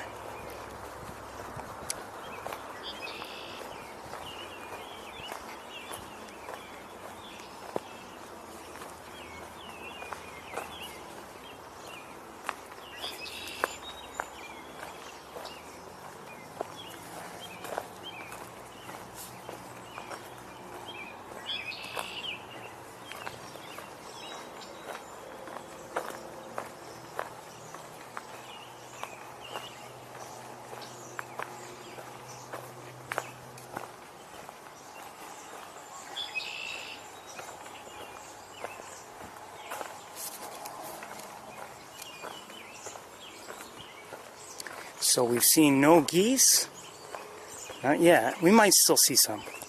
We've seen no herons. We've seen no ducks.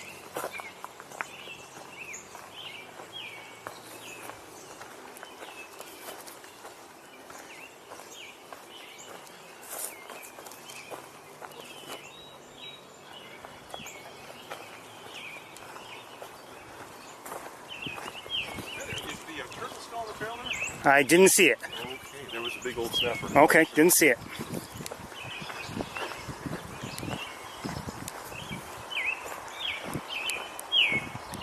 Can robins sing here now?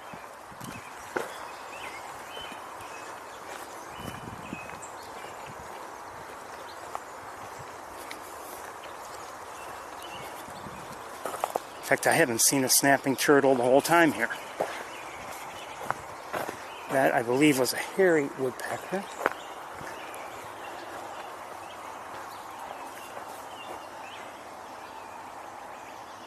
I believe I just heard a northern cardinal.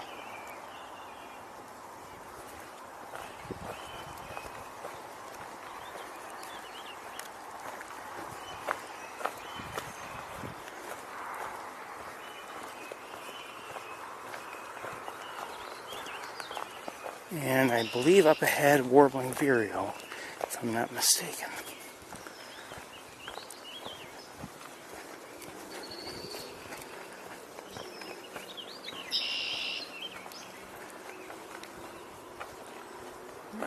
people out here on the platform. Well, we'll walk out there. Haven't been seeing much here lately.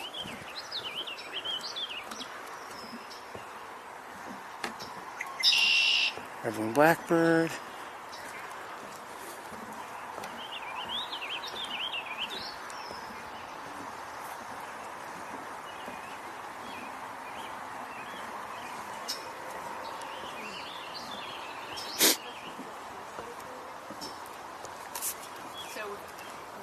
Hello.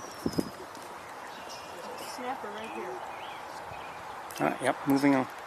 Underneath, thank you. No, don't see any birds here though. We're going to move along.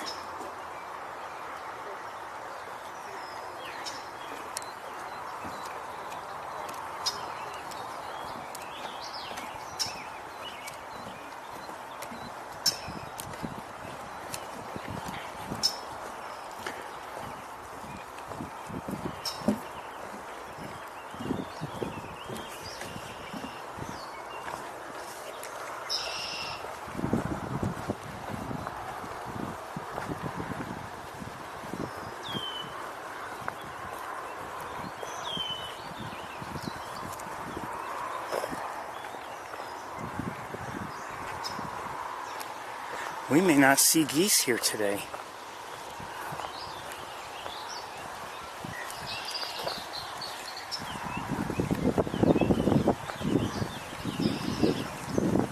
I don't see any around here. Either they're not around, could be elsewhere obviously, but maybe our timing's just bad. Last week, like I said earlier, we saw one adult last week, and nobody else. And this week, to this point, nothing.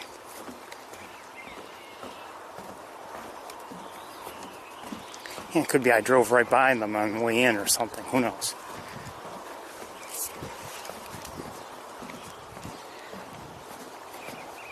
I hear, I just saw a mourning dove, and I hear an eastern bluebird. I don't know where it is, but I hear it. Oh, geese! I see geese! Hi, geese! We'll take a quick look at them.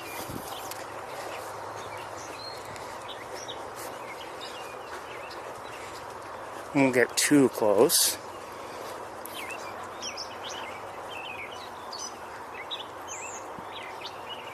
Over there by the lab. Let's stop right here. And everybody, again, you have to...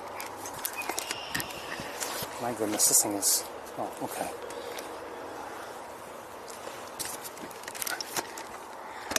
I have some adjustments to make once we get back in the car.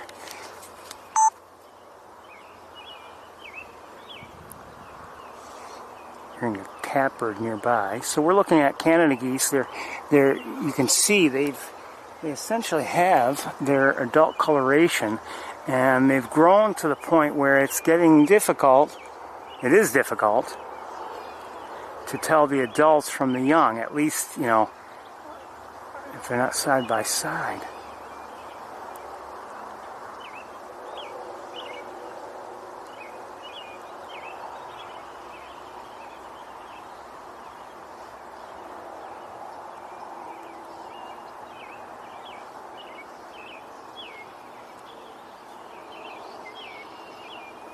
So, very good to see them. We're going to move on. I want to get to the car.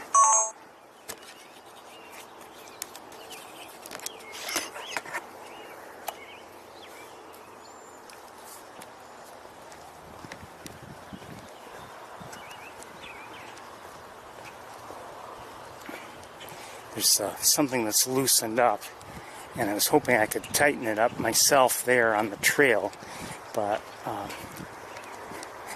kind of bolt that's used, I didn't have what I needed with me. Come to think of it.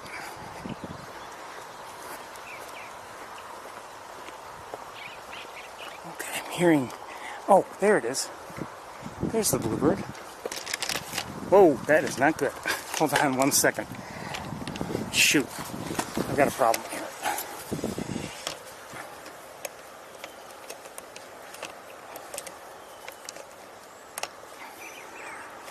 I can't... There we go.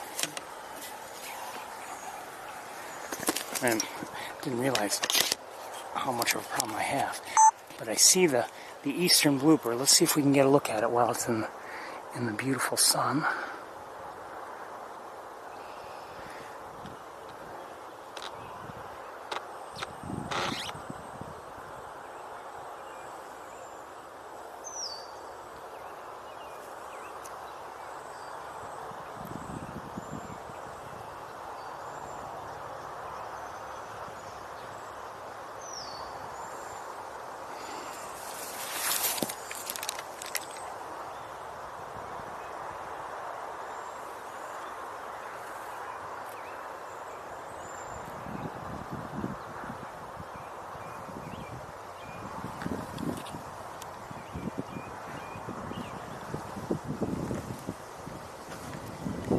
So we're about to head to the car, but I heard this eastern bluebird. Hopefully this car can get by me, even though it's a Toyota.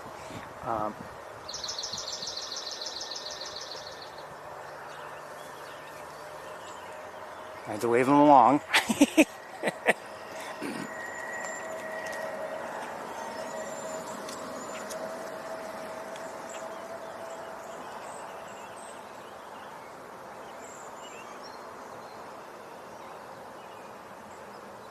Alright, we're going to move on. Well, let me see if we can get a little close. Oh, is that another one? No, that's a cedar waxwing. This one in better light. Hold on. No, come on.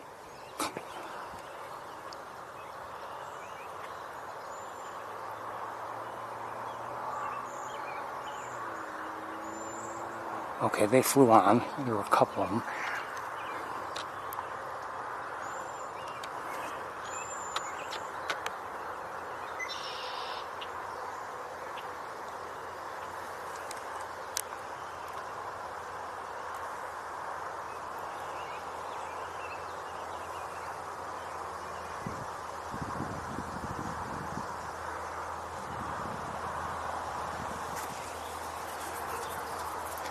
In case anyone likes bluebirds. This looks like a male.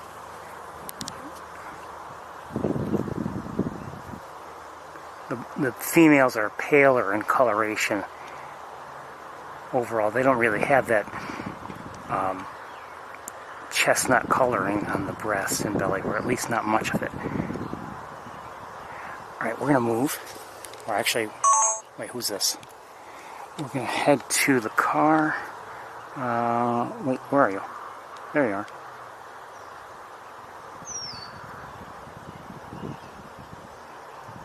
Common grackle.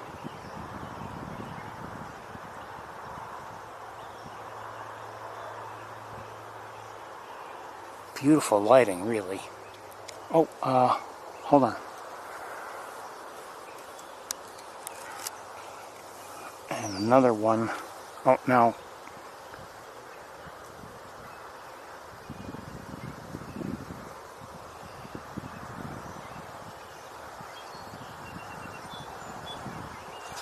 Hey. The red-winged blackbird didn't like it. Alright, we're gonna move on. Oops. Well, I guess I didn't record that. Anyway, let's get to the car. 1 second.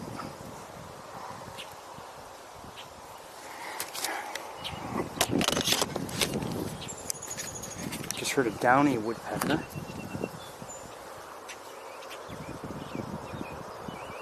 Baby cottontail.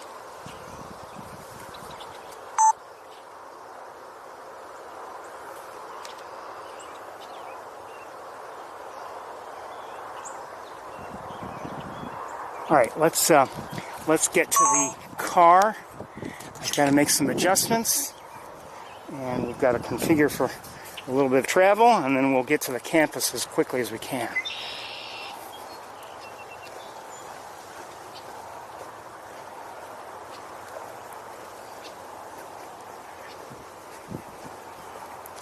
This one cute little rabbit, it was frightened and just ran into the grasses.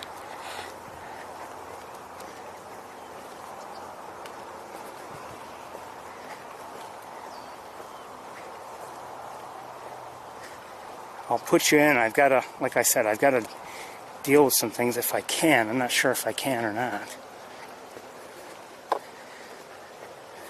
But one way or another, I'll solve the problem.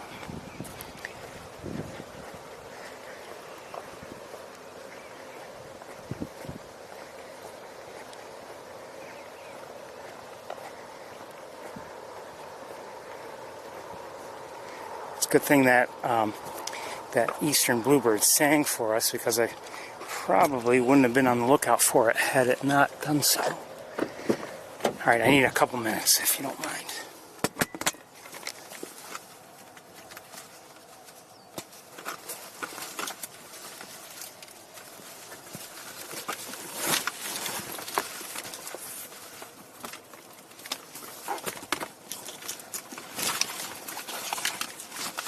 Be with you as soon as I can.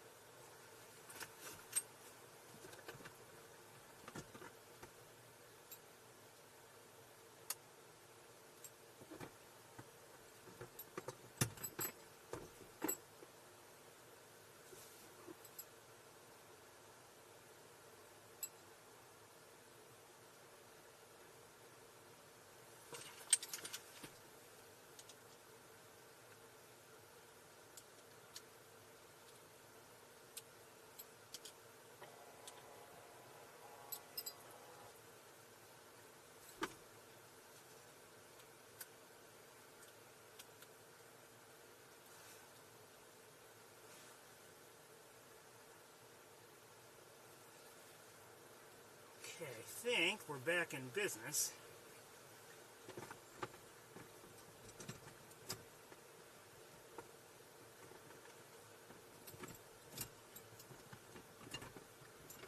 Where'd that go?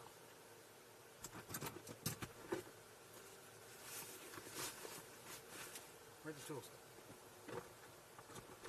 Oh, there.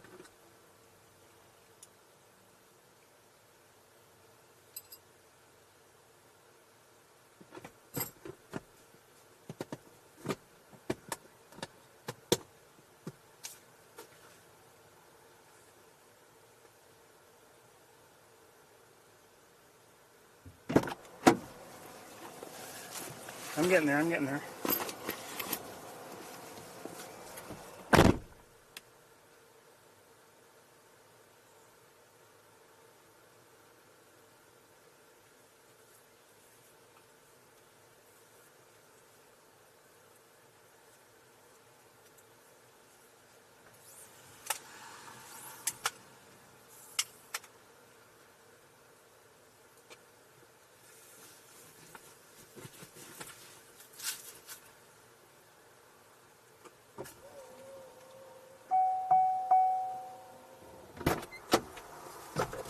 Just another reminder, everybody, that this is not in any way, shape, or form a professional operation.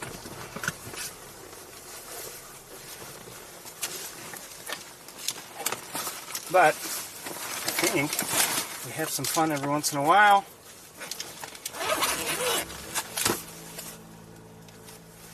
Quiet.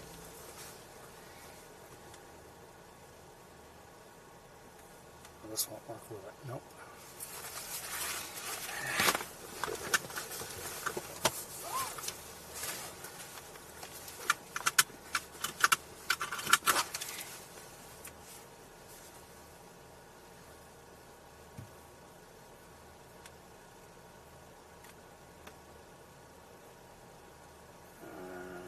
Let's listen to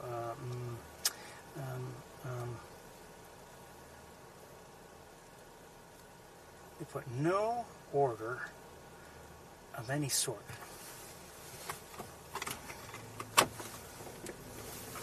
Alright, onto the campus.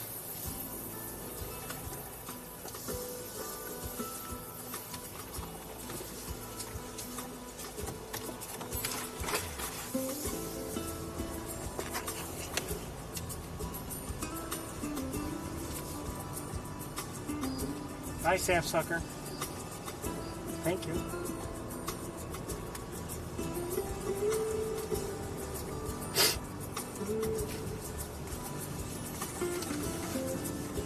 Always want to see more, but you know what? That was not a bad walk at all. Oh, I see a bunch of starlings up above on the utility pole and wires.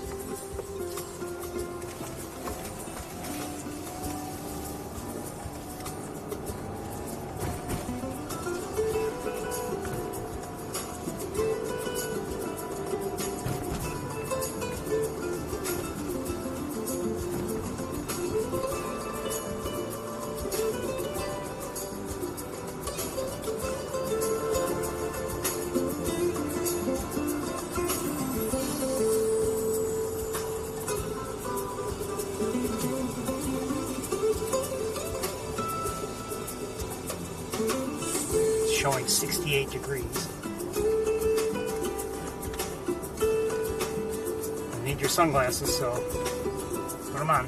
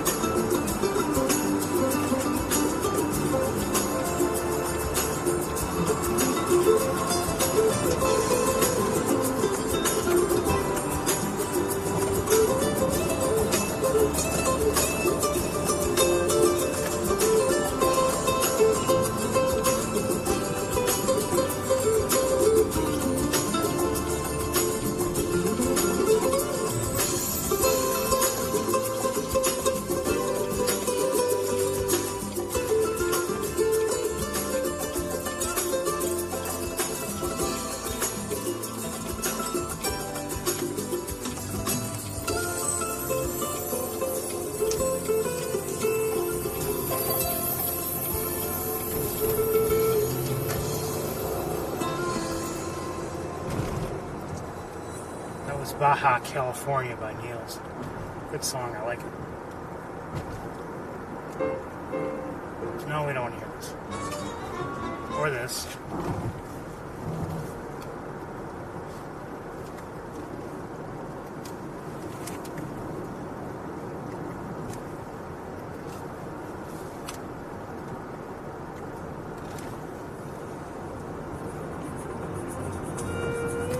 We may have heard this last week.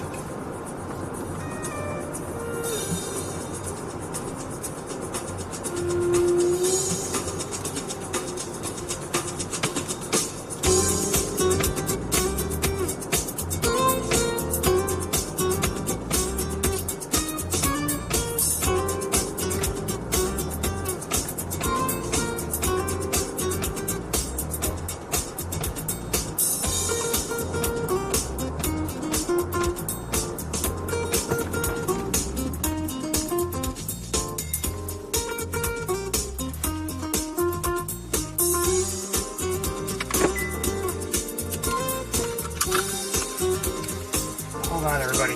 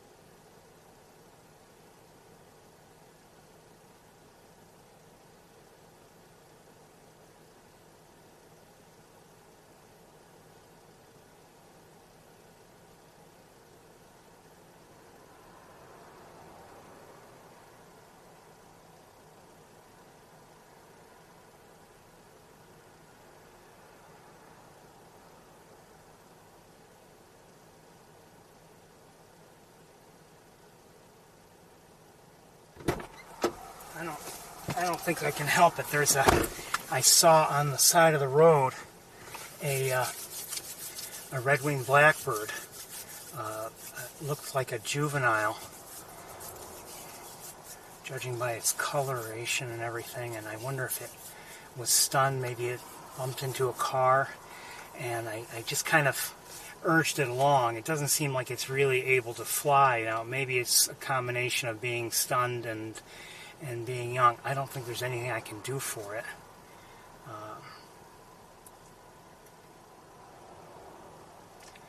I don't think there's anything I can really do for it. I could try to capture it, but I think that would be tough, and I would have to take it to the hospital, and I don't know if they're open or anything.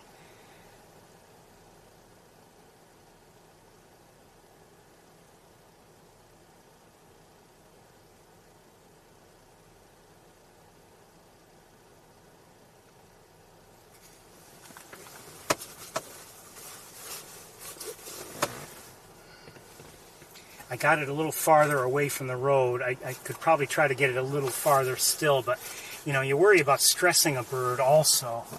And I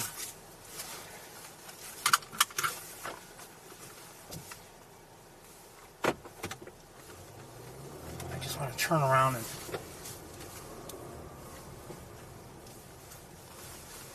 I know we're taking away precious time on the campus, but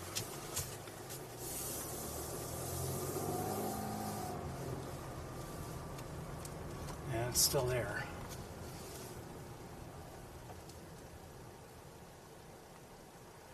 I've got to get out of the way. At least it's back a ways from the bus, but I wonder if it might be fine. It could be that I don't know. It could be that it left its nest early, unintentionally, and is now, it was able to walk and hop, but like when it tried to move, it kind of flopped over.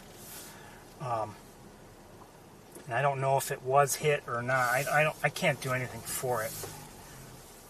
Like I said, I could try to capture it and take it to the Swanson hospital. I don't know if they're even open, and I don't know if they take it, and I can just see them saying, "Oh, this isn't worth it." Well, and I don't think I can do anything for it. Just wish it well. I wonder if I could try to move it more. It's right on the edge of a driveway, so I mean, a residential driveway. I don't know. It's always tough to see any kind of a bird on the ground, potentially in distress or whatever. It really is tough. I got it to the edge of that driveway, near the grass. And again, if a car could go in there and run it over, I guess.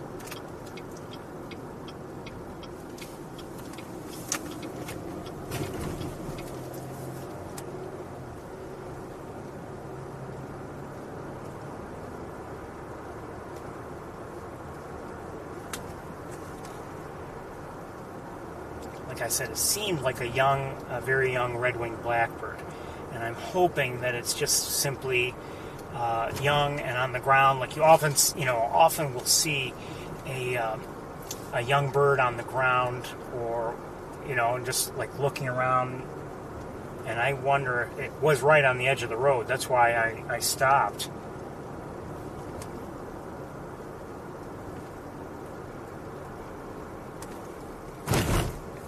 Sorry, I didn't tell you what I was doing before I started doing it, but I just wanted to get going and take a look at it.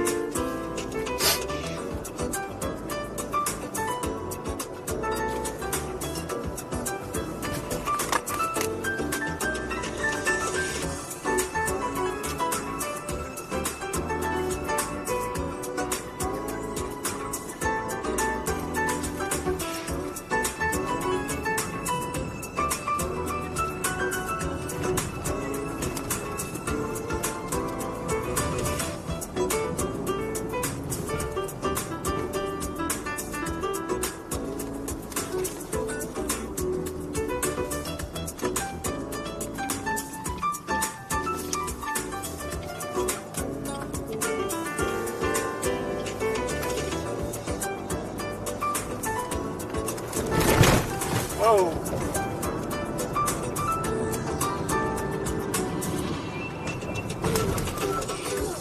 I think what they want to do is build enough buildings to cover the roads to deal with the potholes.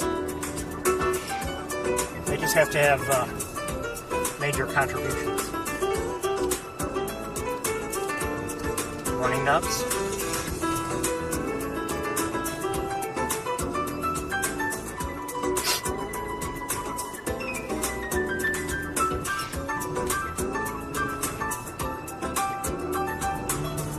Just saw a couple smaller birds in flight. I don't know what they were. Looked like finches of some sort, I guess.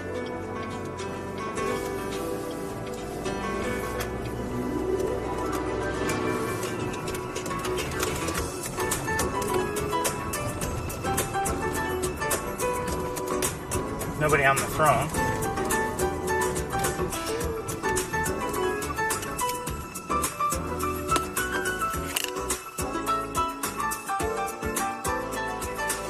Oh, I take that back. There is somebody on the throne.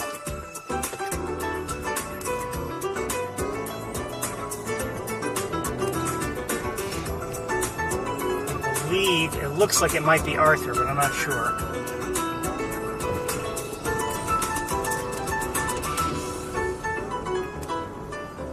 Let me see if I can sneak a peek through the trees here.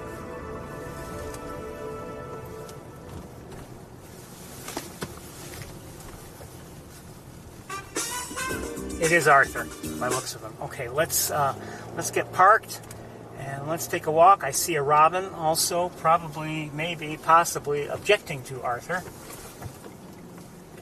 Now, why would anyone object to Arthur, really? He's very nice.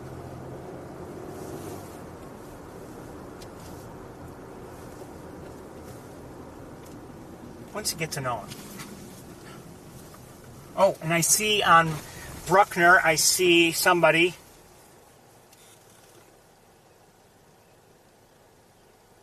It's a juvenile on Bruckner Hall. That's the smaller building up ahead that's behind Rice.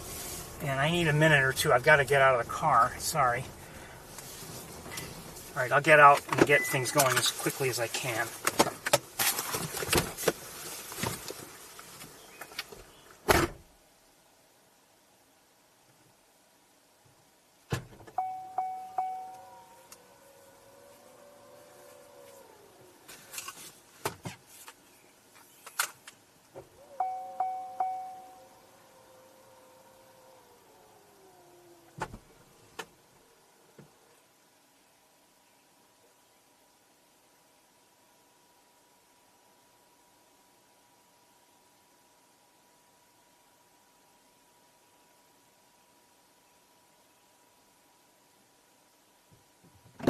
Whoever was on Bruckner left Bruckner. I don't know where it went. I didn't see it.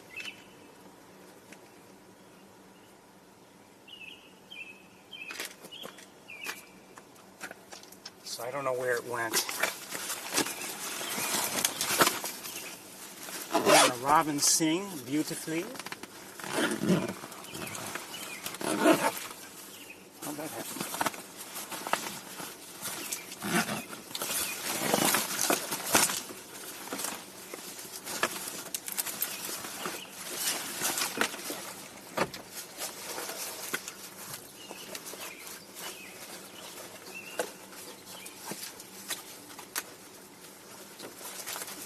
Almost ready.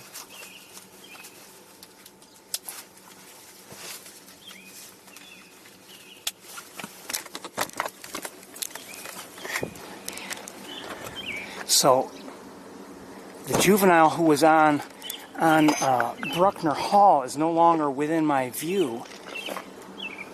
I don't know where it went. There are a couple robins around here.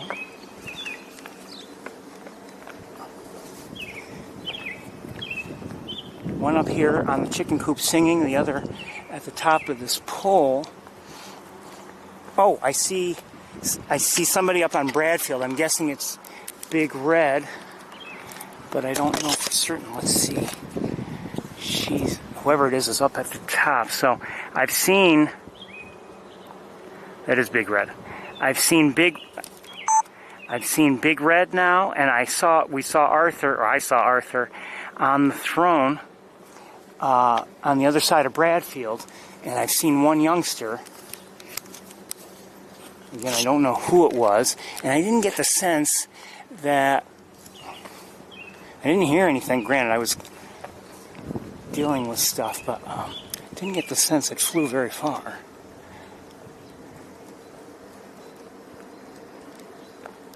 I hear a robin alert call or two.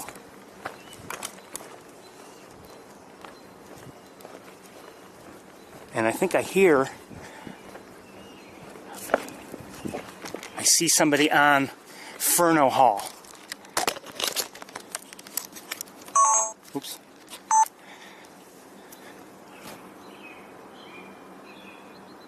Hello.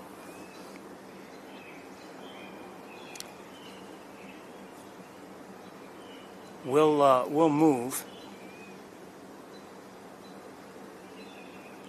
let's go right now.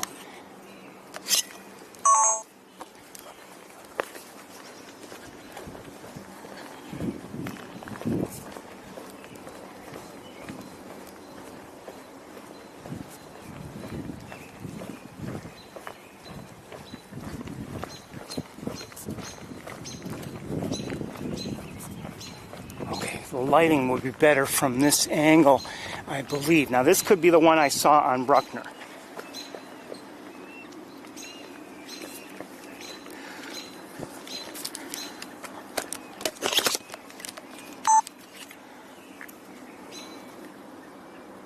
Hello.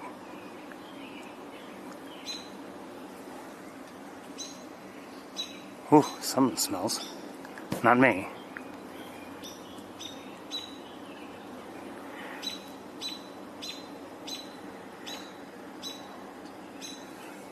Sorry, I missed that.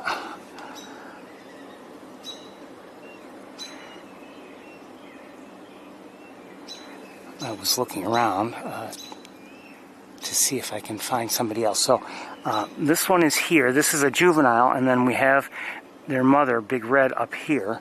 And, oh, Arthur is no longer on the throne.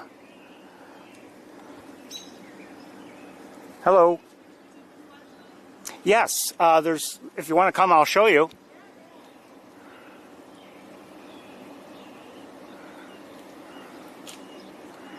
We've got one in this tree over here, so I can't really show you very well, but it's here. Unfortunately, I can't show you. No, that's all right. I saw one around noon when I got here. And their mother is, see the top of Bradfield Hall? As far left as you can go on the very. Do you see her? Oh, is that her on the end? Ah, that's so cool. And their father was up on. Let me just show you where he was. Their father was up here. This is on Bradfield Hall. This is known as the throne. And he was there as I was driving in, but I don't know where he is now. The throne. And oh, there's another one. Oh, on wow. Bruckner Hall. How cool! I love this. I love birds, and I work at Man, and I saw the younger one out here earlier, and I was talking to my colleague, and she goes, "There's these two people coming in taking pictures." So, if you want, very cool. I was going to ask. You can see what I'm seeing. Either scan that one on the right or type in that address, and you'll see what I'm seeing. I'm streaming right now.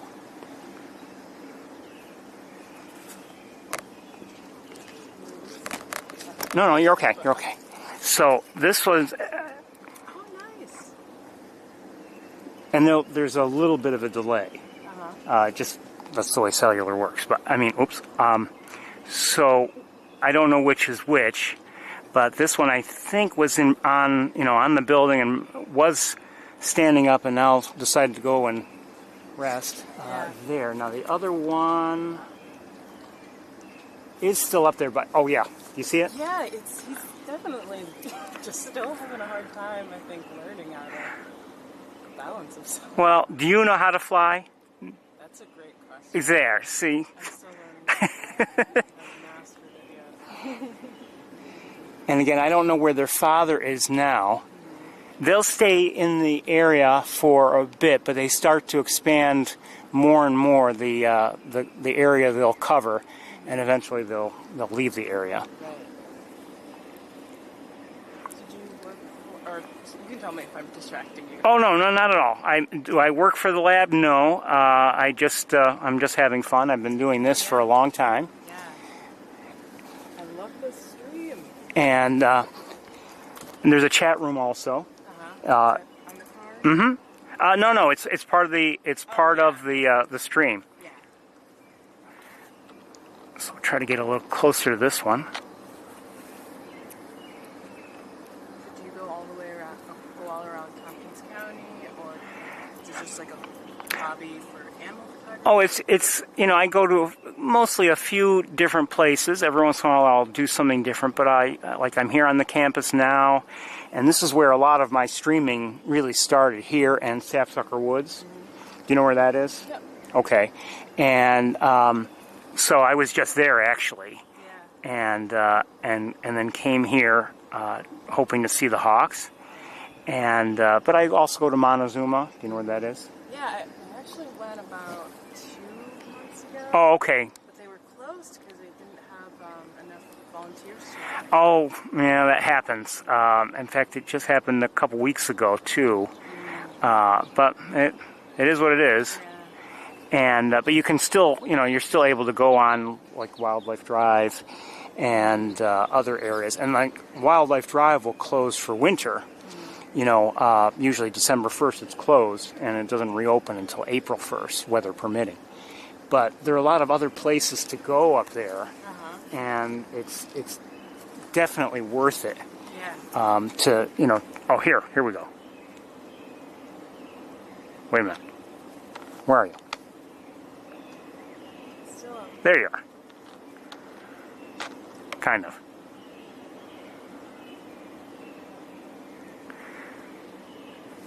See it? Yeah, much better through your camera. Wow.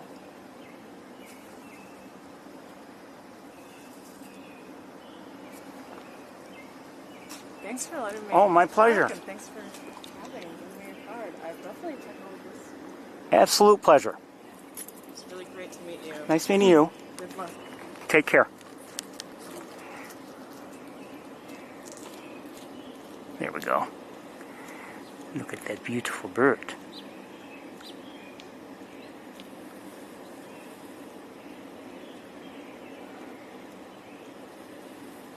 So we've seen everybody. Well, I haven't shown you Arthur, and I don't know where he is, but we've seen everybody tonight.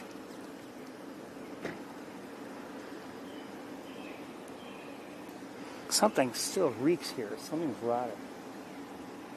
It smells like, I don't know, like, is it skunk cabbage? I don't know. Let's get a little closer to this one. Uh-oh.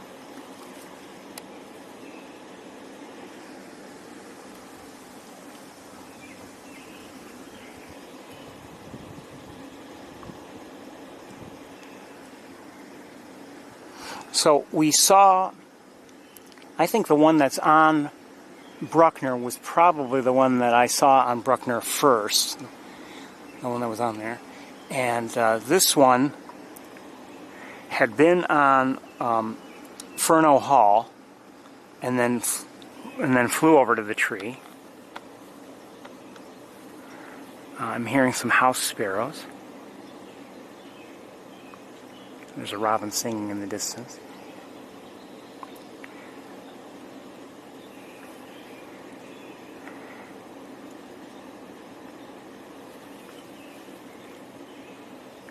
And again, Big Red, their mother, is still up here. And where's Arthur? Nobody knows.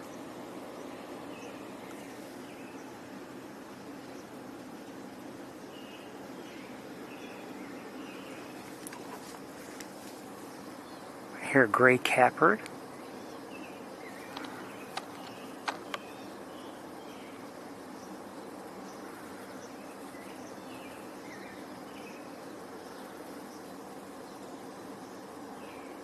Kind of sleepy. Yes, kind of sleepy.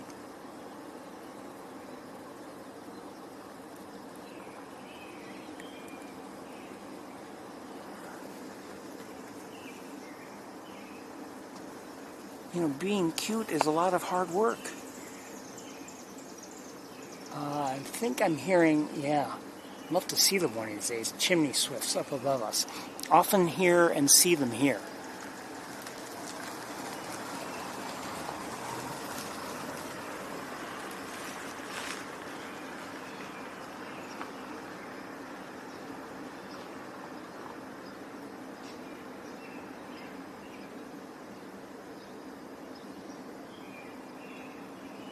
Look at that face.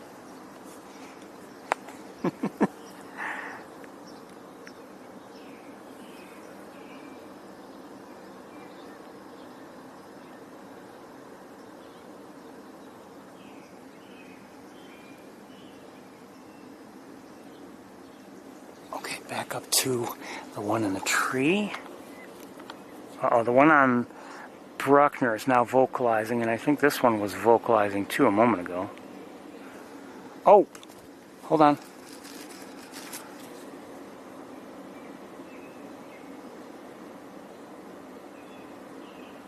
Hi, Arthur. Good to see you.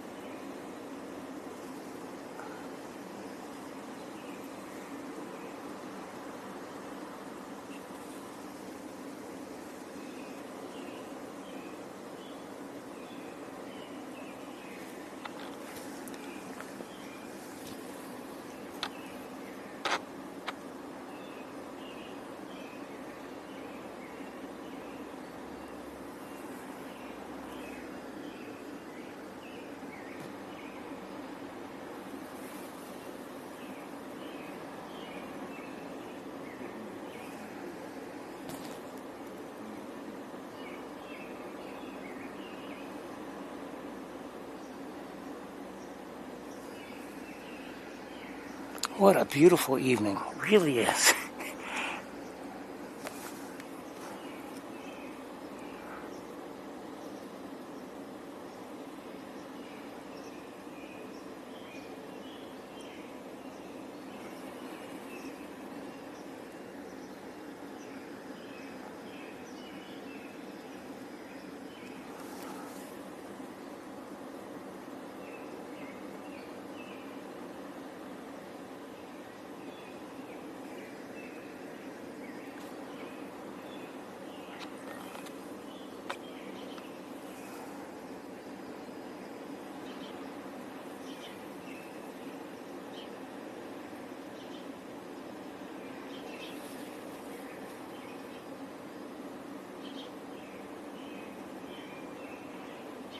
So he's on top of Bradfield Hall. Big Red is also on top of Bradfield Hall. She's in shadow. And because he looks like he's maybe about to take off, I'm kind of staying here with him. And the pancake is kind of in shadow, and so let's look at the pancake. Pretty much. And the one in the tree is in sunshine.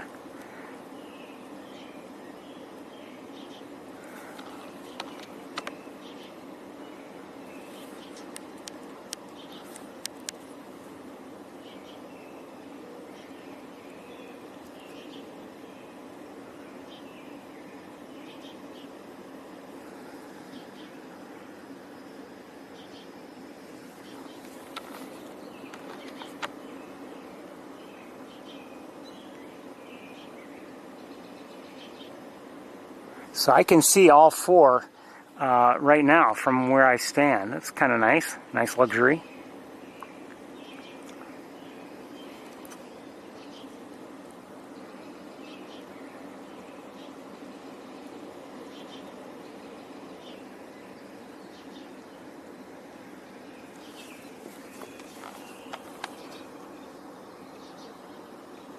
Just heard a house finch.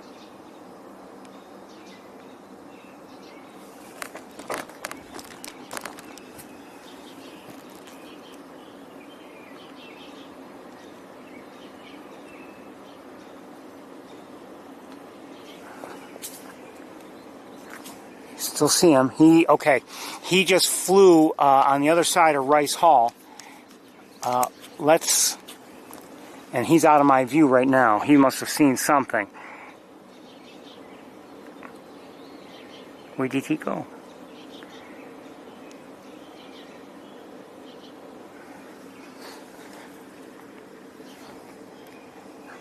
We can go, let's see if we can go catch up with him. And maybe that's a mistake, I don't know. It might be a mistake, especially because we have 3 hawks in view, but 3 are all kind of staying put. I guess the one that's most likely to move is the one in the tree, but we'll walk over there.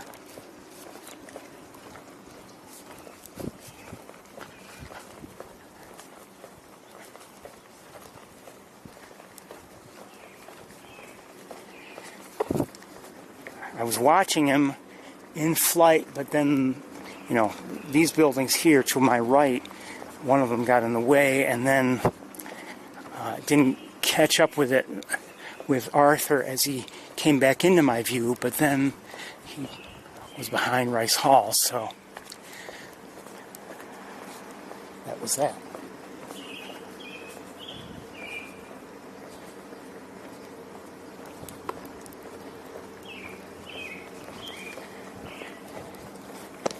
Did he catch anything? He seemed to go after something.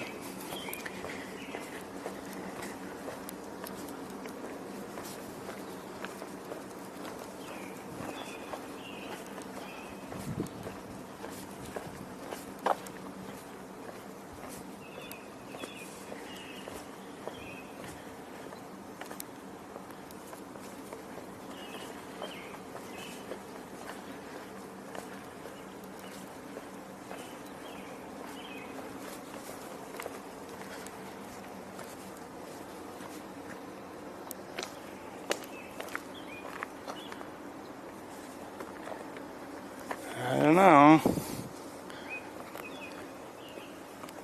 I don't see anybody. No idea where he went. I hear a robin.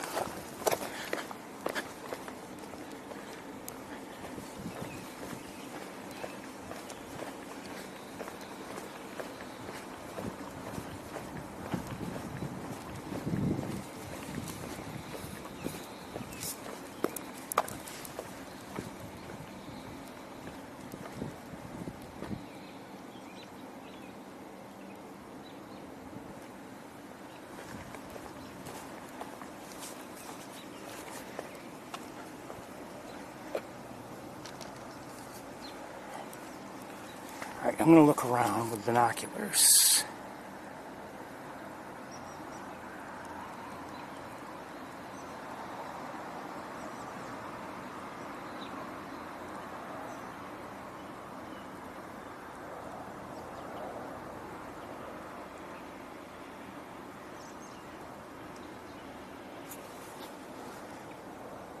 No sign of him. Again, I'm hearing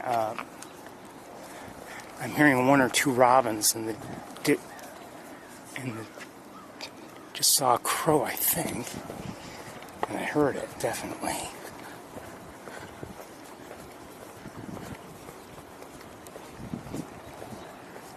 Oh, here he comes. I see him.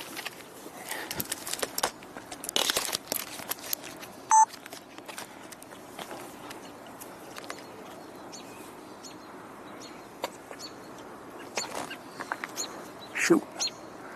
Come on, where are you? Whoa. Where'd he go?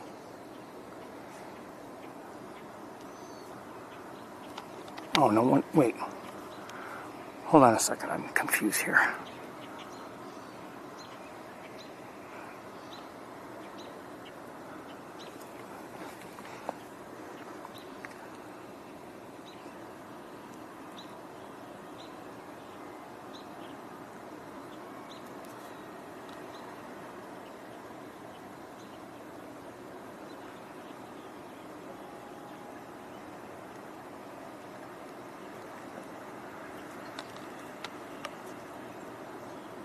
Okay, can't see through buildings yet. So I don't know exactly where he was, but then all of a sudden I saw him in flight and being chased by somebody. And now I don't know where he is. He's behind Weil Hall from my perspective, but I don't know where he actually went. Looking back up on Bradfield, there's Big Red. She's still there. And I think think we'll head maybe back towards, well, I've got a robin vocalizing, so maybe he's not too far, but I'm guessing he's on the other side of, wow. One second, I gotta check something.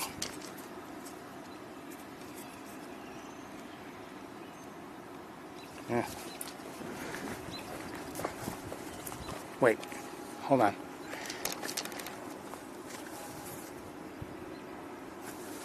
Okay. Well, I hear a robin. I wonder if it's seeing Big Red, and that's why it's vocalizing. It's very possible. So maybe I shouldn't bother going all the way there.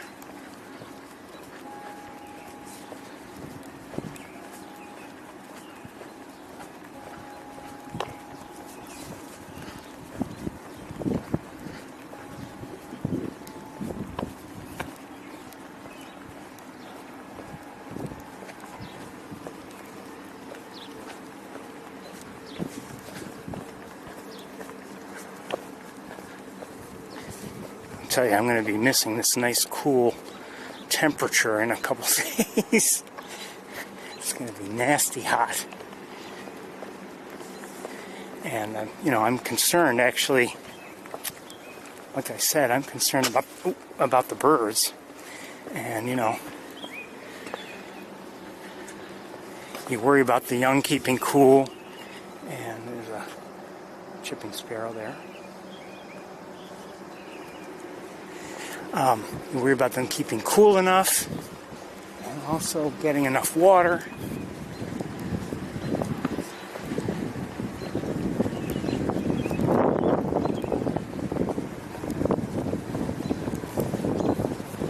So there's a robin vocalizing, and again, I don't know if it's because of Big Red. That's possible.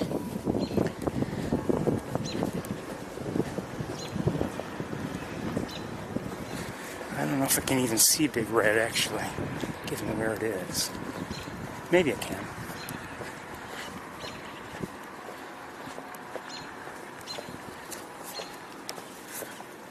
We're not going to walk all the way, or too far anyway.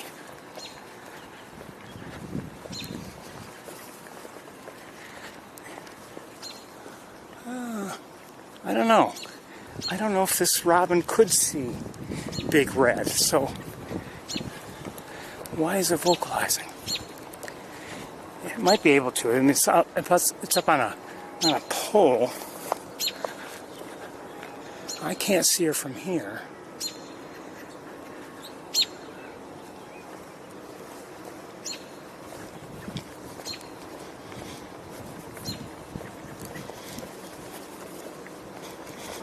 We won't go too far, like I said.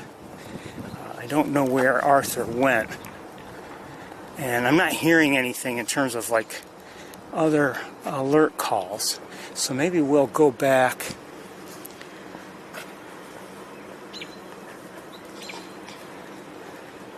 Go back and see where the young were. While we're here, let's check Bradfield. The throne.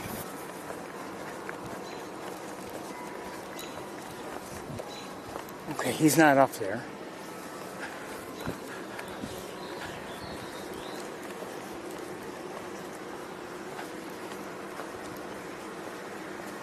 I didn't think he would be, but there's always a chance that he circled around.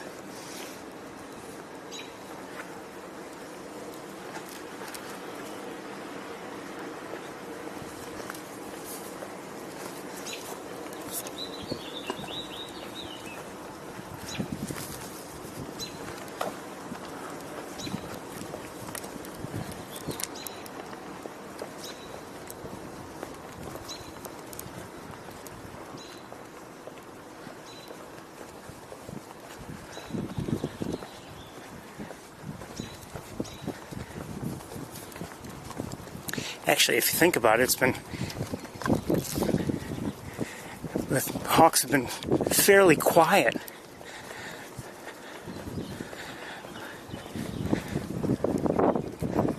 The young haven't vocalized much, maybe a little bit, but not much. And Big Red has been, where she is now the whole time we've been here on the campus. I'll just make sure she's up there. Yeah, she's still up there. And we've seen the two young, but they've been fairly quiet.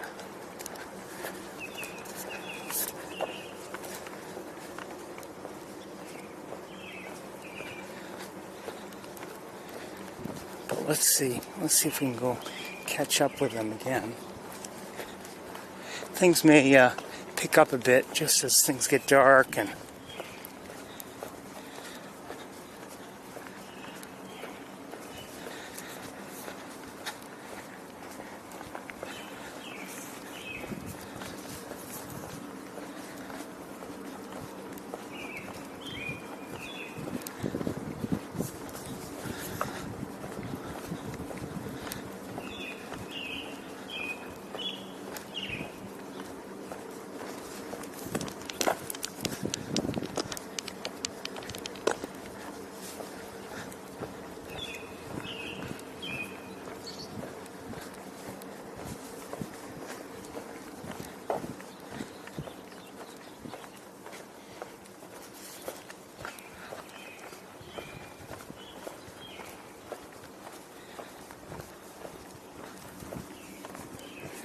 that was a starling, I think.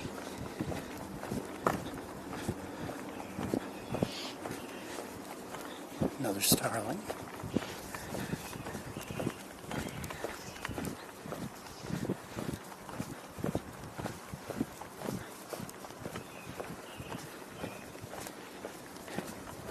It's not dark yet, but it's getting darker. The sun is beginning to set. Our hawk in the tree is still in the tree. Our pancake is still pancaked, although looking a little different to the naked eye.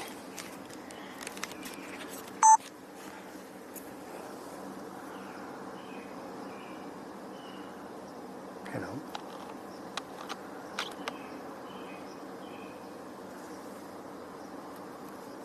And it's just the angle. Peekaboo. Lighten it up just a bit.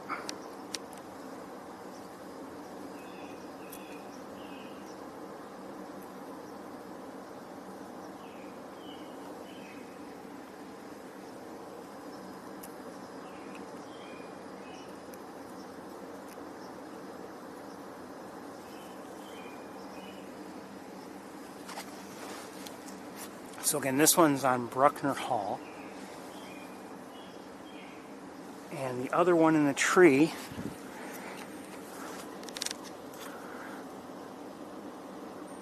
looks like this.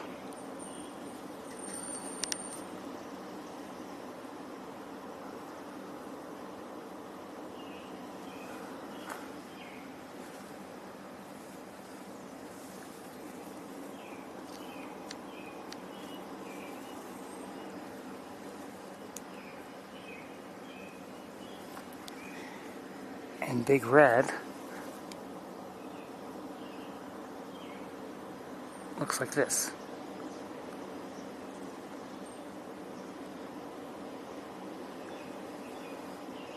She looks like she might be considering moving. Maybe.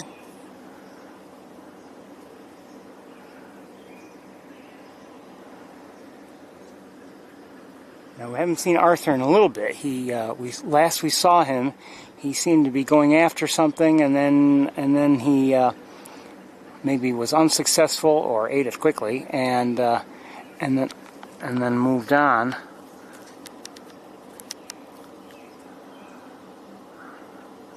We watched him fly along, maybe towards Bartles and then behind Weil Hall, and then we lost sight of it.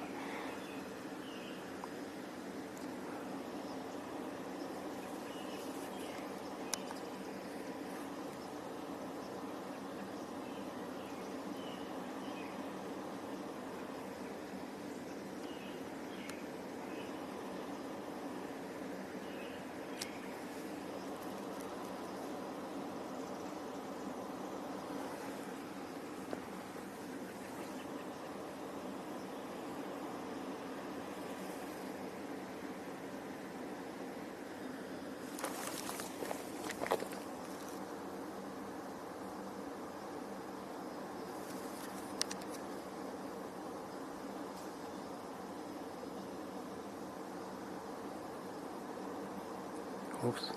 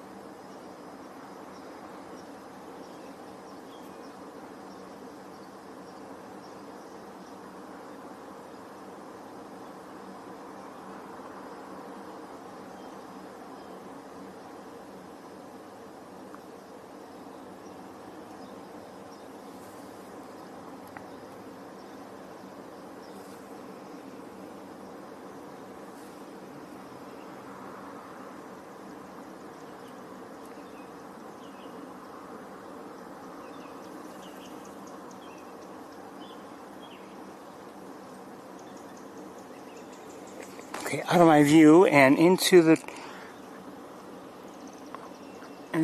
this tree here, and I'm hoping I'm going to stay here. I could try to go see it, but I think that would be a mistake. My guess is well, I may be wrong, but I have a feeling it'll try to move up. I could be wrong.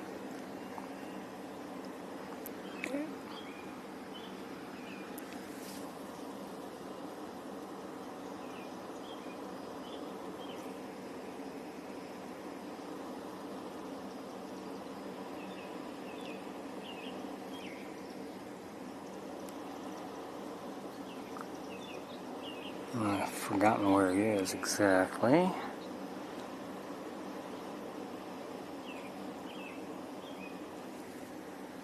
Might have to look with binoculars. Let me get you on this hawk here. While you're looking there, I'll look with binoculars. You know, I think if I can move a little bit, might get it somewhat in view, but I'm starting to have the building in the way. That's not bad. So they're in the same tree, I think.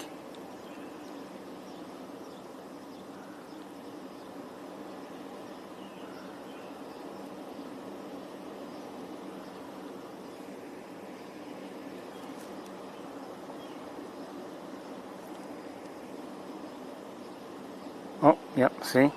I knew it.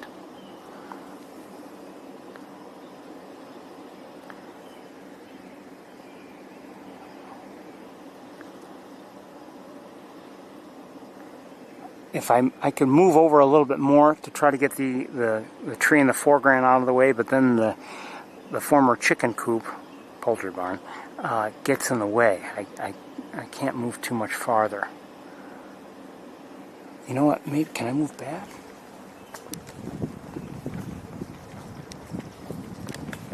Yeah, I think so.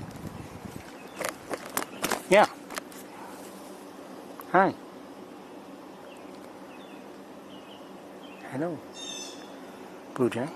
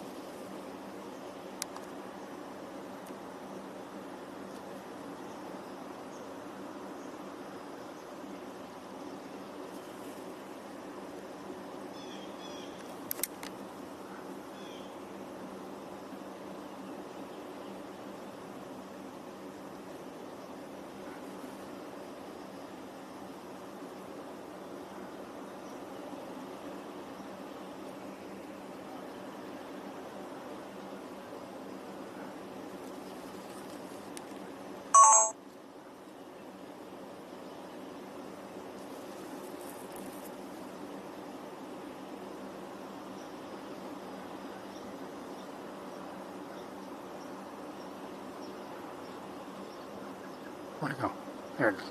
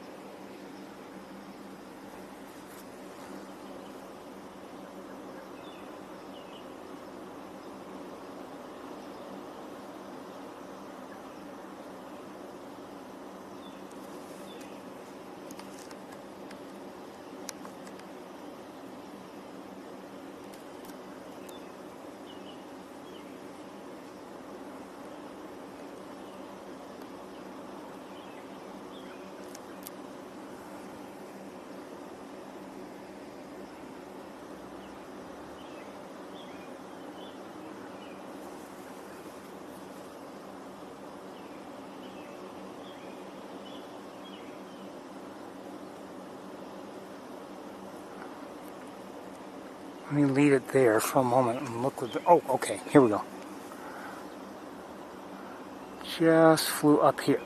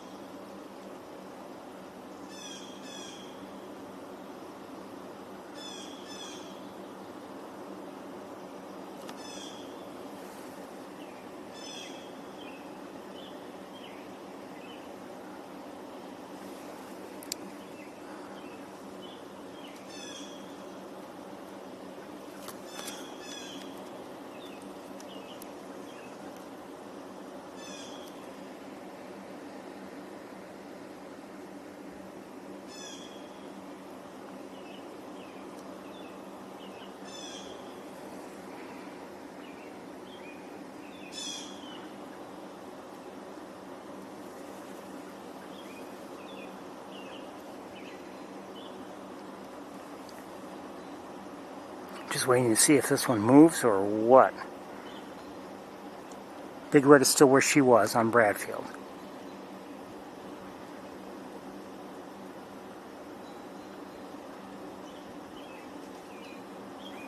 Okay,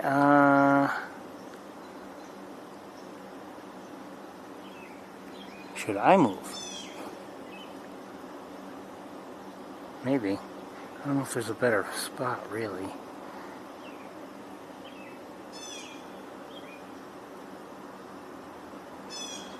So I can't really see, at the moment, I can't really see the other one.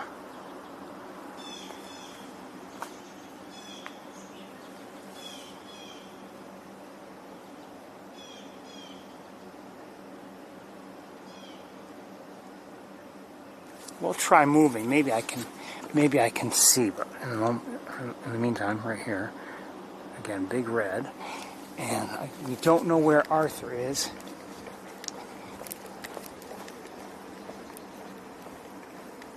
But we have seen him this evening.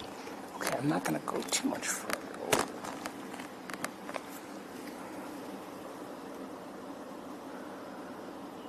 Can I see them? Where are they? There's one. They're both there. You know, maybe... There we go.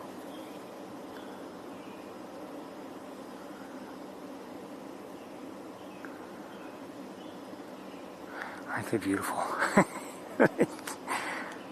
All right. I'm gonna try doing some real walking here.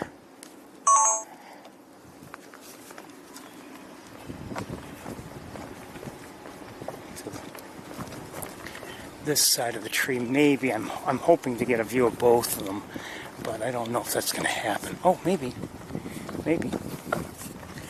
I can't see Big Red any longer from here. Let's see if this was worth it.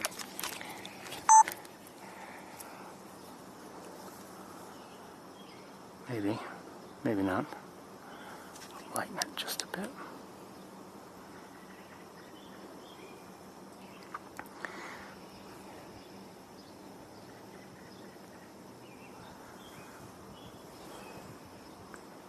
Wish they were a little closer together. Hey, closer together. Closer.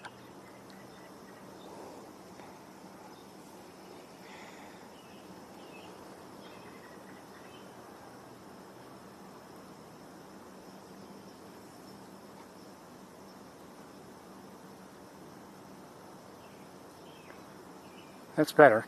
Come on, a little more, a little more.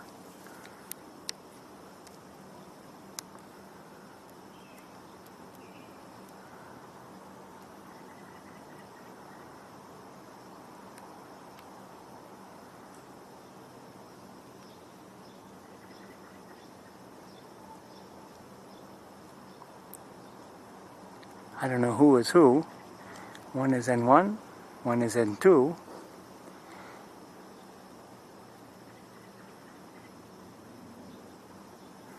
It's good to see them both. Where are they? They're in a tree in front of Ferno Hall. Or I should say the Ferno Lawn.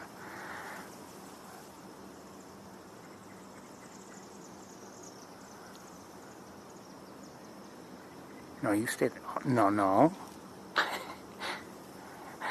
Thanks a lot.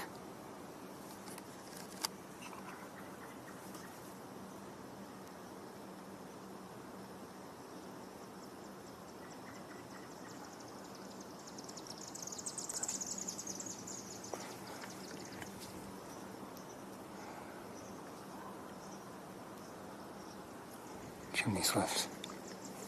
Love to have a real look at them one of these days.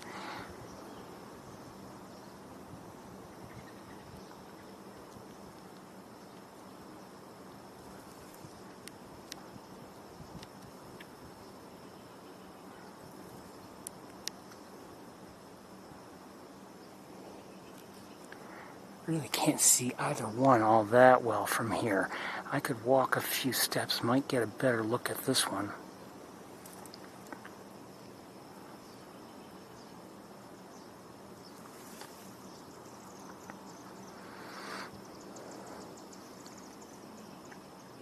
Wouldn't mind if this one came down to the other one.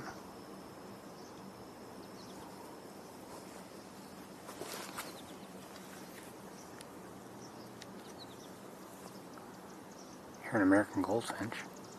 Alright, we're going to move a little bit.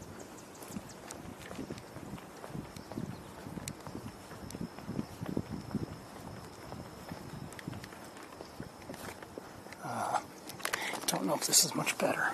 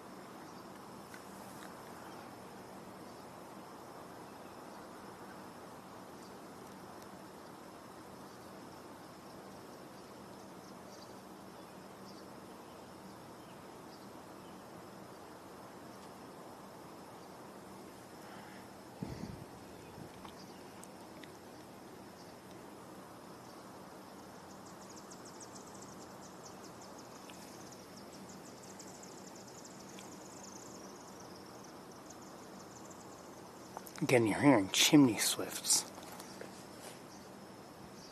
And also, it sounds like house sparrow.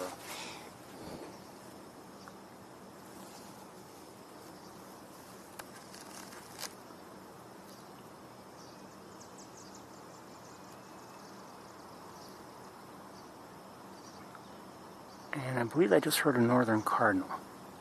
Yes, northern cardinal singing.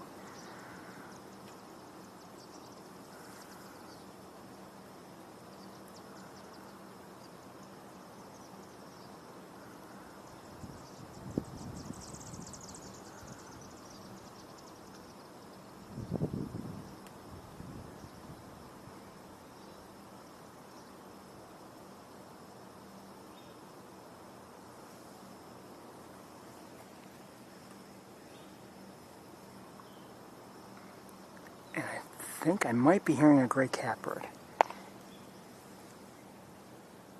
Maybe.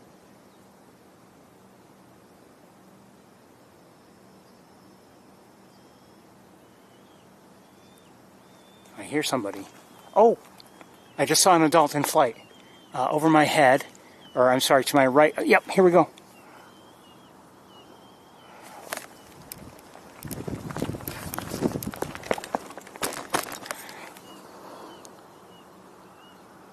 Hi, Arthur. He just flew over Furno Hall and landed. He's on rice right now. He looks like he's got a little morsel hanging from his mouth. And you hear that something's there.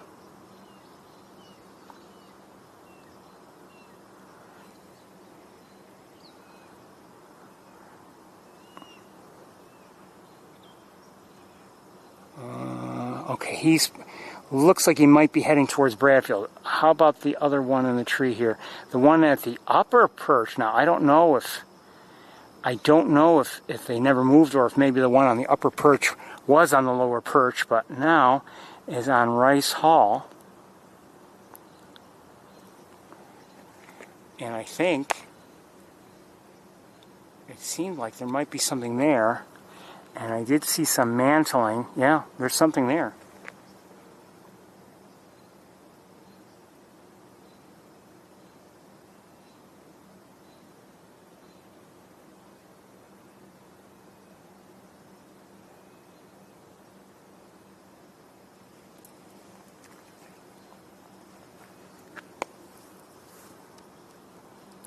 I could get closer, but then our angle will get worse and worse. So, especially because it's in a little ways from the edge of the roof, or the patio, or whatever you want to call it. And let's look up at our other one. Hungry? Maybe.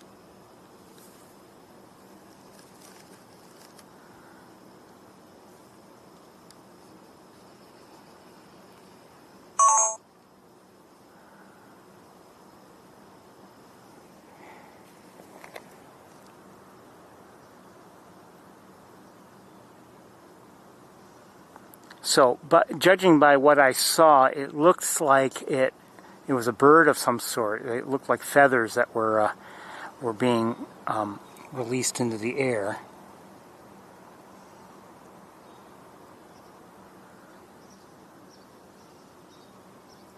But I could be wrong.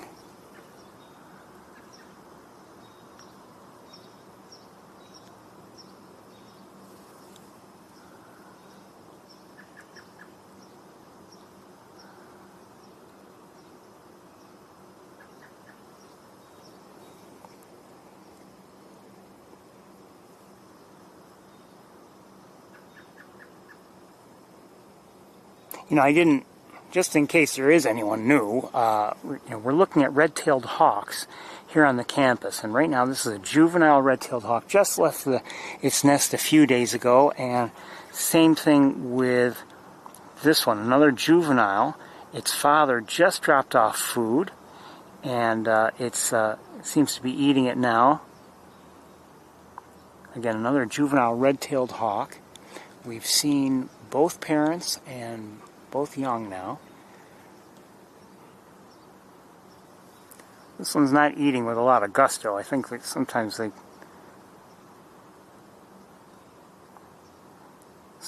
you know, kids come home after school and they just want to eat just because they want to eat. They're not even hungry.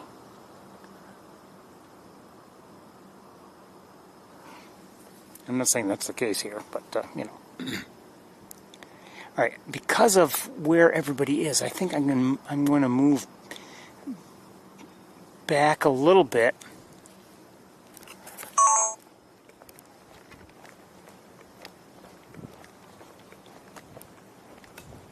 Yeah, I thought so. I was wondering if she had moved. But Big Red's still up on Bradfield Hall. She hasn't budged. we have this N. Actually, this view is a little bit better here in one of the trees. And I guess people are saying this is probably N2. I don't know. In a tree in the Fernal Lawn, and then here on Rice Hall is what I guess is N1, eating something that Arthur, N1's father, just dropped off moments ago.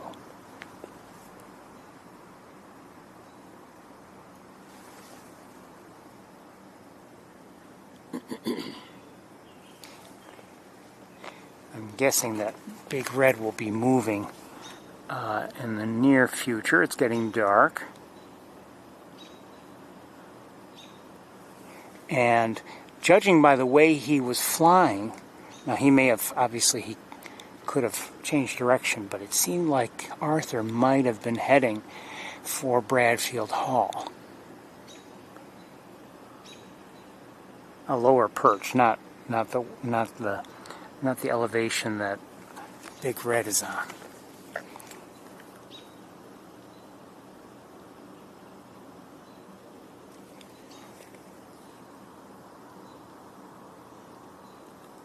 I definitely hear a gray catbird, and I'm hearing American robins.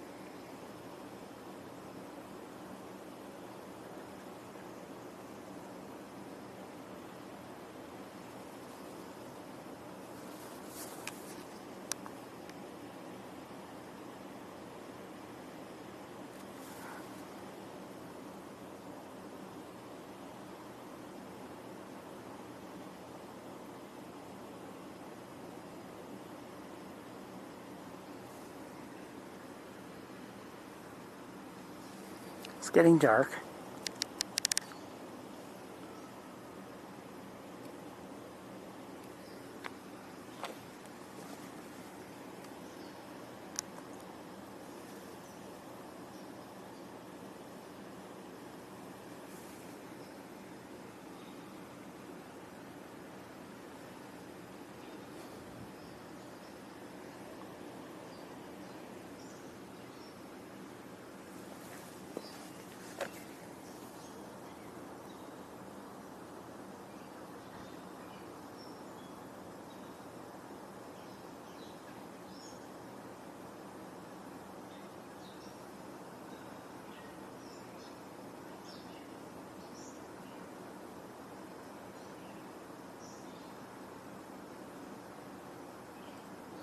We can't see, obviously, what's going on exactly up there, but it does seem to, obviously, it's still eating.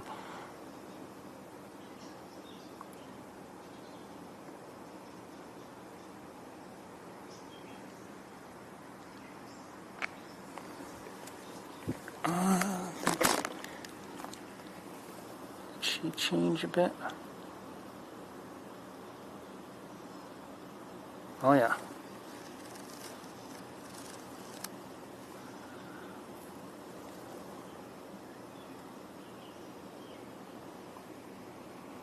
I have a feeling, I mean, she takes off, there's a good chance I'll lose track of her almost immediately.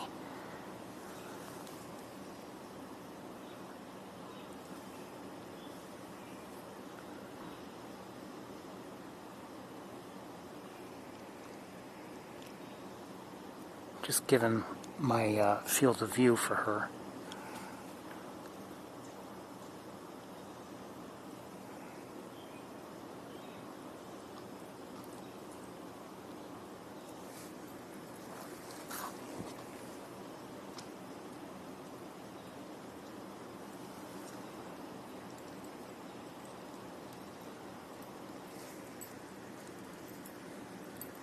Hello. Hey, what do you got? Oh, bird up there. That's a red-tailed hawk. Oh, yeah? And in this pine tree over here, there's another red-tailed hawk. Really? Near the top of it. And on top of Rice Hall there, another red-tailed hawk. Really? Well, here, I'll give you a quick look. If you want to look, this up here, she's about to take off probably. Her name is Big Red. Oh, wow. Ah, nice. And then here's one in this tree. Oh, yeah, wow. Designated as N2. Yeah, I see it. And then here's one on top of Rice Hall. Oh, get out. It looks like a little hen up there or something. Well, it's the way it looks, and it's eating up there. Do you see and it? its father just dropped off food. That's what it's eating now. Oh, wow. What its father dropped off. One second here. Wow. Oh, man, that's amazing.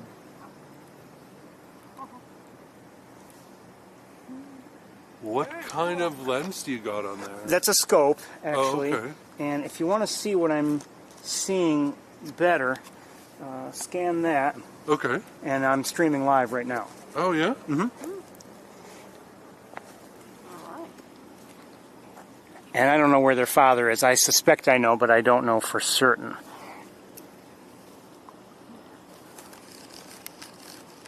That's very cool. Are you giving these cards away? Mm-hmm.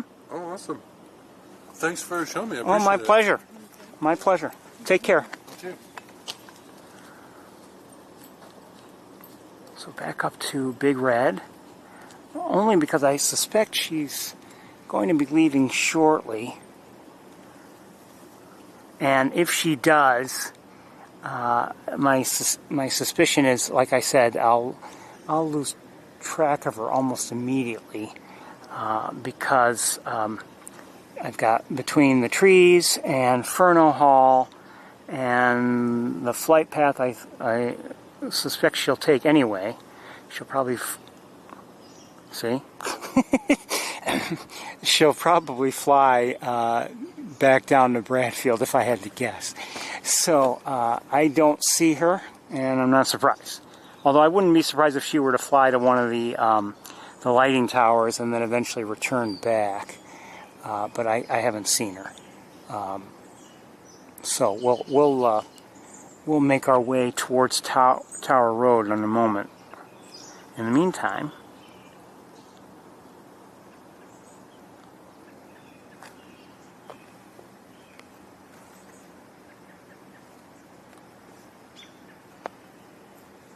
now this one on Rice Hall, I would almost guarantee, well, I'm not going to guarantee, but my suspicion is it won't stay there. It will be moving.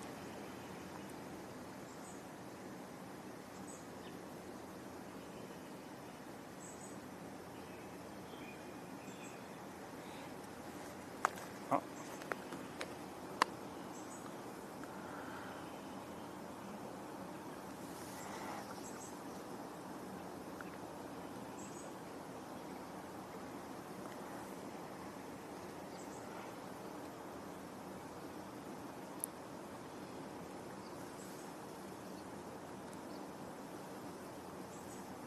It seemed to have a,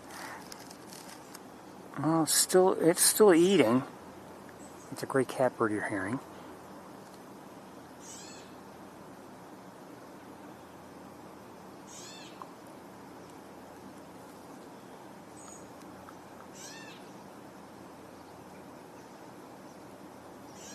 Well, maybe it didn't get that down. I think it wants to get it down and then take flight, but it's not having an easy time of it. That's my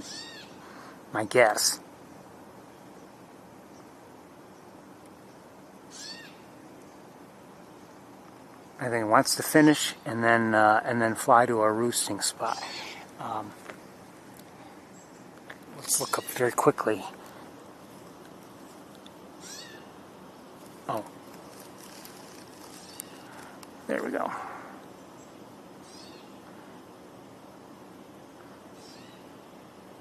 Still here in the tree in front of Ferno, and look at all those bugs.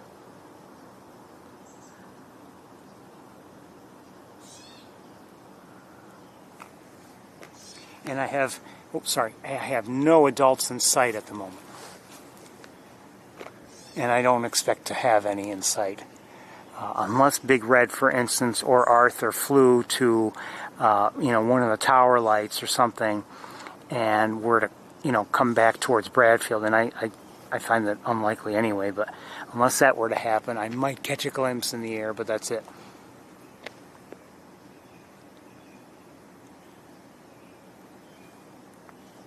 It's kind of nice to tuck everybody in, though.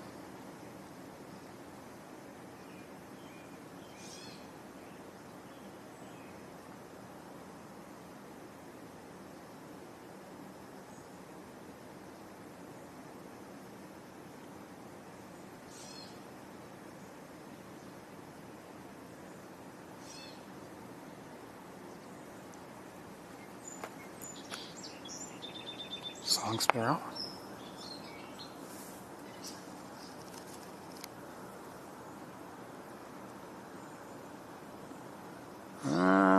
I think we're looking done.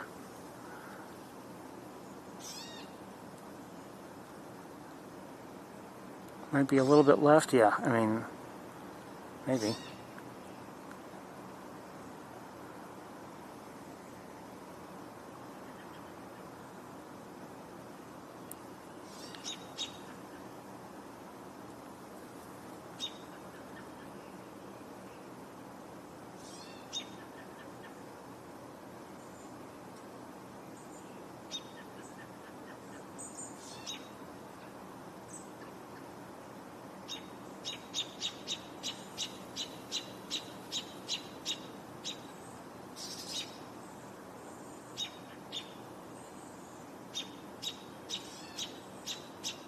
A hanger robin and a catbird.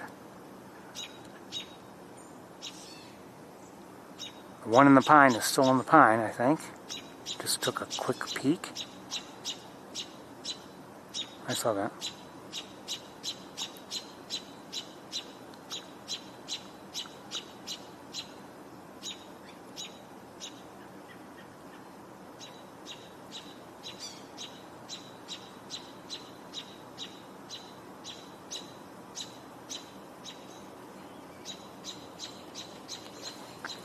Okay, this is the same tree as the other N,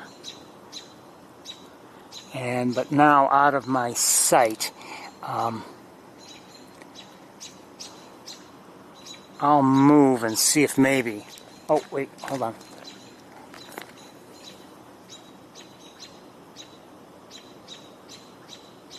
Yeah,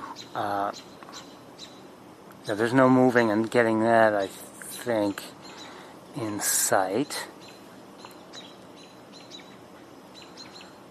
I'm gonna...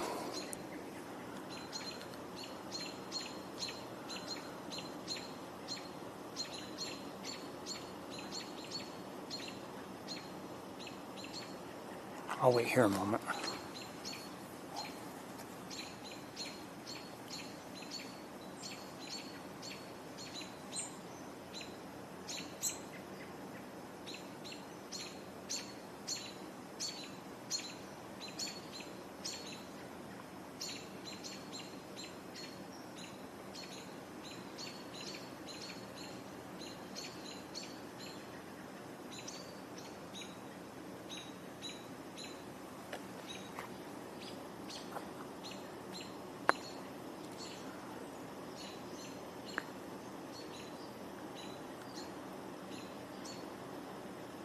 So our views aren't the best here, and quite honestly, I don't know if I could really improve them much. Now, if we go to the other side of the tree, we'll be looking at this one from behind. Oh, hold on.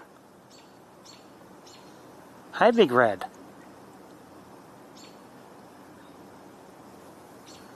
I'll bet she just is checking to see if anything's left. How much you want to bet? How much you want to bet?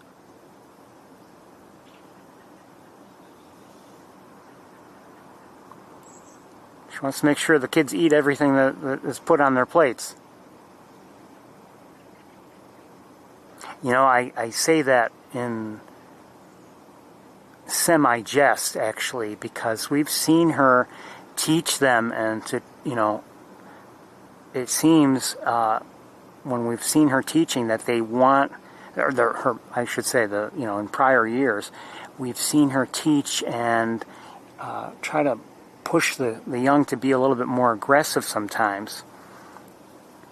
And, you know, when they've had food, for instance, just sitting there, and they were just sitting around not doing anything,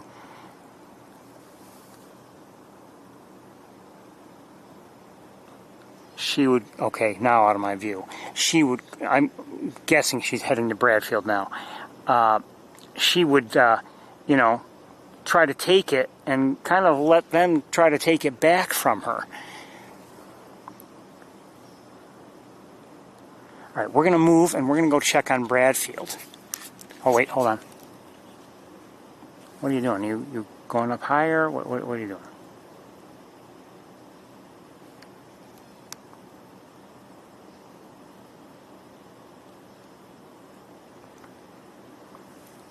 So, at the moment, we've got the two ends in this pine tree and in the fernal lawn.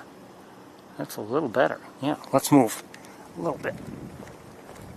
I don't know if I can get them in. Oh, I don't know if I can get them in view or not.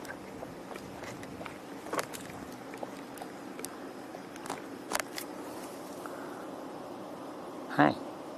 It's better. That's better.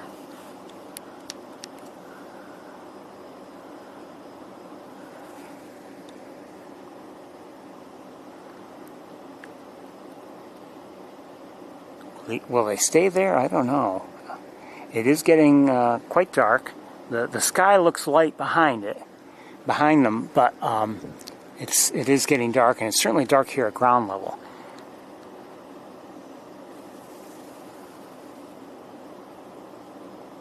I was wondering about that. I was wondering if... Oh, right above me. Good night. Okay, I think I know where it is. Yes.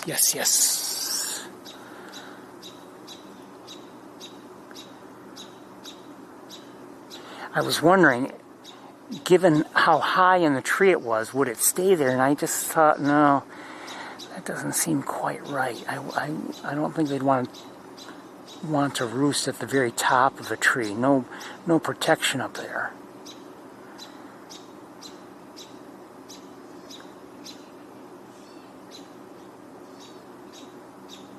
Would have been quieter over there. Okay, just don't poop on me. And now back to the tree. Where'd it go? I tried to... I don't know what tree it's in. Hold on.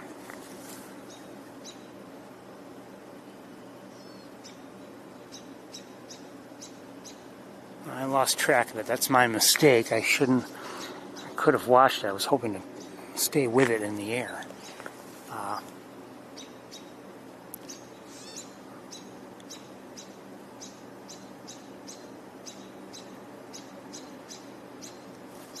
I don't know where that one is. I just have this one in right now. All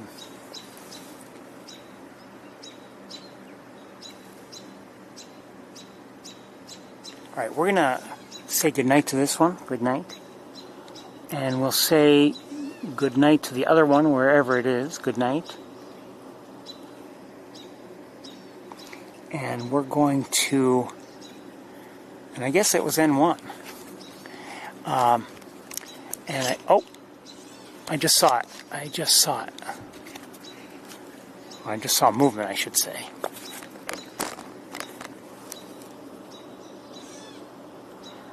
We still have this one up here, and somewhere in here, not providing a good view, but I saw the other end. Let me look with binoculars. One second. I see it. At least I think I see it. If I move just a bit, maybe. If I do this, is that better? I think it's better. Hi. Anyway, we're going to say good night to N1. Good night, N1. And good night to N2. Good night, N2.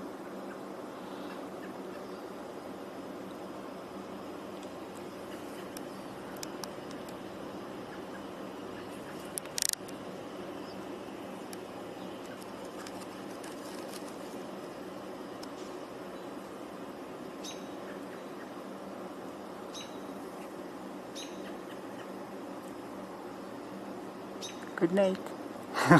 Looks like it's tucking itself in. Just somehow does. And then one last look at N2. Good night, N2. Good night. And we're going to go and check on Bradfield.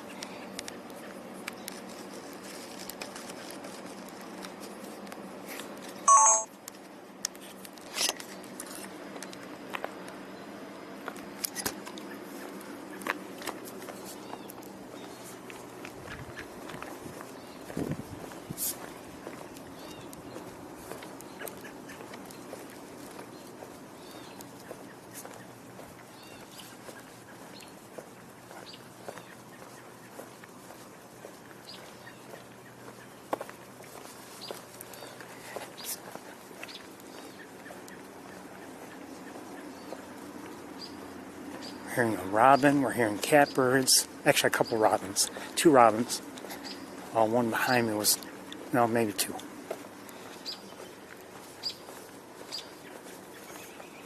No, 2 or 3.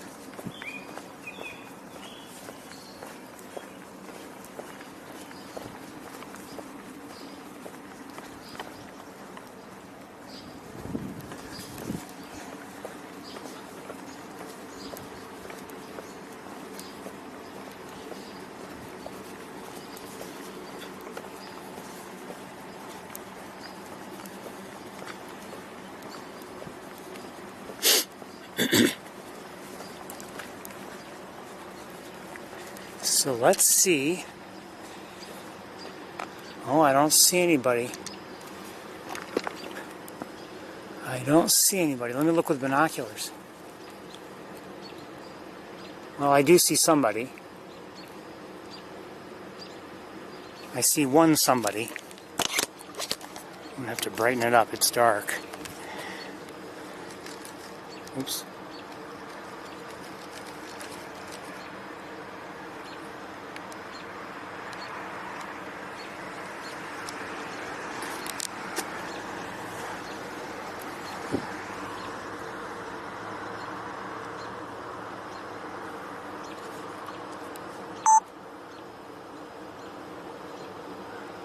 This looks like Big Red, I believe. And nobody else is here. And we're going to walk around a bit.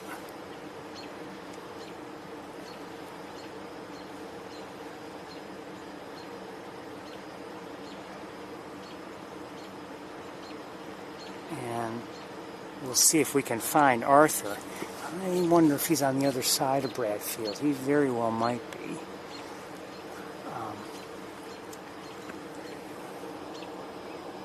Good night, Big Red. Let's walk to the other side of Bradfield and see if he's there or if we can find him somewhere. He might be there, he might not be, I don't know. We're obviously running out of light, running out of time. Now you're hearing at least 2 robins calling an alert, and I don't know if it's because of Big Red. Here, I'm listening here on this side. Maybe one on this side, but I wonder if one is seeing Arthur on the other side. It's possible.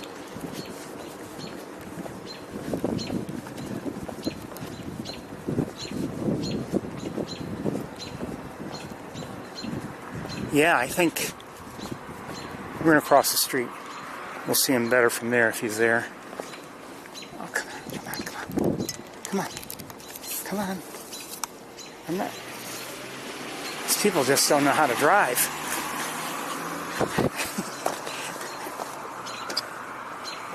Hold on, my tripod's all tangled up on me because that guy doesn't know how to drive. You don't stop for a pedestrian who's not on the road. So, we're hearing robin vocalizations, and it's my suspicion that Arthur's on this side of Bradfield. There's no way they can see Big Red on the other side. So, he may not be on Bradfield, but I think he's somewhere around here, if I had to guess. I'm going to look up with binoculars. Well, I don't see him up there. So I think he's around in one of the trees or something.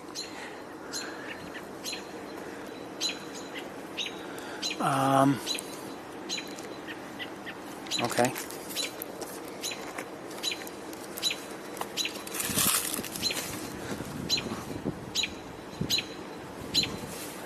Let's cross the road again.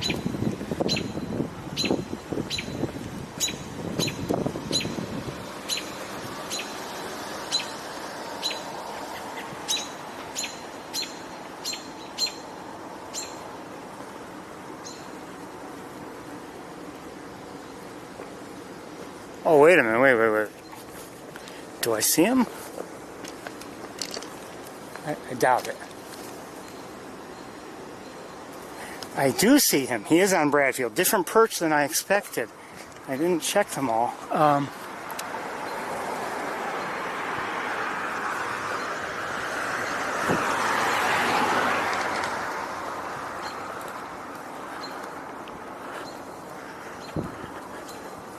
I don't know how well we'll be able to see him, but he's up there.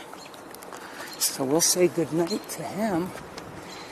In a moment, I better reconfigure my tripod.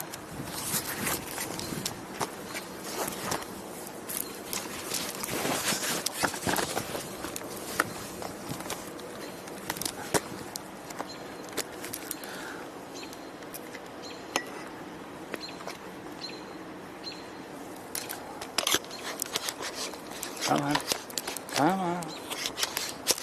Oh, okay, never mind. So he's up there on Bradfield, but on a different perch.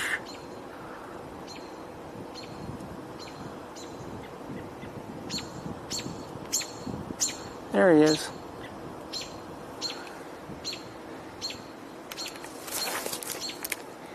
Oops, sorry.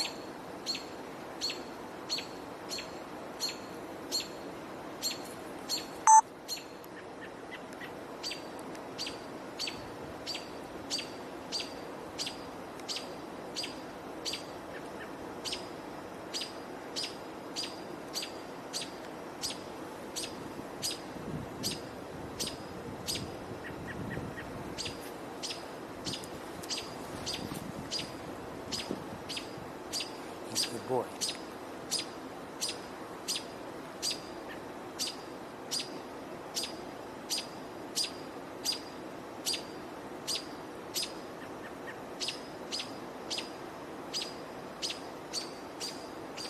Everyone, I want to wish you all a very good night. We'll say good night to Arthur together. It's been a nice day. Hope you've enjoyed it as much as I have. We've got heat and more heat coming in the next few days, and we'll see how things work out. But I want to wish. Oh, I just saw. I think Big Red just took flight, and I just saw a large bird in the air, and then went back towards Bradfield. I wonder if she just simply went to a different perch. Anyway, it is time for me to pack up and head home. Again, I want to wish you all well. We'll see how things go, and we'll see you all next time. Take care, everybody. Bye-bye.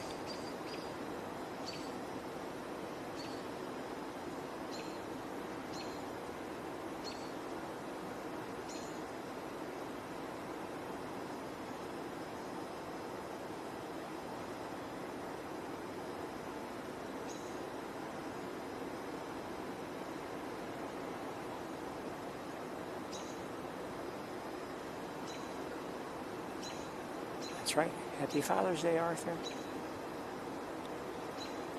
Bless them all. Good night, everybody.